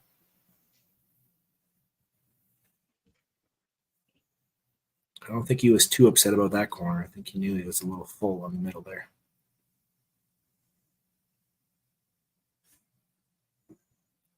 Hang on. Nope. Not this time. Just missed. So again, 3. So it'll be 3 marks to 3 marks as we head into the second half here. So 471 plus 45. So you're looking at about 516. My math is correct. Just over 600 for Team Manitoba. So a little bit of work for Quebec to do in the second half, but a couple of marks here. Got to set themselves up for a big, strong finish. And obviously we saw how they finished the last game, so you can never count them out till the last ball is thrown. So and you look at their fifth frame right now. They were on the head pin like all around it. That fifth frame. So you just want to carry over, and the couple corner pins there. Hey, you just pick them up, but just continue hitting that middle and.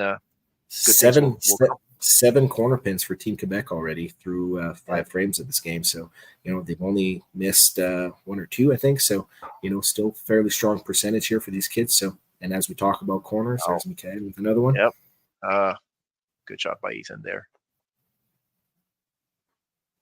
Yeah, I can see Ethan having a big second half here to, make up for that first half. I like the fire in him. He obviously cares. That little slap of frustration. Just shows that these kids care. They want to perform for not only themselves but for their teams. So, and he's been playing so well all day, and he's got a nice smooth style. So I can see him really rebounding here in the second half. So good spare by Mikael there to pick it up. Ooh, just missed a little bit. Yeah, but for Mikael, just missed that fifth frame, and then you get another one right there. You got another second chance to pick it up, and it's the bowling gods, right? We said that for Antoine, right? He missed that corner spare in 3, got another corner spare or corner in 4, but then spared it up. But then he got another one too. So hopefully Antoine will be able to get one to carry sooner or later here. He's clearly throwing some good shots on the side of the middle, just not carrying that corner pin. Bienvenue à Dani, coin. Yep. And Sheila knows all about it. She does play at Donny. So there you go. Yep. Yeah, we clearly seeing it here. Lots of coins here. 3 in a row for Antoine. Let's hopefully he doesn't get a ham bone of corners here. Hopefully he gets to carry them all. Stay close in his match too with Cadence. Cadence has that double in the 3 spot. So straight on it this time. Yeah.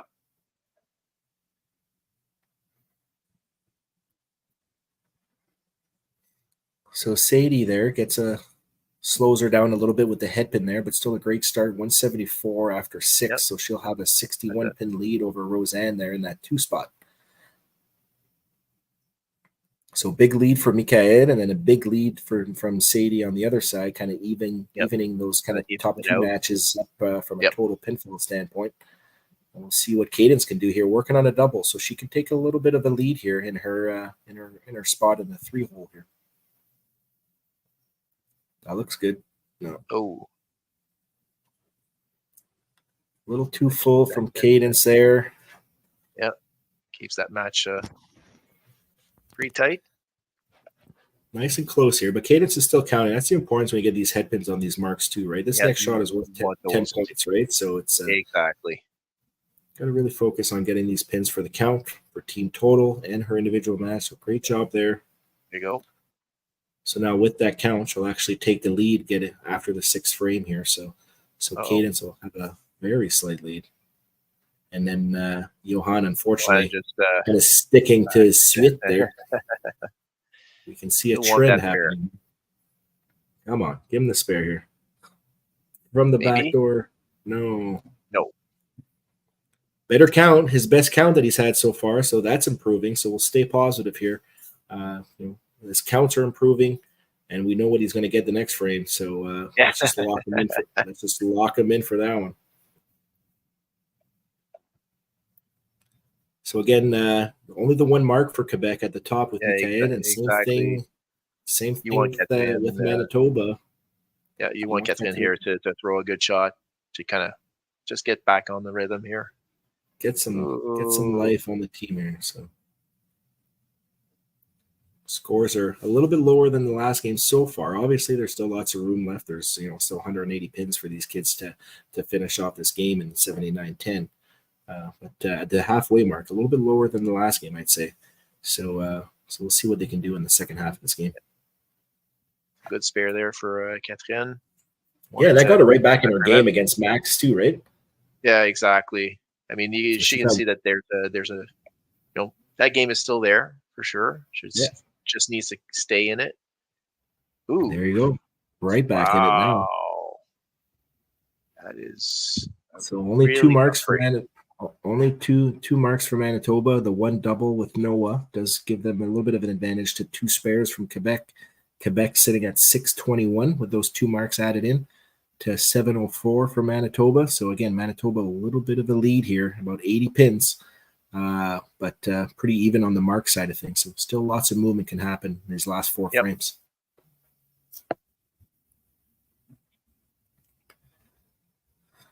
So Max, again, coming off, I think he bowled a 330 in the first match of the Consolation, through another big, 260, 270 game the last game, to fall a little bit short from the team total side, but clearly playing fairly well here today. 139 after 6, still at just shy of that 250 pace. So he'll be looking to have a big finish as well after back-to-back opens. Yep. So definitely on the Quebec side, they do want to kind of get back into the game. You don't want to try to get those pins, within one frame. You just take one frame at a time, one ball, one shot at a time, and try to grab away a little bit of those pins gradually. Yeah, so just chip away, right? Just chip away.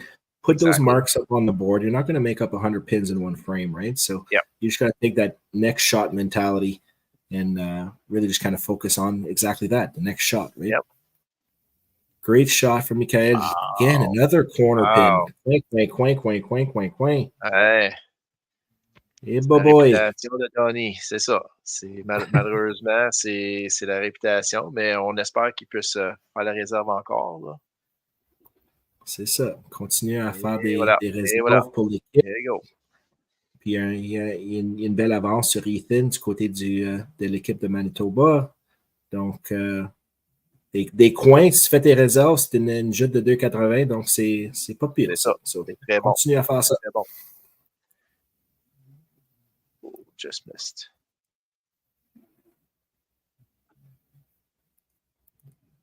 So Sadie will be looking to get back in the saddle here after getting that head pin after her hot start. So she's sitting on 174 after 6. Great half there from Roseanne. Yep. But Sadie clearly playing well after coming off the bench the last game.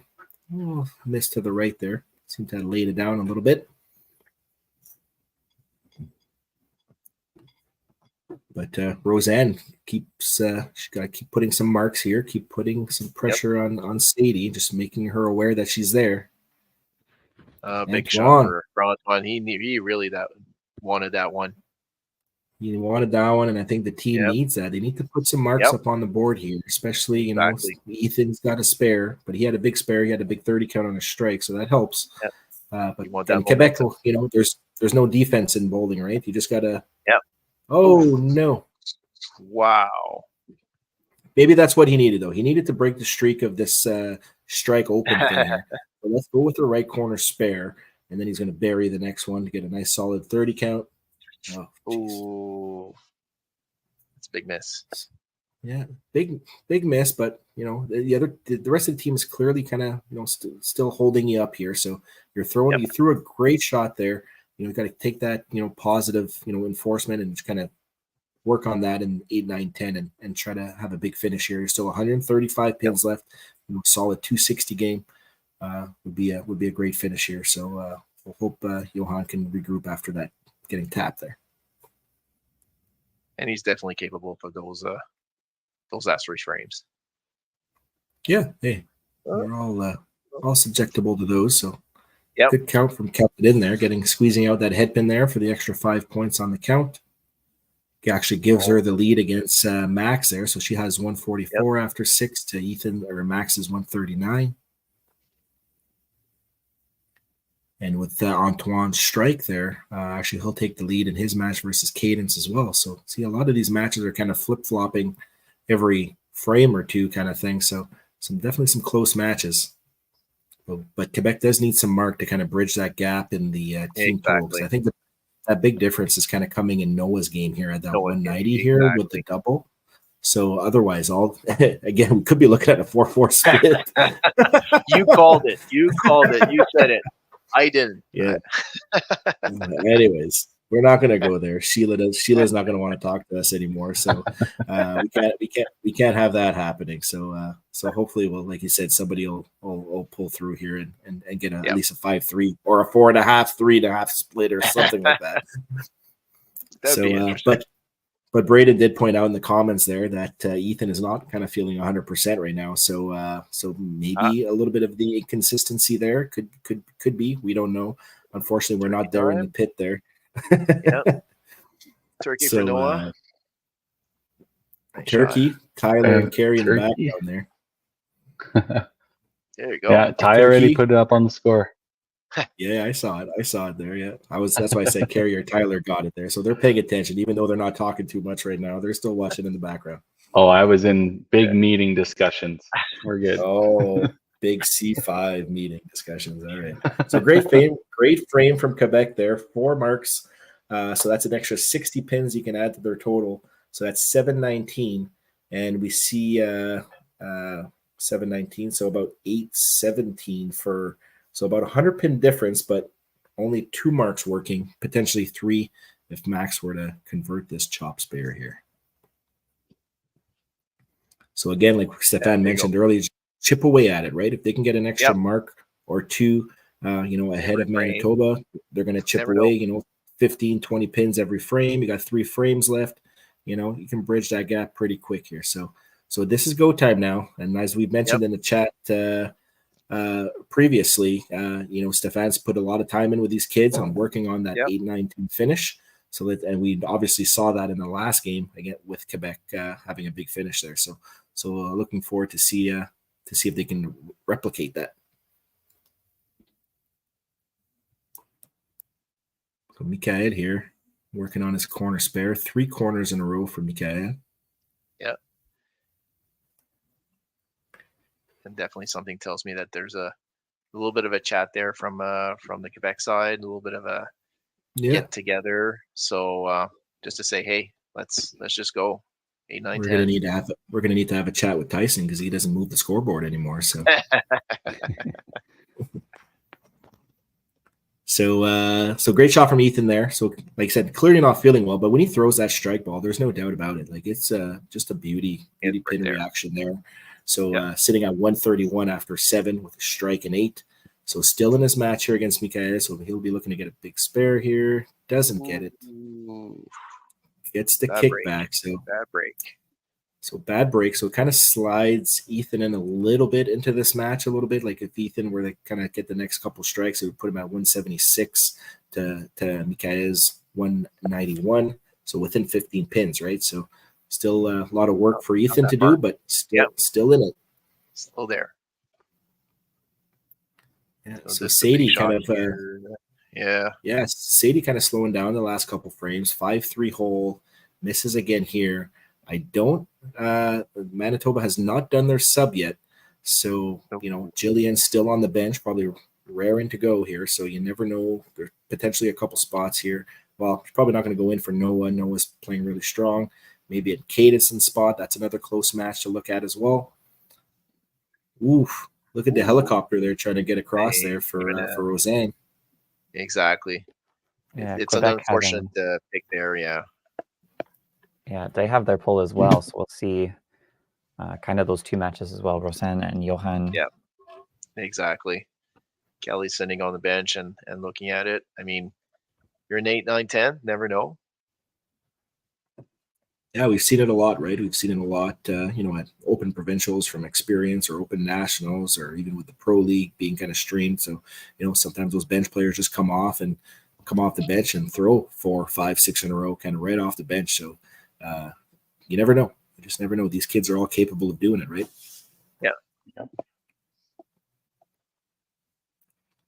So in that first spot, again, a little bit of a lead for Mikael, but Ethan kind of bridging that gap a little bit. Sadie, pretty strong lead in the second match there versus Roseanne, about 52 pins there. And then this third match is really close here. See if Antoine can throws it through the hole. So that's basically a 1-pin lead after 7 frames. And now we'll see if Cadence can find the side of the middle here.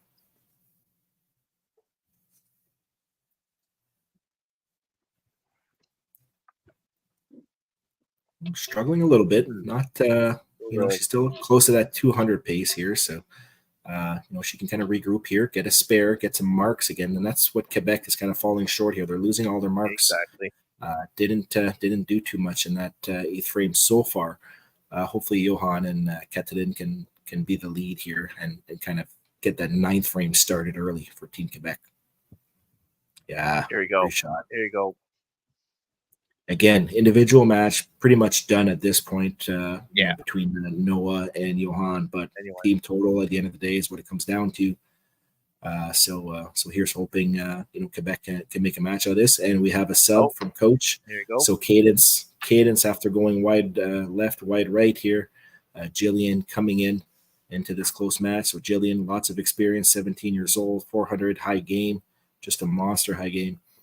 So we know she's got the experience to get into the end of this match here to push hopefully Manitoba into that finals at the Consolation. Good spare there from Catherine. Still want to post up those marks and stay in the game. Yeah, absolutely. She's still in her individual match, and with those 2 marks, Quebec will be sitting at 800 after 8 frames. And right now we have Noah, I believe, on a triple. So Hambone potential coming up here. Get your clickers ready here. But Noah's clearly playing a great match right now, feeling really good. Oof. Oh, wow. Doesn't get the kickback on that right corner pin. A little full kind of coming across there, coming from right to left there. But great count. Monster count for team total. Sitting at 261 in the 7th. Jesus. Great game going.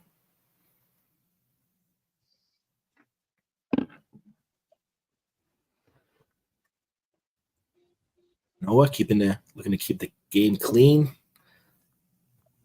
Doesn't make the spare, so he'll be sitting at max 276 after 8, which is a hell of a game going. Still with 90 left, really good game. Potential 360 plus game up here. So great game from Noah. Exactly what he needs to do to be the leader. Last game we had Max kind of being that guy, right? Shot that 270, 280 game.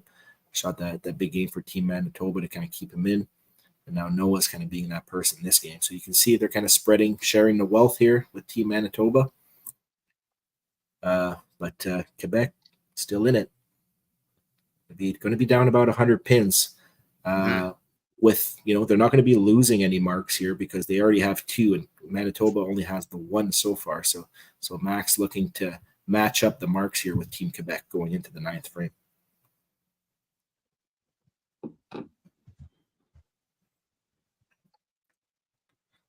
And a plow. So, that tightens things up, and that gives, Catherine a little bit of a lead in her match now as well, especially with that mark working. So, again, individual points. Looks like if we start from the top, so we're looking at Quebec at the top with an early lead. Manitoba in this 2-hole Really close match in the 3-hole here, 143 to 150. You can really go either way, but so far advantage Manitoba in the 4 spot, and then advantage Quebec at the bottom. So very close. Again, big difference here in that pinfall is that 274 to 127 in the 7th frame for Quebec is kind of being that big bridge gap there. So the team's got to rally together, try to help out the team here and try to close that gap. So 800 to 936 with a slight advantage in marks going to Quebec. So they got to really put the pedal to the metal here and set it up for that big 10th frame. So like the last game, it's one of those things like you never know. Just like keep at it, chip away at every single frame and see what happens. This game is so simple from a scoring perspective, right? Because the goal never changes. You're trying to knock down the pins. You're trying to get a strike. But it's the mental side of things where when you're looking at these things, it seems deflating. It seems defeating, right? But you know what? You just got to bear down and keep it simple, right? Get that KISS mentality, keep it simple, stupid kind of thing, right? Just it's a very simple game. Throw it down the middle, and then that's all you can do. You can only control. There's no defense. You can't, psych out the other team, right? You can't do anything like that. You could only control your next shot. And look at Quebec. There you go. That's got what you want. strike. Manitoba, Ethan gets a head pin there. So tough, a little bit of a tougher game for Ethan in this game, but still trying to pin it out. Got that big count on that strike. So we're looking to get to 171 after 9. And again, all these pins help out for team total. So good cleanup from Ethan. Yep. Good 15. Good 15. So he's got 45 left for a max of 216.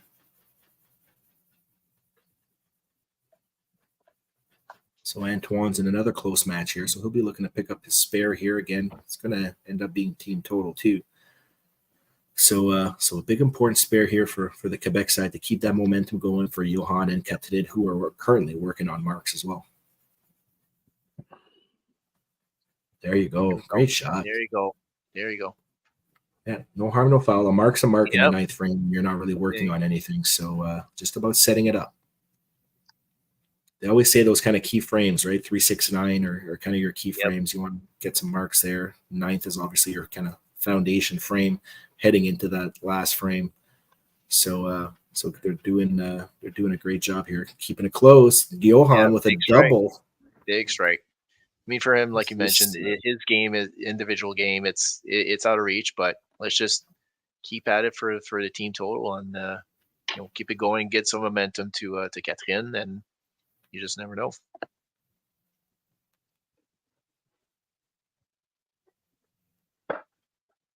Here we go. There you go. Good half from Sadie there. Great frame from Quebec. Quebec. Look at this. Quebec making a run here, maybe. They have 45, 30, 30. Quick gorilla math of 105. So 905 now with a ton of marks working. And Manitoba, the bottom 3 bowlers, aren't really working on anything. So, great shot from Jillian coming off the bench. Yep. Keeps her in control of her match in that 3 spot. And we'll see if Noah can kind of regroup. Shot a pretty decent shot there. Just didn't cross over enough on that left pocket shot for that right corner in 8. But he'll be looking at, clearly playing really well.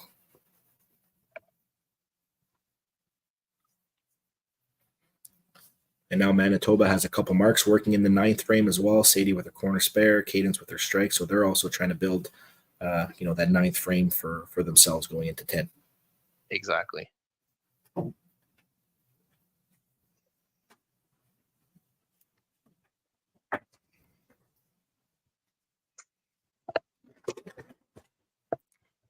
Little wide right there for Noah. Didn't get it out there. Maybe not as aggressive enough to get it out to his arrows there. So a little bit of a miss, but no harm, no foul here. Just keep it clean. Keep the marks rolling for Team Manitoba. And obviously he's done everything he can in this match already. Great game going. Good Great job. half from Noah. Great half. Get it on the pin side. Good confidence stroke there.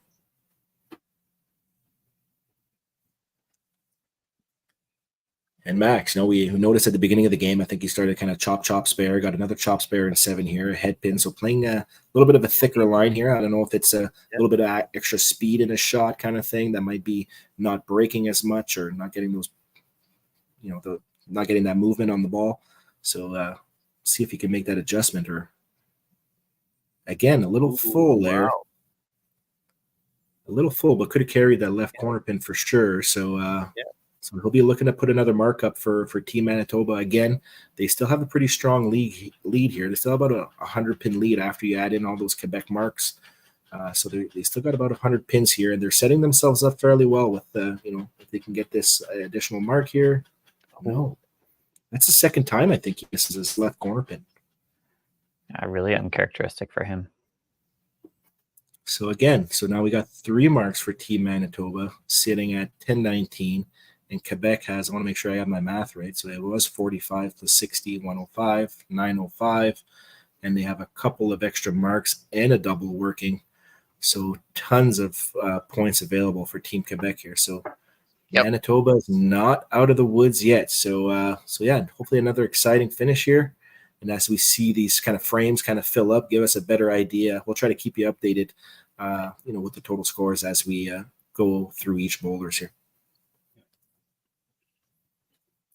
So game 1 here, Ethan needs to strike out for 216. So Mikael is already sitting at 206 with 2 balls counting.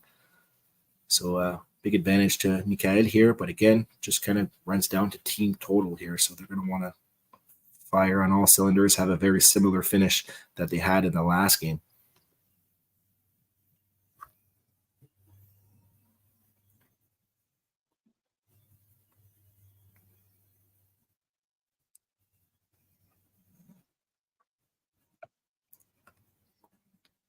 Ethan, just a little light there on the right-hand side. Just couldn't get it out there just enough to get to that middle or the side of the middle. So you take a little breath here. A little breath here. Make sure you get your 30 count here for your team. Mikael. Nice shot. Great shot. Quebec making it interesting. Quebec making it interesting again. Quebec likes to live life on the edge here, or what? Like, geez. A little bit. Why not keep it? My heart can't handle this anymore. two games back to back like this. Jeez. So 1 point to Quebec. That strike from Mikael definitely confirms that. Ethan looking to add an extra 15 to the team total for Team Manitoba. Another power chop there. So 12. Ooh. Not the ideal count that Mikael was looking for there, but definitely want to be inside those pins now. But I think he would have wanted to have that shot back. Yeah, but still a very respectable game here. If you can get on the inside here, get that 10 count, you'd be looking at over 250. All right, a little heavy. Get the extra deuce. No, 23. So 247. Yep. So pretty good game. Pretty good game. Got that first strike in 10-2, which was a big advantage, especially after Ethan went 5 spare. But Ethan did get the big 12 count there, so didn't lose any ground, that's for sure. So now 856, and we're counting an extra 45, 60, 30, so 90 pins, so 946. Oh, that was a big miss, unfortunately. It looked really close too. I thought she was going to slide that one in. Yeah, and with Sadie going 3 pin through the hole. Oh. Yeah, that's a win. Sadie's singles match will be is safe though. Yep. So unfortunately, Quebec hasn't really bridged much gap in the total side of things, kind of thing, because you're adding 60 at this point or 75 at this point. You're looking at 971 and at 1050, so about an 80 pin spread. That double can still be huge from Johan, right? Exactly. Lots of counting there. And if Antoine here can throw the first one, make him think a little bit again, right? Oh, great shot. There you go. Into it. Big 30 count, and that keeps him close in his match too, because now Jillian is working on the strike here. So she's going to have to put up a score here too. Oh, no. Ooh, what? Wow. Set of aces. So, great count, unfortunately, but that looks like it's going to put that match into Antoine's favor. Yeah. So now he's just looking to add on 190, an additional 30 pins for total here. Great There we go. shot. There we go.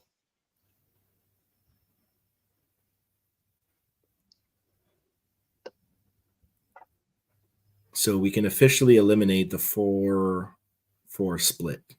It's Yep. officially off the table, right? Okay. Yeah. Yep. So We will someone's be moving winning. on. So someone's winning. We Northern will. Ontario, Somebody's moving. get ready. Yeah. Who will it be? We don't know yet, but Quebec is making a run again, though. Look at this. Antoine, Oh, okay. Good 43 count. count, 216, takes the match in that 3 spot. So Quebec with 2 points, 2-1 after 3 bowlers, and they're counting an extra 60 on top of that. So 1029 to 1080. 80. So a 60 pin game with a double counting here. Yeah, So this this next is ball a big is shot. huge. Yeah, that's pretty much big shot for him. Big shot for Quebec. Oh. Like a big plug, eh? Jeez. Yep. So unfortunate there for Johan, tried to set himself up for a big finish. He kind of was strike miss throughout the game and hoping he had found it for the big finish here, but still keeping the enthusiasm up there, picking up his pins, picking up the counts. But that big strike from Noah too, from Team Manitoba, that might have been the nail in the coffin, as they might say there. Great work from Johan, though. Love the attitude. Great job. Gave himself a chance there in that last frame. So, and Noah here looking to strike out here for another monster game. Look at this. Walk away, turns around, right pocket. He knew it. Great shot from Kettadin too. She's played well both games as well, so you can tell why she's been the anchor. Just kind of steady, other than her strike in the 5th frame. Like the first 9 frames was just a bunch of spares, one little blip in the 4th or 5th frame there, but otherwise clean throughout. So really great showing from Kettadin. Yeah, another strike for Kettadin. Yep. Turkey. Yep. Turkey for Noah. 344. Nice game. My dog got fired up about that one too. It's okay. I got the mute button on now. 344 from Noah. Unreal. Got it in with another hand bone to finish. Hand bone. Great job. Great job. Way to keep that close, and great 9-10 for Team Quebec there to really make this close. Max just can't find an answer on this set of lanes here. Chop, head pin, left, right. You name it, he's got it. So it looks like it'll be a 5-3 split. Team Manitoba advancing to face Team Northern Ontario in the finals of the Consolation for the Antique Gold. Can't get much closer than that, though. 2 matches, 4-4, 5-3 splits. Yeah. Pretty well matched up.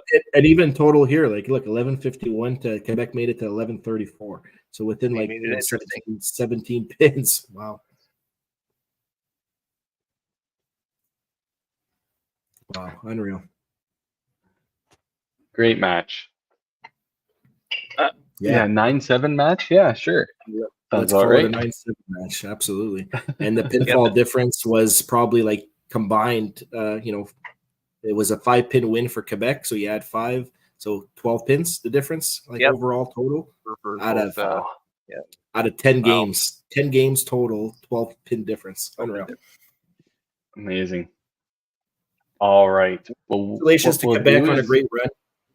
Yeah, that was a really, really fun time. I mean, came up a little bit short, but I think both teams did a really good job. I mean, that's what you want to see, like those close matches, and those are heavy shots to throw at the very end, and sometimes you get it, sometimes you don't. But it was very, very good showing for Quebec, and congrats to Manitoba, and we'll see what they do with the last match for the consolation round.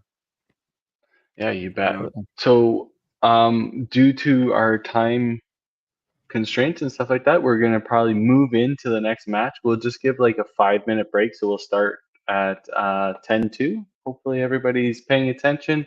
We'll put a banner up on the screen. We'll just do a quick time interlude, and then we'll get that final match started here for the gold and the consolation. Antique bronze. That's good. Antique bronze. Yes, sorry. All right. Cheers, We'll guys. Right. thank you very much, Stefan. We'll Merci see you beaucoup. later.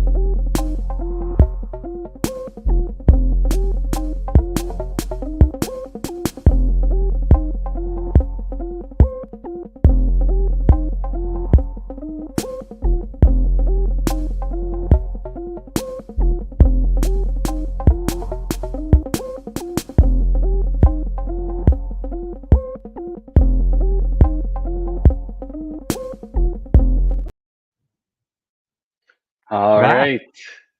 We're back. Feels like We're it's been ready for this forever final match. since we had to start a game. Yeah. So we are going to have an interview with Quebec, their coach and one of their players after this final match.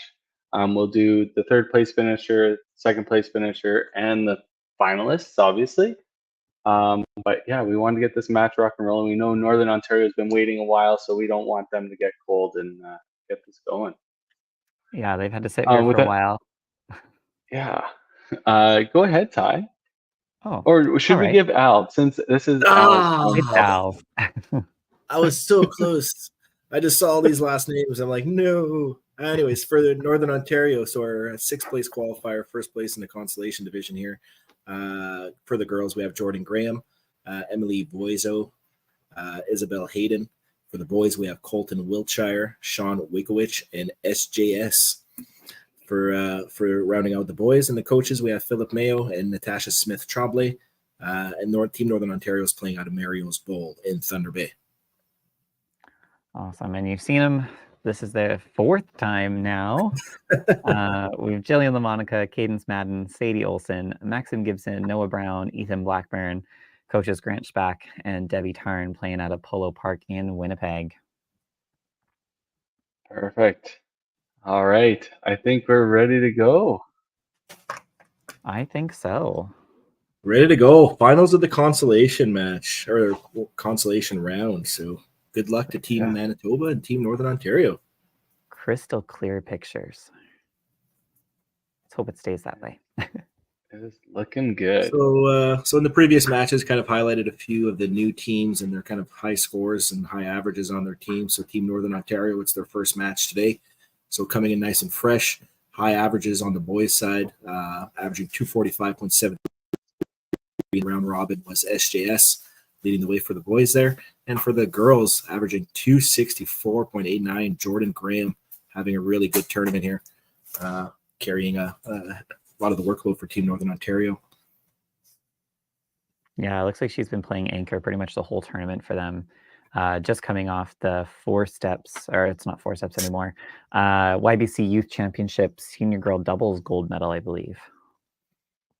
Yeah, they went on a hell of a run. I think they had won, I believe, their first 11 games or something like that. So they really kind of ran away with it. I think they might have won like 15-2 or something like that. Like just an unreal kind of win-loss record for Team Northern Ontario. So great job to them.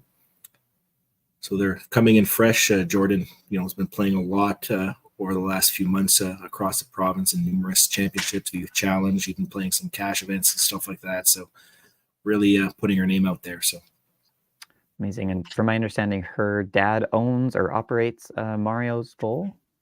Yeah, if I'm not mistaken, I believe the Graham family is the general manager of the bowling center. I believe Bill is an avid 10-pin bowler with a couple perfect games under his belt. So definitely a bowling family. Just interesting to see the Jordan kind of excelling on the 5-pin side and Dad excelling on the 10-pin side. And I also heard that Jordan's mom, I guess, competed internationally in 10-pin in Mexico or something like that. So a very very well versed family in the bowling world for sure. That's wicked. Yeah, so a little bit of a start here. Ethan, Manitoba just kind of starting up here, only on their second bowler. Ethan starting with a spare. A couple head pins here for Team Northern Ontario, for strike in between from Emily. So Shane did actually start as the anchor, I believe in day 1. Okay. Now they got him running 4-5 here. I think part of the stream yesterday, I believe Shane was in the leadoff spot. So kind of a versatile, lineup between Shane and Jordan. But you can tell from their averages that they're the two highest average bowlers out of Team Northern Ontario right now. So Right. they decided to slot him into the 4-5 spot here in this Consolation finals. Nice. So yeah, Greg DeGrazia letting us know that Jordan is the only one that picked the right version of bowling. She's clearly picked the right one because she is just throwing bombs out there, averaging on nearly 265 so far, and now anchoring Team Northern Ontario in this consolation finals. It's amazing. So, looks like Manitoba's having some issues with their lane there. A couple of their bowlers sticking, taking some practice slides. Yeah, well, they've clearly been playing, fairly well in those first few games that we've seen them play. They're not really any. It was a bunch of 1100s, I think, that they've been posting up. So some respectable scores coming out of Team Manitoba. A little bit less than probably what they've been averaging, because I believe when we looked at the team averages, they were nearing that 240 mark as a team. I'm going to find it here. I think it was 235. Team Manitoba, 235.36 that they were averaging. So kind of right on par with their averages. That 1150 mark, I think, is that 230 average. So maybe just a little bit less than that. But kind of average bowling. So hopefully we'll see some big scores here from both sides. Yeah, absolutely. And if anyone is interested, the championship stream has completed. Big congratulations out to Team British Columbia for winning. Congratulations, Team BC. That was, I think I watched the first game of the live stream. I think it was against Team Northern Ontario, actually. And you could just tell that the crowd was behind them the whole way. They had a lot of enthusiasm. The bowlers had a lot of excitement on the lanes and stuff like that. So really, really cool to see them kind of carry that and see it throughout the tournament. Like they were in first, I believe, after day one, held it after day two, and then finished the job there in the championship bracket there. So congratulations to BC. Yeah, absolutely. They were very dominant. I think they only dropped one team total to Saskatchewan, and they just were in control for the rest of the tournament.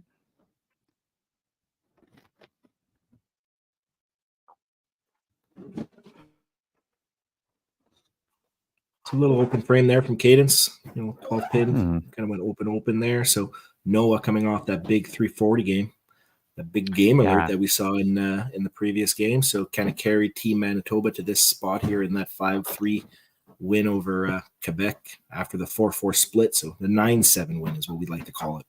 A little bit of a stumble there. Yeah. Stick plant and throw the bomb. Don't matter where you throw it. Does seem like, I think Sadie had the same problem there. So we'll see if this becomes a reoccurring issue for the team here. Yeah.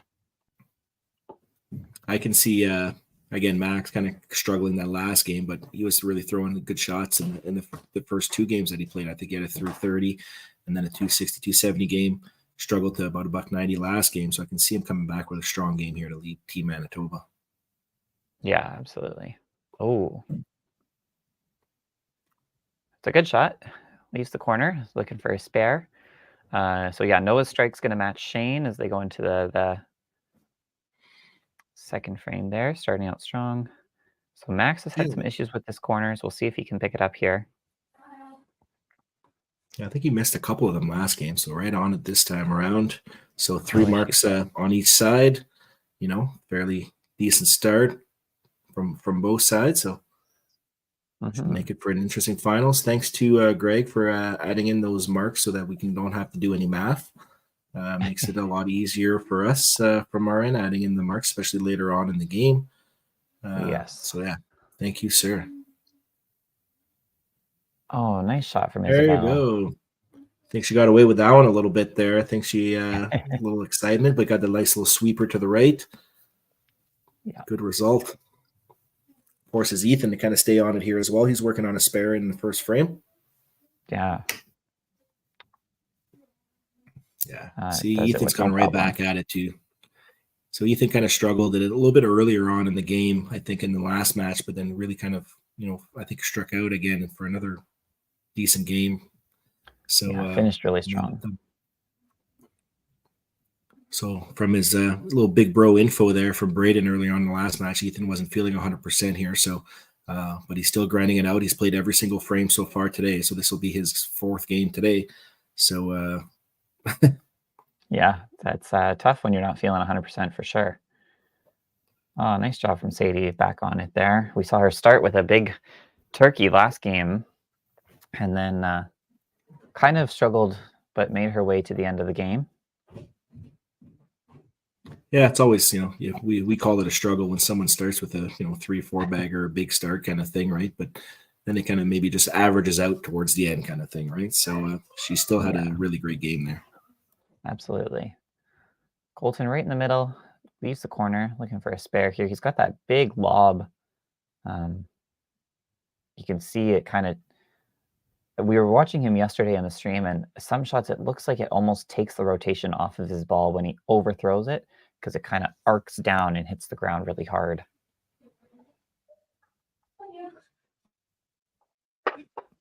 There you go. Good Also pick saying- up for Colton. Taylor was saying yesterday too, there's a splice just beyond the arrows, and Colton sometimes can hit that splice and then his ball will take an extra hop, or if he doesn't hit the splice, it lays down nicely. So a little bit of a hiccup. Yeah, something that you would notice on a live stream like this, right? The particular lane conditions, little kind of different quirks and stuff like that, in each respective house, right? So good insight from Taylor there, being a Mario's bowler himself, being from Thunder Bay. So obviously pretty familiar with the conditions over there. So good inside scoop. Noah's looking to double up, put the pressure on Shane as he goes just a little right there. Yeah, 30s are good where I'm from. So a good little 30 count here for Shane to start would definitely keep him well close to Noah there with his strike to start as well. Yeah. Oh, almost. Really thin. It's a chop off. Chop offs. Haven't seen a shortage of those today. Nope. And then on the Quebec side, it was corners. Lots of corners the last game. Yes. Yeah, that was an insane amount. And, any of those kind of turn over into strikes, and we've got a whole different ball game out there. Well, that's the thing, right? That game ended in being, 17 pins, the difference kind of thing, 11:34 to 11:51 or something like that. So very, very close game. Those two games were all close. To have a 2-game total go 9-7 and total pinfall be, within 10 pins, it's crazy. Yeah. Jordan throws another great shot, gets a corner out of it. And Noah struggling with the spare there. Goes the chop cherry. Dreaded chop cherry. Ooh. Yeah, Jordan wasn't sure about that one if it was hanging on, but obviously Jordan, being from this bowling family that manages, Mario's bowl, probably very familiar with the conditions and how to work it to her advantage. So good to have a hometown lanes kind of thing, right? So absolutely. Most of the team from Northern Ontario is from Thunder Bay. I believe Emily is from Elliott Lake. So big portion of it. I think one's Nanu Lake or something like that. So yeah, Emily, there you go, from Northern Ontario, 15, high game 277. So, some good scores from 15-year-olds out there in Northern Ontario and in Elliott Lake. So Max, again, very, very kind of, he's a little bit of a heavy shot on that left corner pin, and now he's punching in the second frame. So Jordan's going to take a little bit of a lead there for Northern Ontario at the anchor spot. Otherwise, only the 2 marks from Manitoba, 2 marks from Northern Ontario. So again, fairly even. Totals 164, and you got 165 plus this ball here from Max. So total still very close after 2 frames here. Yeah. No runaways, not after 2 frames at least. Northern Ontario is going to look to improve. Only 2 marks that frame, so they're going to want a few more than that. Yeah, absolutely. And this is the last game, right? So this is for that antique bronze medal, winner of the Consolation finals. And again, I can't stress enough how important it is to get these kids, even on the Consolation side, to get into these match play kind of formats, these step ladder formats, and just get familiarized with it, right? Because otherwise, sometimes those bottom teams, they don't get to make that Sunday, or they don't get to play a playoff round. So having this Consolation round is a huge asset for these kids' development moving forward. Absolutely. And that was the goal of C5 with that change, is to kind of, have all of these teams experiencing those high pressure situations and hopefully help develop kids' skills for future nationals. And And you can tell even on the consolation side, like these kids want to win, right? You want to win, and we're all competitors, whether you win the consolation or win the championship round. It's you're still playing for something. So I think that's huge, and we can tell from the stream all day today, all the kids, they were showing a lot of energy on the lanes, on key shots, and trying to win that, try to get to that next match, right? So absolutely. So the magic of the chop spares seems to have worn off. We used it all up in our first game. Are just as challenging now as they are for the rest of us. Great shot from Colton. 3 fast marks from Northern Ontario. Sadie's going to look to double up here. Northern Ontario's only got the 1 miss so far with Shane in that second frame. Otherwise, they've been on the middle. They got 3 hit pins there, and they got 3 corner pins. The rest are strikes. So Team Northern Ontario definitely all over the middle right now. So see if they can keep the momentum going throughout the lineup here. There we go. Great ball. Nice little tight squeeze shot there from Shane. Got a good pin action there. That's what happens when you keep plugging the middle, right? Keep hitting the middle. Yeah, they're gonna go. Hit those bricks. Yeah. Not on that one for Jordan though. No, she's a little short with her arm swing. Kind of placed the ball out there and looked for the strike instead of driving through, being confident with that shot. Important for Jordan to keep pinning here for Team Northern Ontario. Max has a little bit of a slow start here, but that open frame from Jordan will open the door for Max. He can post up a mark here and really kind of bridge that gap in that individual match. Mm-hmm. But great frame nonetheless from Team Northern Ontario. 4 marks and a head pin, so it's what they want to do. Usually as a team game, if you get 4 marks a frame, you're pretty happy with that. Yeah, especially, Manitoba's opened their first 2 bowlers. So you're going to have more marks than they will, and you're counting a double. So it's certainly lets you continue that momentum, feeling loose, not feeling like you have to press to get ahead of the other team. Yeah, we saw a lot of that, I think, in the last match. A lot of that pressing, because we saw a lot of head pins and stuff like that pop up in 8, 9, 10. I think on the Quebec side, more notably, kind of thing. So, it was. You definitely try to avoid those situations. If you can pad a lead, play with the lead, right? You got to take advantage of those moments, right? So, be interesting to see what these kids. A lot of the Northern Ontario team, well, a lot. I know a couple of them have a lot of experience in these scenarios as well.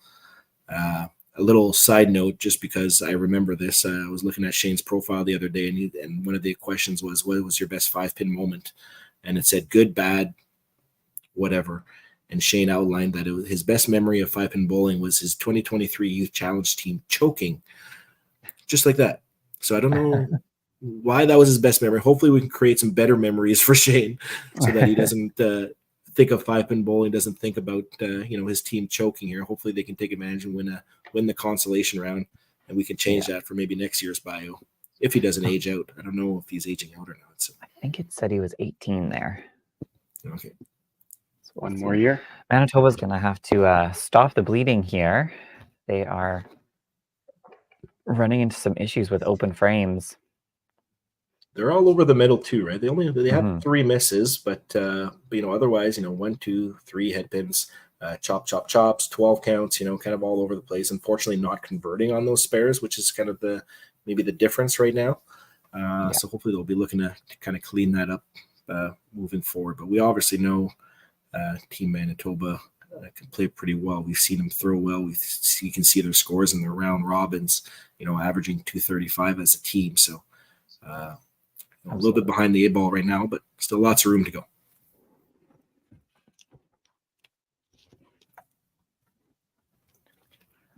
Okay, let's take a look at Noah, our big shooter last game with a 340. Let's play a card. Here we go. So he's from Winnipeg. He plays originally out of Dakota Lanes, which is also in Winnipeg.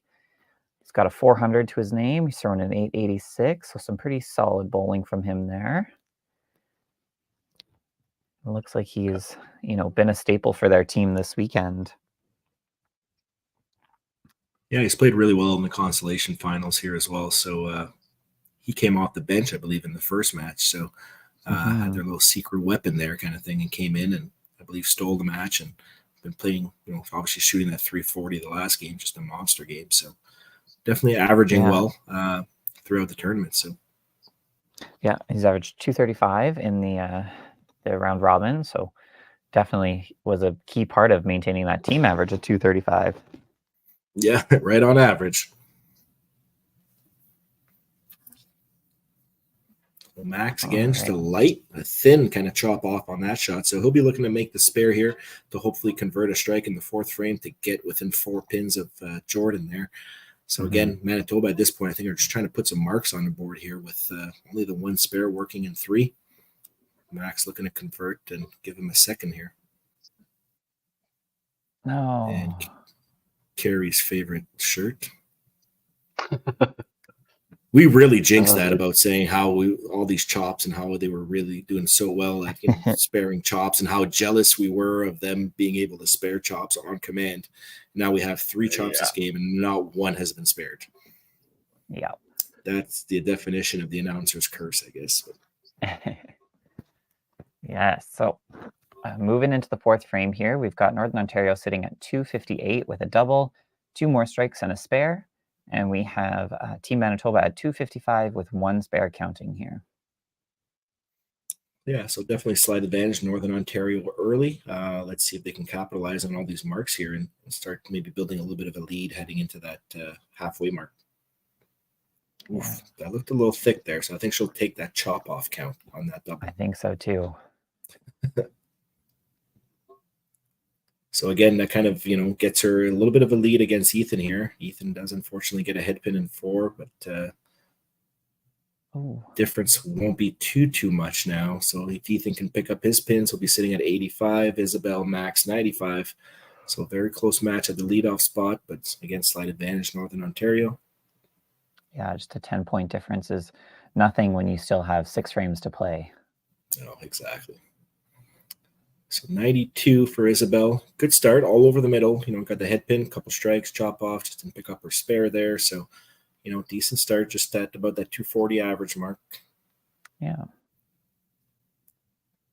Nice ball from Emily. Just tracked right onto the head pin there.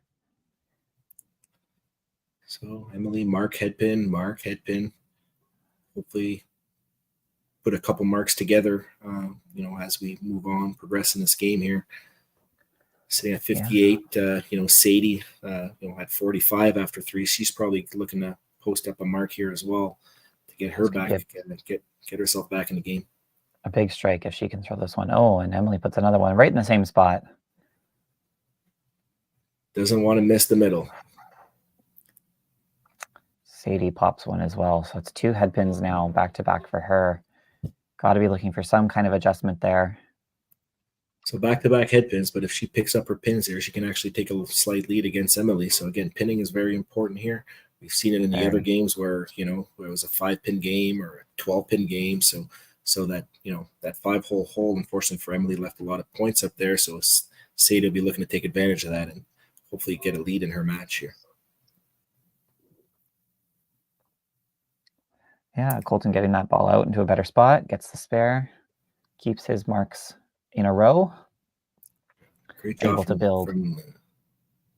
Great shot from Sadie to pick up her 15, takes that lead, and like you said, good half, big 30 count. 30 counts are good. Yeah, absolutely. Cadence now looking to start something. A slow start the first 3 frames, sitting at 39 in the 3rd frame, but we've seen her throw some pretty big doubles to win matches, or at least put herself in a good position to win a match. So. Yeah, Cadence plays that back up from the right side there, and once it gets to that track into that right pocket, she's been throwing some good shots, but that struggling a little bit to find the middle. That was not the one. No. Yeah. Shane getting fired up. Yeah, he liked that one a lot more. Big double for them there. Yeah, they were Northern Ontario kind of came out to struggling in that 4th frame with a couple open frames there, but Colton, Shane, Jordan looking to answer. There we go, Team Northern Ontario. Well 3 marks at the bottom there to keep that momentum after they're having 4 marks in the previous frame. So yeah, and you could see from Jordan that was the ball of someone who has experience at a national competition. Her team was starting to build momentum. She gets up there, throws a simple, easy shot, and just comes straight back and slaps hands, ready to move on. Yeah, she's been playing really well, and she's had a few battles with one of our local bowlers here at the provincial level. So we've been kind of keeping track of Jordan and seeing her name there as we're kind of following our own local bowlers. So we've seen her for the last few years kind of come up through the YBC ranks, and it was nice to see her up in Timmins at the Invitational, and now winning gold medals at national championships is just unreal. So she's definitely someone to keep an eye on out across the country and in Northern Ontario. Absolutely. So Noah throws a strike, which is a big swing. Hopefully his team can keep that momentum building, keep them in the lead against Shane for now, as we see what Shane does with his double there. Sitting at 86 through 4. Yeah, exactly. Real close match. Manitoba just getting into some headpin trouble there in this fourth frame. The first three bowlers, headpin, and a split. Noah finding the side, and Max now just trying to carry that momentum for the team into the next frame here. That was a great much shot. better ball. Really well done there. Yeah, that's got to be his favorite pocket, his favorite preferred pocket, I guess, is that right pocket. He's been getting some good reaction when he's in that pocket. So great shot from Max. So moving into the fifth frame here, we got a 30-point spread between the teams. So 1 mark is really all we're looking at here. Yeah, real close from a team perspective. Just a double working for Northern Ontario here, which can build a little bit of a spread there. But great ball. She loves it. Isabel doing a little dance off the lane there, coming off her open frame in 4. So clearly playing really well all over the middle. That's all she can do. Yeah. Nice ball from Ethan. Doesn't get that 3-pin to push, though. Much better. Wow, we're building some momentum here for Northern Ontario. So that leadoff bowler, Isabel Hayden from Thunder Bay, plays out of Mario. So again, very comfortable in that center. 348 high game, so big scores as well. There's a phantom gutter ball that just showed up there, so don't know what happened there. Coach is all over that, Mr. Mayo. So Ethan, good job on picking up the spare there. So gets himself to 100 after 5. So again, really close with Isabel there, who's sitting on 107, just strike versus spare. So mark versus mark. So still very close. Another one for Northern Ontario there with Colton Strike. Yeah, on his spare too. So another big 30 count that gets him to 86 after 4 versus Cadence's 54. So a 30 pins, advantage to Northern Ontario there at the halfway mark. Oh, that looks better from Sadie. Seems like she tried to kind of throw that one a little bit harder. You can see her shaking the shoulder out there. I like the aggression. Now we just got to find the side of the middle with that same shot. Yeah, maybe a little bit of an adjustment too, right? Going headpin, trying to get to the side of it. A little bit of an over adjustment kind of thing. Absolutely. So we'll see if she can spare that up. You saw Shane just now just kind of pitch out to the left there, so he'll miss his turkey opportunity. But looking to convert on the spare here and still have a solid start here and be at 95 after 4 if he were to spare this. So still in his game against Noah. Yeah, and Sadie gets her spare. So we've got 4 marks in a row now for Manitoba. So they're starting to build some momentum. Yeah, that's what we'd like to see. We want some marks across the board. We want to see some good scores from these kids. So it's Mr. Northern Ontario president watching along, cheering on the kids to the Consolation finals here. So Shane gets a little penalty shot there after missing the middle, so plugs the headpin straight back. So gets the additional count on the second strike to sit at 90 after 4. And he gets a kickback for the 15 to sit at 105 after 5. Not the most ideal ball for the kickback, but you'll take it whenever you can get it. Hey, you take it. You take whatever the bowling gods will give you. Exactly. Cadence looking at the offer mark here. Jordan squeezes one out. So again, we have Jillian. So I guess we have Jillian on the bench again for Manitoba.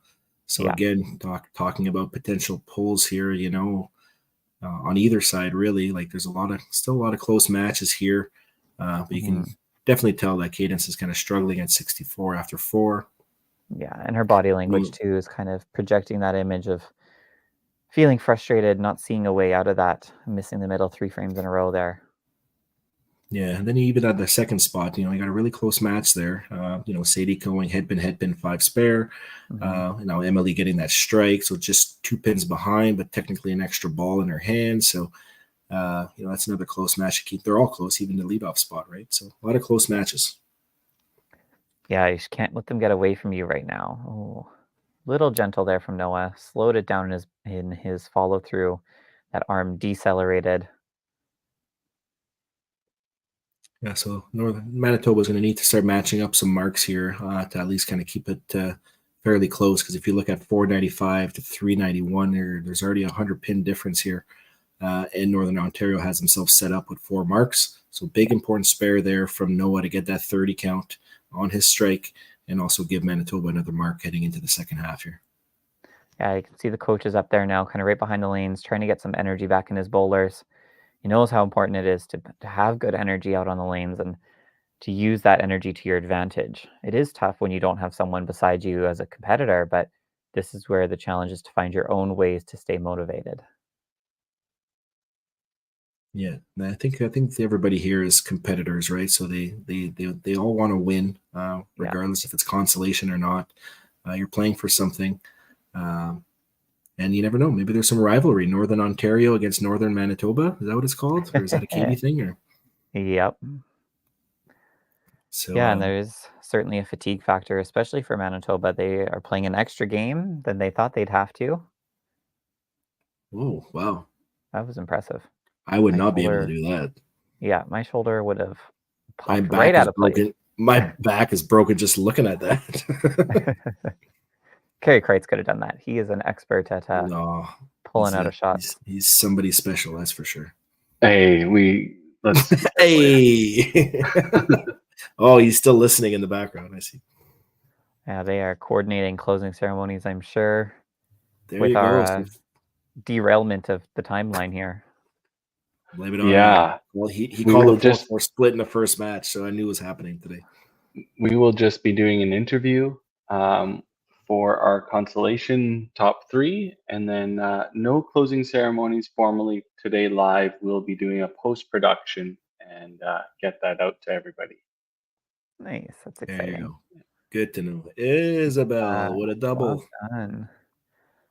So Be good job good. on Manitoba there, putting up 4 marks, 4 spares nonetheless, but 4 marks, kind of keeping that total close and hopefully something that they can build off of, starting the second half in the 6th frame here. Yeah. It's exactly what they needed to do after their start. Yep. Putting some marks in a row, building momentum.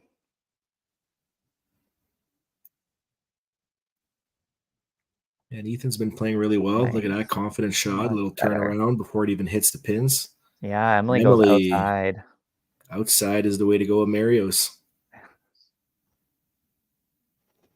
So that was a big spare. That gives her a big 30 count on that strike in the 5th frame there with Sadie working on her strike or on her spare. Sorry, that 30 count was huge. So she's not going to lose any ground regardless of what Sadie does here. Keeps that match close. Oh, that ball's out there. Oh, it's a little high. Drives the head pin straight back for a chop off.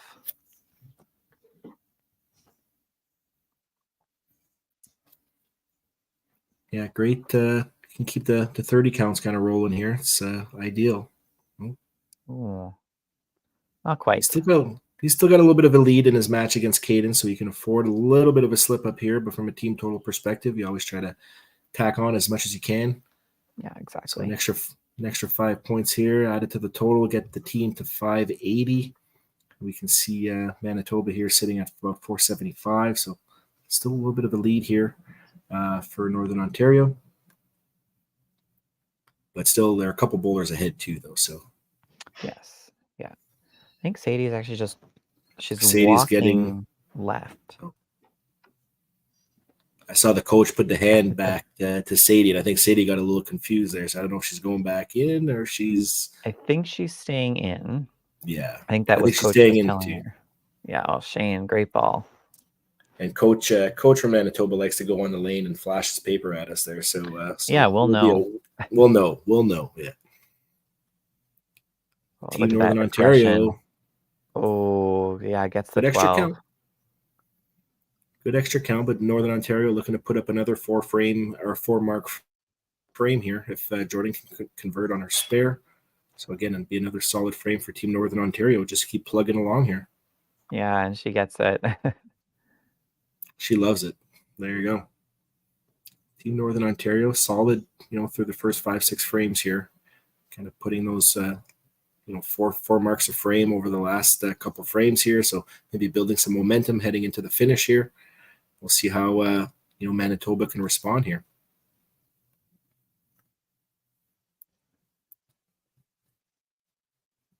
We'll see. I think this is where we might be seeing the substitution. Yeah. Well, here he goes. Hi. A nice wave and a sign. Perfect. So once again, we're going to see Jillian LaMonica come in for Cadence. Okay. See if her experience as a competitive bowler can help turn around the momentum for Team Manitoba here. Yeah, I need to get some marks on the board here. Still a possibility for 4 marks for Team Manitoba. So I think that's always the state of mind. You kind of want to get a bunch of marks up there. So, all right. Hey, that'll count better. Gives her an opportunity for a spare. Come on. We're due for a chop spare here. I have faith. I have faith as well. I don't know. Whoever's bowling over on 3 lanes down throwing throwing bombs. Get over there. Oh, man. That so was close. So another open frame for Manitoba there. So Cadence / Jillian will be sitting at 79 max there. So Colton will have a pretty good lead in that match of about 50 pins heading into the last 4 frames. Yeah. So that is going to be the difference maker. Manitoba's going to look for maybe someone like Ethan to keep those marks going and kind of balance out that big gap that the third spot has created. And all the other matches are fairly close, right? Max throws a shot here. He gets to within 10 of Jordan or 15 of Jordan. Noah can actually take a little bit of a lead in the second match here with a good shot. And as from a team perspective, that'd be a big 30 count on the board for team total. Yeah. And as well as the individual points. So yeah, a lot of these matches are really close within a ball or two for sure. Absolutely.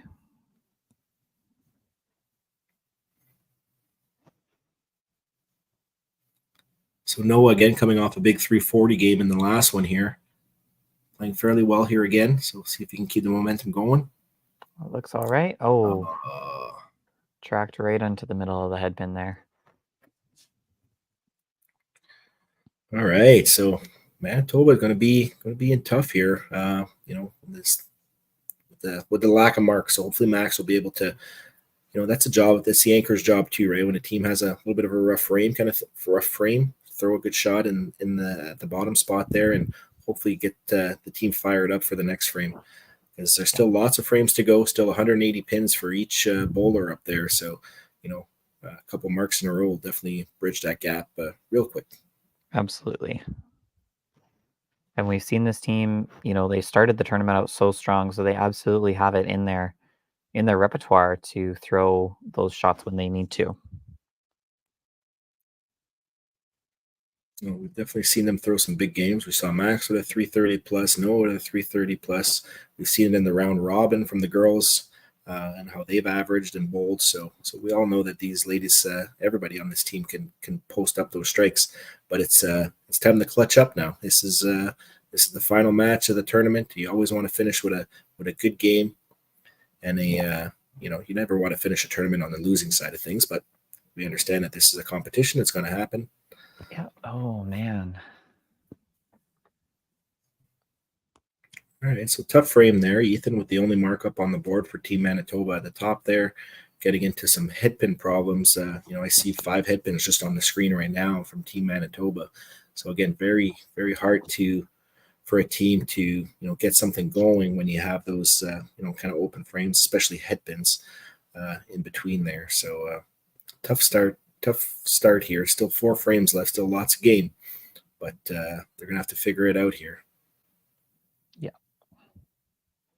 And on the other side, this is a big opportunity for, again, Northern Ontario to pile on some more points and increase that distance and kind of get towards that point of solidifying their win for the Consolation side. So they've got a big task here to just kind of do what they've been doing and not let themselves get complacent with the shots. Yeah, well, especially, they've been, you don't want to talk about the term getting iced or whatever, but they've had a little bit of a break in this frame here. It seemed like they were done, fairly early in that Manitoba frame. Obviously Manitoba struggling didn't help the situation, but here we go with, Isabel with her head pin on that double. Unfortunately, not able to capitalize and get that turkey for the second time this game. But now Ethan can, throw a good shot here and take advantage of that head pin. Mm-hmm. Oh, no. Great shot from Ethan. Yeah, so that's a big opportunity for him. He's now taking the lead back in that match. Taking the lead back in the match, giving the team a double to work on, giving them hopefully, the bottom four there some life, hopefully saying, okay, Ethan's rolling, let's follow him kind of thing, right? So yeah, let's help them out. They got to do it. They got a little bit, Northern Ontario just lost their double, so they that's out of the way. So now you're up a double with Ethan having the double and Isabel, stumbling there to that head pin. So could be a TSN turning point here. Let's see how the team reacts behind Ethan. Let's see if they can post up some marks. Yeah. So Emily adding 20 to her score there with the miss. Yeah, so a little bit of a lead, 108 after 6 to Sadie's 90. So a little bit of a lead, but Sadie, we've seen her throw a few strikes in a row earlier on, not in this instance. Lots of head pin. Maybe these kids pressing a little bit, right? They want to win this Consolation finals. This is the finals. So they know it's their last game. Mm-hmm. Maybe pressing a little bit, wanting it a little bit too much, because lots of head pins coming out of the Manitoba side. A few from the Northern Ontario side as well. So yeah. And you can see that with Sadie's timing, just way off there. She's letting the ball go right at her foot. Her hand's on the side of the ball. Yikes! So gonna look to fix it here. Oh, 7 count. Another head pin, leaving lots of sticks out there as well, right? So gotta focus on that in these situations. It's a grind. This game seems like might be one of those grinding games kind of thing, but those are sometimes you need to win those in championships, right? They're not always going to be 12, 13, 1400 games. Sometimes you just got to grind it out and win those rough games. 100%.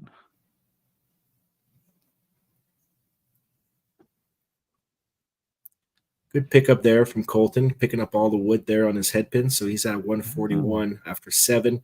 So with Jillian missing that shot there, she'll hopefully get her spare, get to 94.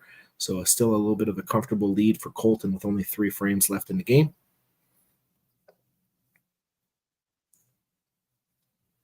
And we'll see if Shane, now that Northern Ontario is kind of slowed down, talking about icing themselves, after that strong 6 frame, 3 open frames to start with 2 head pins. Let's see if Shane can get them going here. Oh, a little fast, missing right. Frustrated with that one. He knows his match is the kind of the one up in the air right now. Yeah, Shane's probably, I would say his miss is probably more of a speed thing kind of thing, right? He throws a really hard shot, a really aggressive shot. So I would assume if his feet get a little bit ahead of himself, he's got a very slim margin of error there kind of thing. Yeah, for sure. To well went out to the right. So hopefully he'll fix that up here and pick up the spare, get a big 30 count for Team Northern Ontario. Oh. Locks it straight back. So now Northern Ontario looking at only having 1 mark this frame, depending on what Jordan does here. Manitoba has an opportunity to put 2 more marks up on the board, working on a double. Double, exactly. So could flip-flop real quick here. So Noah, seeing Shane kind of open up on that strike. Maybe he's seen him. I don't know if they're actually watching or not. But yeah. Good opportunity. And then another one. DJ Khaled gif. Yeah, another one. Another one. Like we've seen a lot of those from that Manitoba team this game. Jordan, She does the hands on the hips. Gonna tell Dad to fix that lane later. So that should have been a strike. So that's a right 12-12 for Jordan in the last 3 frames there. So great counts. She's making her spares. That's all you can do at this point. She's got a comfortable lead over Max right now in the anchor spot. So keep making those spares, keep getting those good counts, and you're not going to hurt yourself or your team too much. No.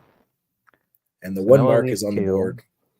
Yeah, only 1 mark on each side here. We'll see if Max can add one for Team Toba. He's so strong that first game. And it's got to be tough too. And it's got to be tough too. Like, yeah, as a whole team, right? The head pins are everywhere. It's not like just one particular person getting a bunch of head pins. Everybody's getting them. So it's like, you know, you're in the lineup. You're following that, right? You're not getting any momentum.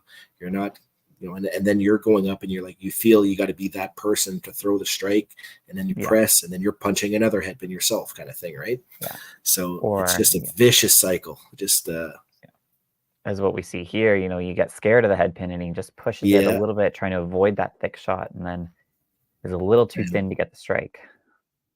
Yeah, so now he's facing a toughest spare in bowling. So see if he can convert it, give Manitoba that extra mark that they need. Oh, just inside again.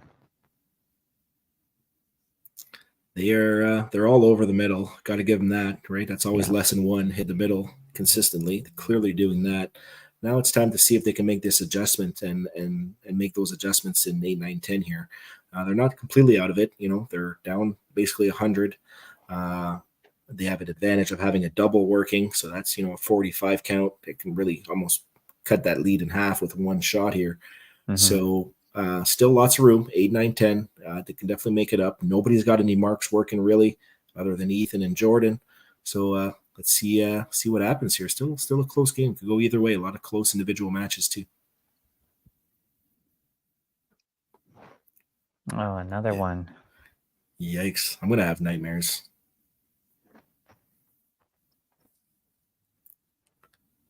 A lot of head pins, but see what Ethan can do here on his double. Yeah, definitely taking his time. Wants to be sure. Give Toba that lift that it needs. Oh, just outside.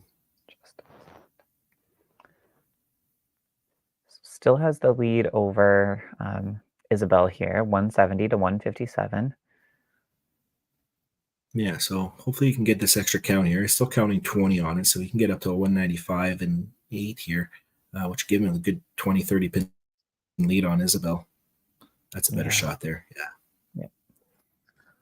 So 195 in the 8th with a spare working for Ethan. So he'll have a 23 pin lead plus a 1 ball kind of bonus here in the 9th frame. So a little solid lead there for Ethan. And a split. Another one. Another one. That's where we need the sound bar with the DJ Khaled on it. Another one. So yeah, tough go. No team able really to get any kind of momentum going. No big kind of team string of strikes. You know, we saw Northern Ontario get a couple frames of 4 marks, but nothing other than that. Really, nothing crazy to show for. Very close, tight match though. So can't ask for anything more from a spectator viewer side of things. So Sadie getting that strike, she's right back in her game now against Emily. So absolutely. Just keeps flip-flopping. Any mark next frame, and she takes the lead by 1. Oh, gets that ball out there. Oh, no. A split. In the middle.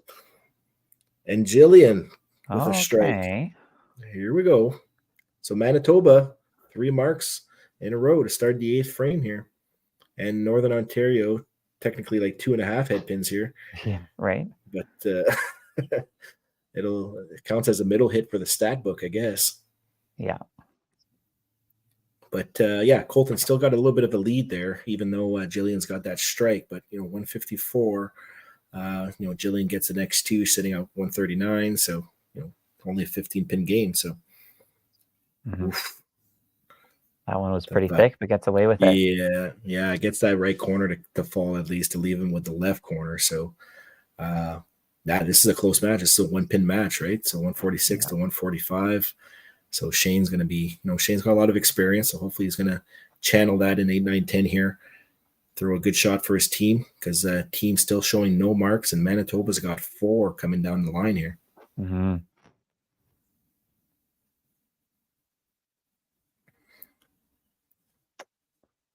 Oh, laid it down there a little bit, didn't get it out Yeah. as much as he used to. So he's gonna need to spare it up. Keep even with Noah. That's all that you can do at this point. Focus on that next shot.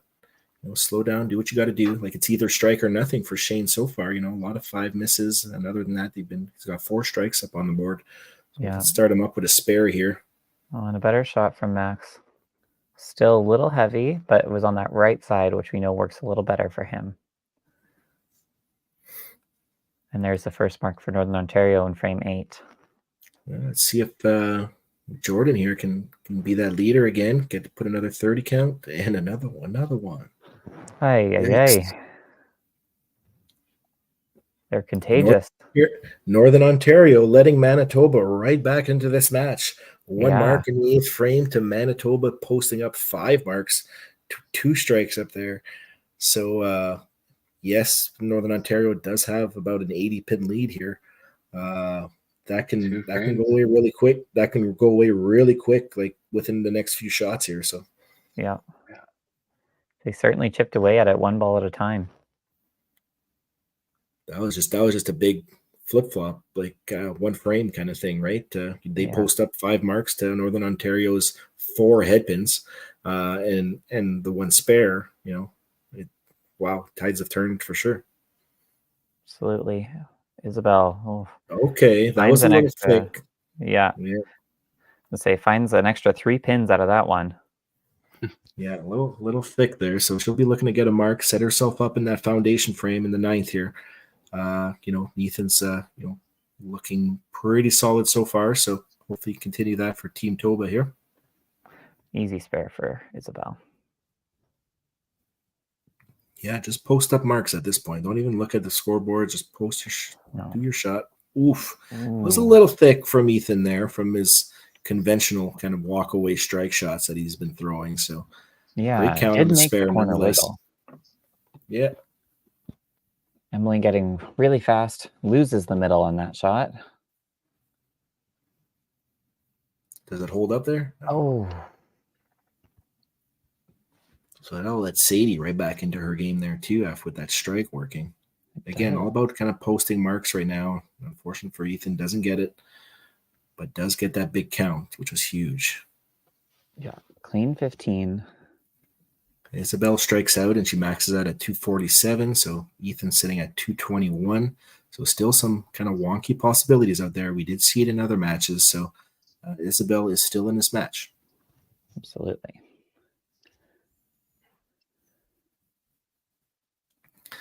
And Colton back to back to back. Well, the 8th frame was not really 1, but we'll give it to him.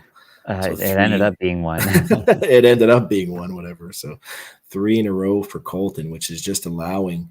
I believe Jillian came in for cadence, right? So Jillian throws this next one. That makes it real close. But at the end of the day, we're all looking at that bottom line too, right? So those headpins are just not going to cut it right now. So they're going to have to figure this out. But Manitoba definitely still in this. Nice ball from Sadie. Oh, good bust. Able to get a chop out of that. So that'll be a good count for her. So she'll be looking to make the half here to actually take the lead in that match versus Emily. So just kind of hanging around. Emily had put a couple marks together in 5-6 there to take a little bit of a lead, but stumbling in on the last 3 frames here. So yeah, Sadie's right back in it. And it's almost the same as what Jillian had on her chop off. It looked good and then just backed up right at the last second there. So if she takes her 5, she'll be at 137. It's only a 4-point difference between her and Emily going into the 10th frame. Oh, and Shane can't get away with that one. Great count for Shane, though, right? Got to focus on the good count there. Got to focus on making the spare now for the team. Only showing 1 spare so far. Luckily, for them, Manitoba hasn't really done anything, hasn't really capitalized on their good counts that they've posted. Unable to make those spares, but still 3 more marks for Team Manitoba coming down the line here. So they can, put up a bunch of 30 counts and make total real close. Yeah, absolutely. still got lots of room here. Shane right on that corner, though. No Right on the issues. nose. Great shot from Shane. Jillian places that ball. Knew it That's wasn't her okay. best shot, but look and see if That's she can okay. get She it can there. post up the 30 count here for Team Toba and see what Oh, happens. clutch. That was a Great big ball. bomb there, Jordan. Yeah. So Jillian here looking to get the conversion here. So Ontario or Northern Ontario finished at 878 after that 9th frame. They got 3 marks working. So now that they're filling up these last few marks here on the Manitoba side, it'll give us a good idea as to what we're looking at heading into 10. But you can see with that spare right there, bringing them up to 792, and they still got 2 marks working. So this can be really close going into the last frame. Yeah, this is where it's really important for Noah and Max to kind of turn their brains off. Obviously, this hasn't been their best game of the tournament so far, but you've got 2 frames to kind of swing the momentum 180 degrees here. And you know you have the ability to throw the strike, so you kind of just have to forget everything that's happened up until this point. Yeah, one ball at a time kind of thing, right? The focus is always to throw a good shot on your next shot, whatever you're throwing at. So, and again, looks like he's stuck there. Kind of just a bunch of letters. Left chop, head pins, right splits. Yikes. Just an unfortunate timing on that one, especially, being in the 9th frame, working on that mark. With Shane getting that spare, kind of put a little bit of pressure on Noah there. So Noah now will be, trailing Shane by about 15 sticks plus the extra ball and 10. So advantage Northern Ontario from that in that 4-hole. Yeah. We're also going to have the advantage for team total. Best Manitoba can do is 2 marks in the 9th frame, and they do have 3 working up there. So yeah, big 30 count. Big 30 count here for Max, though, would get them to 840, so be within 38 pins with 1 mark less. Ideally, anyways, is what we hope here. To have a nice close finish for Team Manitoba and keep them in this game here. Exactly.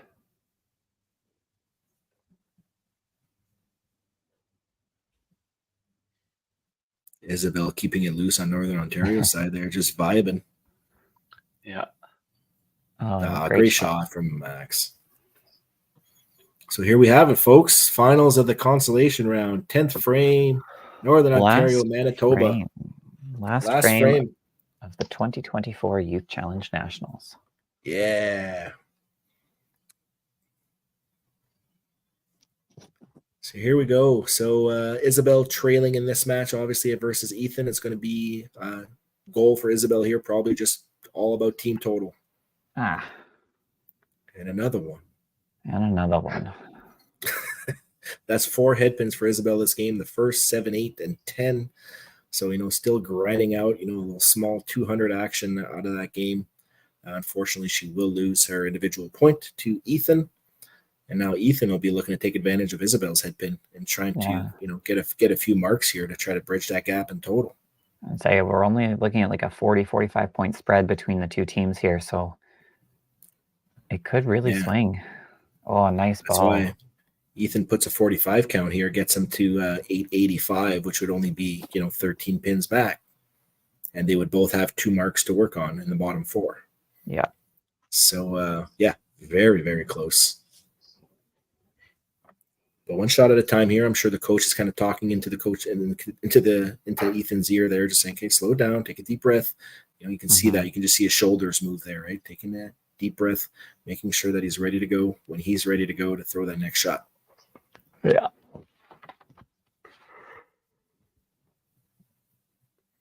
And Emily not stepping on the lane, so good job from coaches from Northern Ontario. They want to try to keep it bowler for bowler as well, probably, right? So maybe that's what you're seeing there. Well, especially with total being this close, just to have a better idea of where they're sitting. This is crazy close now, all of a sudden. Wow. Great finish from Ethan. We've seen him do this before. Been solid all day, not feeling 100%.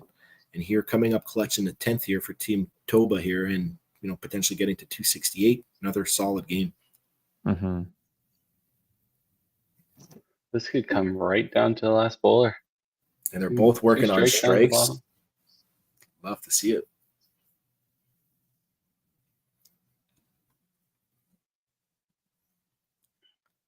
We were talking about this earlier as well, right? With the virtual and kind of seeing a lot of people rush and stuff like that. So it shows that Ethan here, or maybe the coach is instilling, saying, okay, you know what? There's no rush here. Let's take our time, breathe it out, visualize, do what you got to do, and throw that same great shot that she shot the first two. Look at this. What a finish. Turkey graphic. Is that the first one this game? It might have been the first one this game. It feels like it. We might have had turkeys and headpins or something like that, but I think for strikes, that was the first one. So, hey-oh, we're on the board. Big. Great game from Ethan there, keeping his team in play here, 898 to 885. And they got 2 marks each going down the line. So here you go. Grab your popcorn.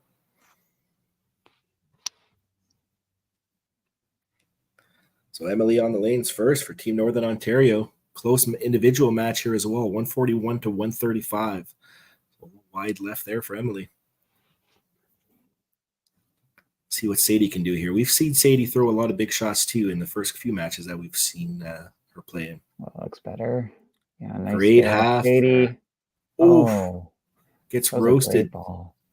So Emily can kind of shut out Sadie here if she throws a pretty big count. She's got a 6-pin lead, so she'll need a chop off for the win here. Well, it looks good. Here we go. Nice. Just enough. And great count for the bottom 2 for team total. So now, forces kind of Sadie to get this spare and post up a count just to kind of stay even with her kind of thing, right? So, or stay even with Northern Ontario.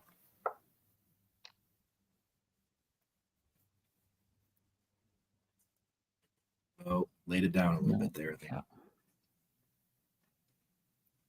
So the big opportunity is obviously going to come from Jillian and Max having the marks there, and Shane and Jordan are going to be able to play a little bit of defense with their marks. So now just trying to take that last pin, minimize the damage. Well there you go. So finishing off at a 150 for Team Manitoba.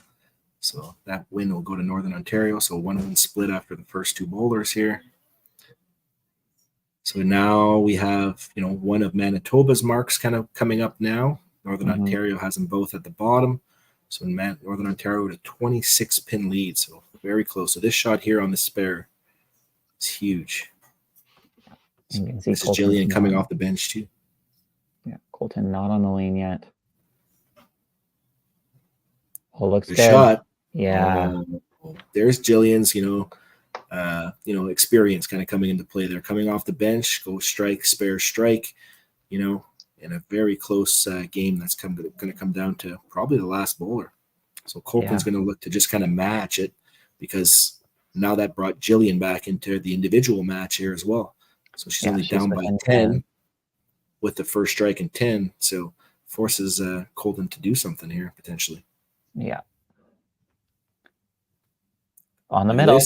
Oh. It's the extra deuce. 4 headpins to finish his match, unfortunately, for Colton. Just couldn't make that adjustment or couldn't find the side in the last 4 frames there, all over the middle. But here he needs to pin it out here as well. Big opportunity for Jillian. She kind of guided it. So that's 5. So that's 174. So Colton's going to need at least a 3-pin here to force Jillian to hit something. Yeah. See, she kind of just guided it, trying to avoid the dreaded. Get the 6. We've seen 6 before somewhere. Didn't we? Almost. Yeah. So Jillian needs pick a deuce to tie. Yeah, deuce to tie, 3 to win. In the wood for sure. Into the wood. Yeah. Okay. Steal a match. Steal the match there. We don't have a 4-4 here. I didn't even look that far. I don't even want to look that far. Is it there? Yeah. No. Yeah, I did. I didn't want to say it, but I'm like, we got it. We're getting there. So it's like we're not. So now Manitoba took the lead. So now again, Northern Ontario's got the extra mark in the bottom 2 here. Yeah. So wow, 2-pin game so far. 2-1 Manitoba after the first 3 bowlers here. So this game is definitely into Shane's hand, but we're seeing Noah get on the approach here. I don't know if Shane is watching or not, or paying attention, or if he's just going to go anyways. Doesn't look like it. Looks like he's just going to focus on his job. Leaves a corner. Good shot from Noah. Leaves a corner, like you just said. So if he goes 30, he gets 209. So Shane here can kind of shut him out with a good count here. I think that escapes our 4-4 though. That right there. That.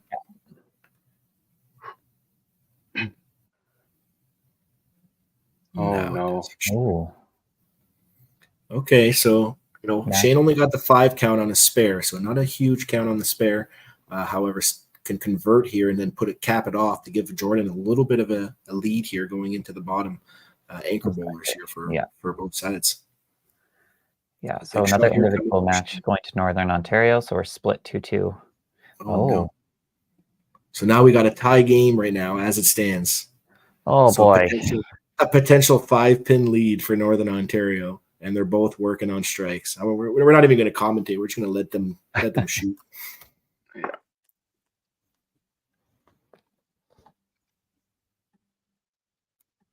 So big 5 sticks to give Northern Ontario that edge, right? Then if the game's in Northern Ontario's hand, right? Yeah. Jordan can box them out if she wanted to. Yeah, both for the individual point and the team total here. So 2-2. So we did avoid the 4, unless it ties in total. No, I'm kidding. I don't even want to math that hard right now. No, we're good. We're good. Even if it ties in total. If it ties in total, but if Big this push. match ties, it would be Yeah. 4-4. They would all have to tie. But Okay, so now that's a big count. huge count. Pressure's on Jordan. Oh, no. Oh, Oh, 11. That's huge. That's aces. for the Oh count. my gosh. What just That happened? is yeah. Oh, he picked That was the a- spare. Big spare, though. Yeah, that 5-pin lead is not going to be enough. 3 extra sticks, 80, 90, 83. Yeah, it looks like that big swing is going to put it to Manitoba. Yeah, because she's going to count 4 here at max, the 984, 986. No, so it doesn't even get it. So game over. Wow.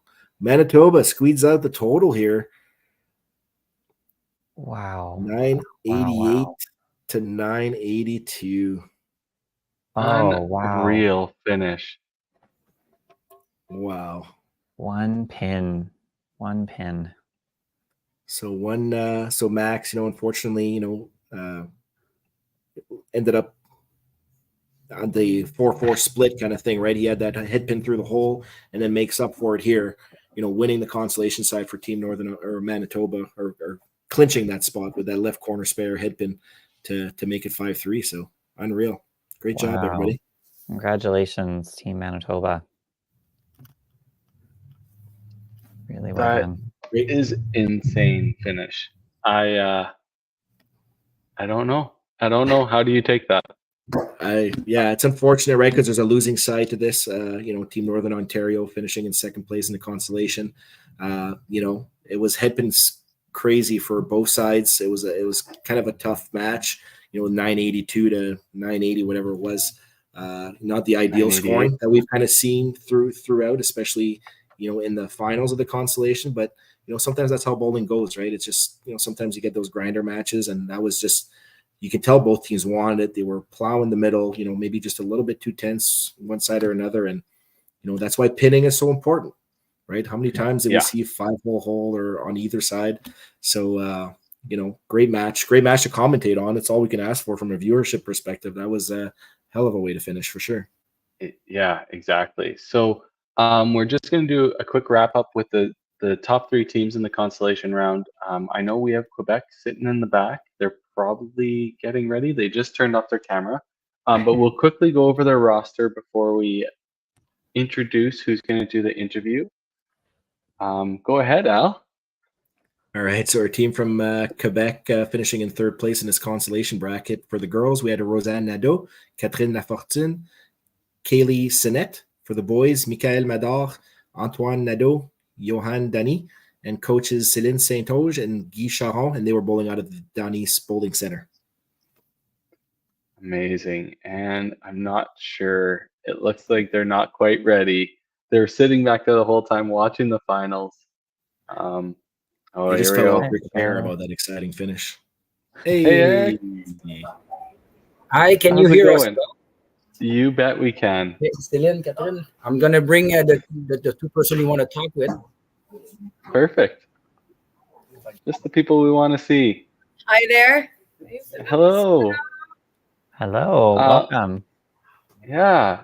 So we just obviously want to talk to you guys. I know you finished third in the consolation event. The tie break, you had to play a whole nother match.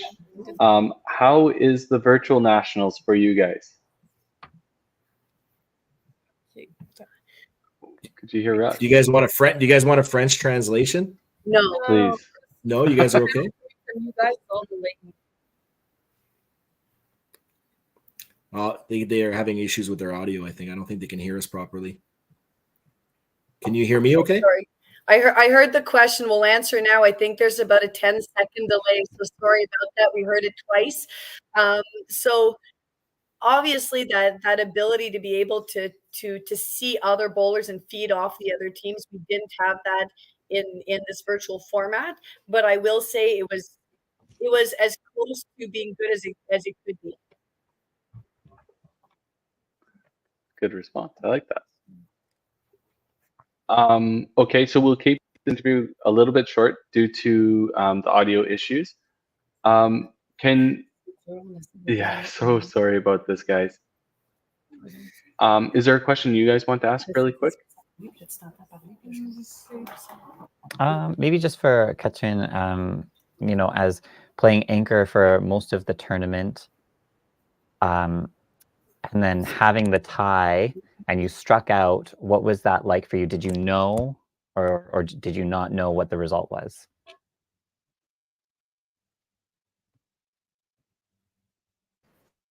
And we might have lost them. They're a little frozen. Are we good?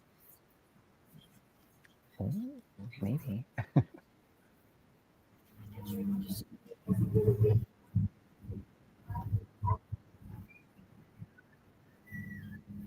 Can you guys hear us again?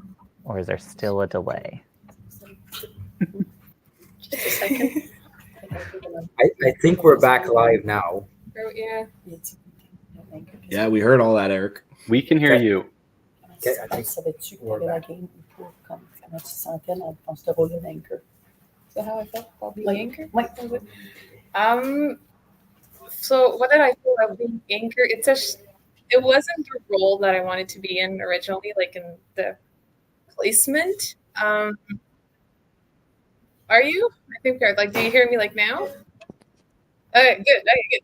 So like I said, like originally it wasn't the placement that I wanted. I wanted to be more like middle 2-3, but it ended quite well, I guess. So let's see how this. I don't know what to say exactly, but I played good and I felt good at the same time because it helped me like encourage all the rest of my team, and then they were doing good, so I'm like, okay, I need to do good now. So for that, awesome. You did really well in the anchor spot there, and to tie into Tyler's second part of the question, I'll ask you this question in French, so you can reply in French, so you can give our French kind of viewers a little bit of a scoop on it. So, Tyler, il avait demandé dans le premier match que vous avez fait 4-4 contre Manitoba, t'avais fini avec un turkey le dernier frame. So, savais-tu que l'équipe avait une possibilité de gagner le match, ou tu pensais-tu que c'était fini déjà? Ben, honnêtement, j'avais des doutes que genre on est en train de gagner parce que justement tout le monde s'excitait dans le background, tout le monde était excité. J'étais comme, ok, faut que je finisse, comme j'ai pas le choix là. J'avais des doutes, j'étais comme, ok, faut que je finisse pour vraiment clencher, si je faisais ça de même. Comment tu t'es senti quand tu as réalisé que tu as gagné? Un bon feeling? Les nerfs ont décompressé, si je faisais ça de même, mais comme fière quand même. Je pense que j'avais fini avec un 2,60 kicks. En plus, j'étais comme, ça me fait pas souvent que justement, en dehors de compétition, je joue aussi bien comme ça. Mais non, je me suis super très contente parce que.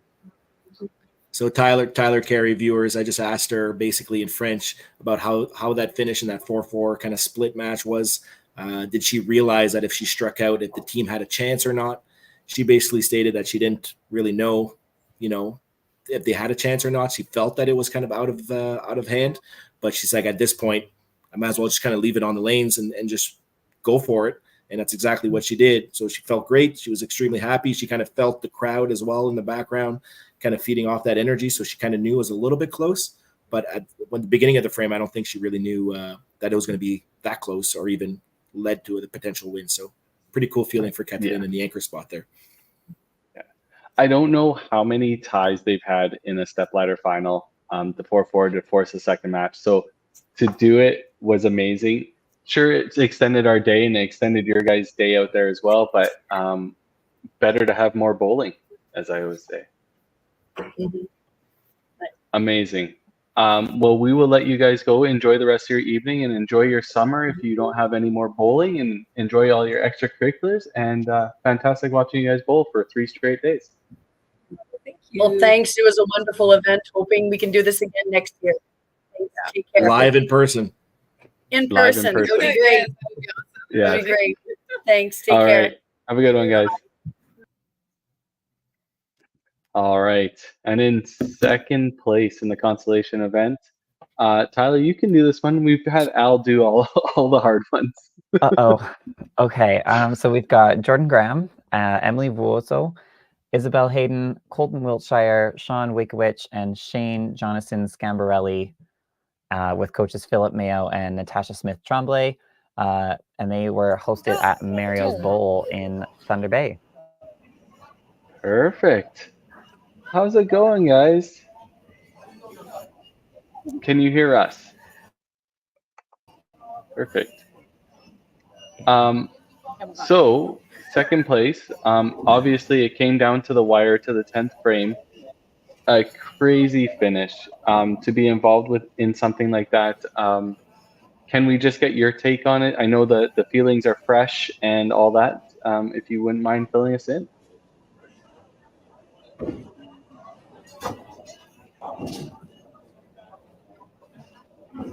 I think everything's glitching. Maybe also a delay. We're nailing it today in the post. Okay. Yeah, we can hear you.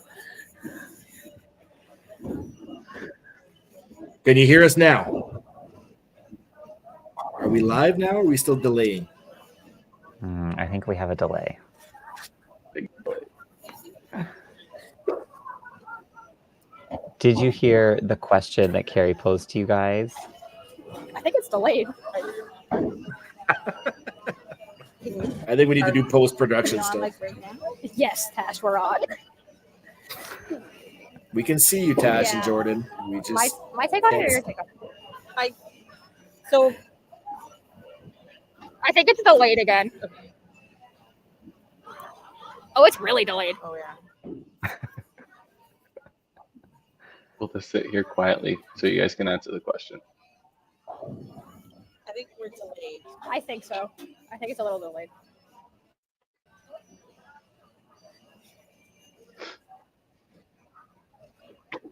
No.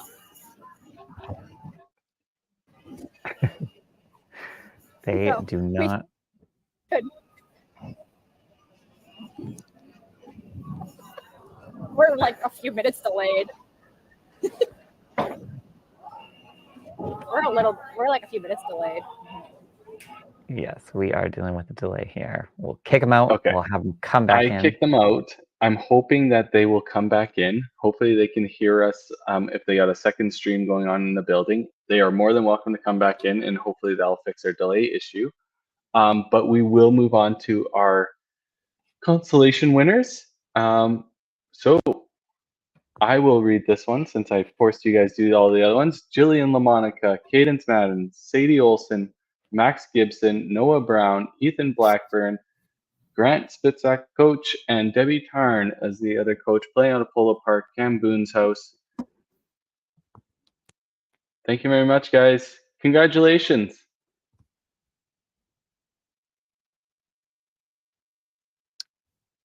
Oh, we are just nailing delays today. No, I think it must be us. 3 against 1. I'm voting it's them. I think so. Great job, Manitoba. We're cheering too. Congrats, guys. I'm not sure if they can hear us. We can't hear anything out of your guys' side. You guys are muted. We can hear you now. Hello. Congrats. Hello. Well, thanks.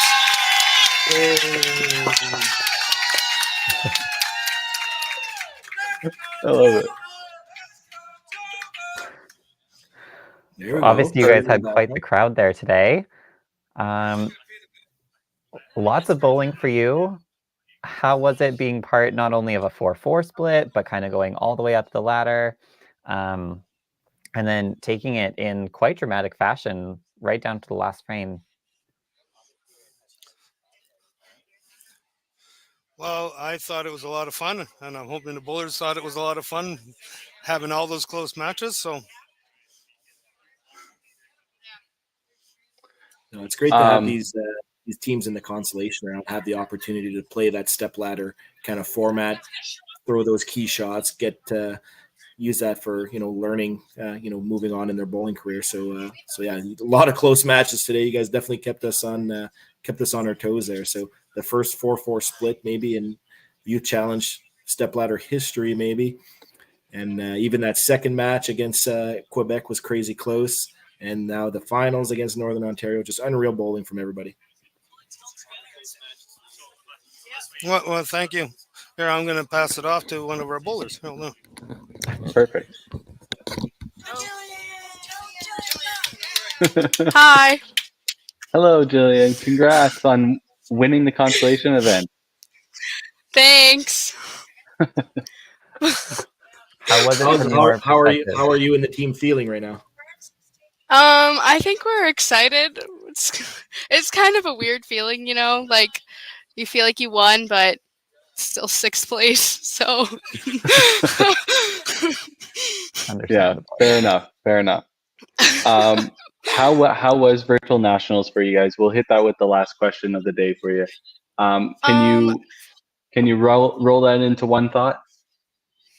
Well, I think it was very different. Obviously, we didn't have all of the fans behind us that you normally do, as well as the noise of all of the people around you. We still had people watching us and trying to be loud to make it feel like a normal experience, but you're never going to feel natural when you're bowling alone, right? So, yeah.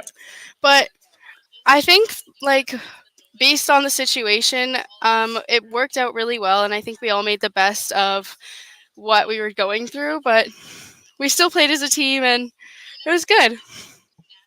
Yeah, made some clutch shots at the end that got you yeah, right that to where was you that were was going. Max. Yep. Yep. Good job, guys. You clutched. Yep. Yep. Well, obviously, we don't want to take up the rest of your evening. We hope you guys celebrate and have a great summer. And if we don't see you on the bowling lanes, we'll see you back in September. Thank you. All right. Yeah, congrats Bye, guys. again, Team Toba. Bye. All right. We'll bring Northern Ontario back in. Are we not delayed anymore? We're good. We forgot to turn the stream off on the laptop we're using, so that was probably the problem. Maybe. Obviously, feelings are super fresh after qualifying first in the consolation event. Unfortunately, falling just a bit short on taking the consolation prize home. How are you guys feeling? What is the feeling behind virtual nationals for you guys? I didn't hate it as much as I thought I was going to. Yeah. I thought I was going to hate the Positive. aspect of it, but I actually enjoyed it a lot more than I thought I would. Last match, feelings fresh. I'm a little mad. Yeah. Just a That's little fair. bit from that last ball. I didn't throw aces the rest of the tournament, and it picked that exact moment to do so. It was actually lucky to get aces there because that was a Yeah. hit pin. They got a crazy kickback, which actually helped your count, which had forced us to do this crazy math in our head. But then when Max went and kind of delivered that spare in the 10th frame, kind of sealed your fate, unfortunately. But yeah. Yeah. I knew I needed something spareable, and I threw it, and then he was like, "Oh, it's aces," and I was like, "That does not make me feel any better." How was it I know you guys were anticipating, obviously playing about an hour earlier, but due to the 4-4 tie, you guys had about an hour of extra practice, extra hanging out at the lanes. I know you got to sleep in even. How was that preparing for the final? It was gave us a little bit more nerves because then we were sitting there watching the video the whole time, waiting to see how the bowlers were because we knew that they were getting tired. So it was like, okay, who's getting tired? Who's still throwing the strikes? Who's still in the middle? But it was pretty intense just sitting there watching because those games were tight again. Yeah. We thought we were going to go to the round 5. We clued in to the first Manitoba Quebec match about frame 8, and we were sitting there watching like, we're gonna have to sit here for another 45 minutes, aren't we? Yeah, that's my fault. I called the 4-4 split like in the first match, I think, earlier today. So our tech director did too, so we can blame him. Yeah, it's all our fault. No, we can blame John. He called it. Yeah. Our tech director was sitting there, and he was like, "It's gonna be a 4-4," and we were like, "No, you just jinxed it now." Yeah. 100%. But if that's the only hiccup on the scheduling side of things, I think that's a pretty successful weekend from 5-Pin Universe and everybody else in the background. So they did a hell of a job. Yeah, we couldn't control that one, so that's not on us. No, it's not on you. It was on the bowlers. I'm blaming the bowlers, not the coaches. 100%. Well, I'm sure we could fill your time with a bunch of questions, but we're gonna let you have your evening. I know there's school tomorrow, so best of luck to you guys. Oh, no school tomorrow? What the heck? No, Oh, I'm not in man. school, so at least not for me. Oh, perfect. There's Great. Billy in the background there and tech director John Wilcott. Yep. So thank you, proprietors of Mario's Bowl, general manager of Mario's Bowl. Hey, Dad, they say thank you. 5-Pin Universe and C5 for all your hard work you guys did. They say thank you. Amazing. These guys, We were- we're thanking the proprietors. We're happy to provide at least some resemblance of a national for you guys. You guys deserve it all. So congratulations once again, and we'll let you go and we'll wrap up the show. Thank you, guys. Thank you. Cheers, ladies. All right. Well, there is quite a few thanks I want to give out. Obviously, Al, Tyler, for sitting with me through the day and doing all this commentary. Al, you carried a lot of the conversation for us. I had a lot of background work going on, but thanks again very much for you guys. No, doing it with Tyler was a pleasure. I think we fed off each other and kept the commentary going throughout. So even the Stefan out of the Quebec team there kind of joined us as well. I think that was the only kind of special commentator we had kind of join us. So Stefan did a bang up job as well for Team Quebec, who got the extra bonus match in the same round kind of thing. So it was some entertaining matches too on top of that. So it made it go by pretty quick. Yeah, for sure. I'll just send out my thanks. So every week we had a little C5 meeting just to prep for this for like 3.5 months.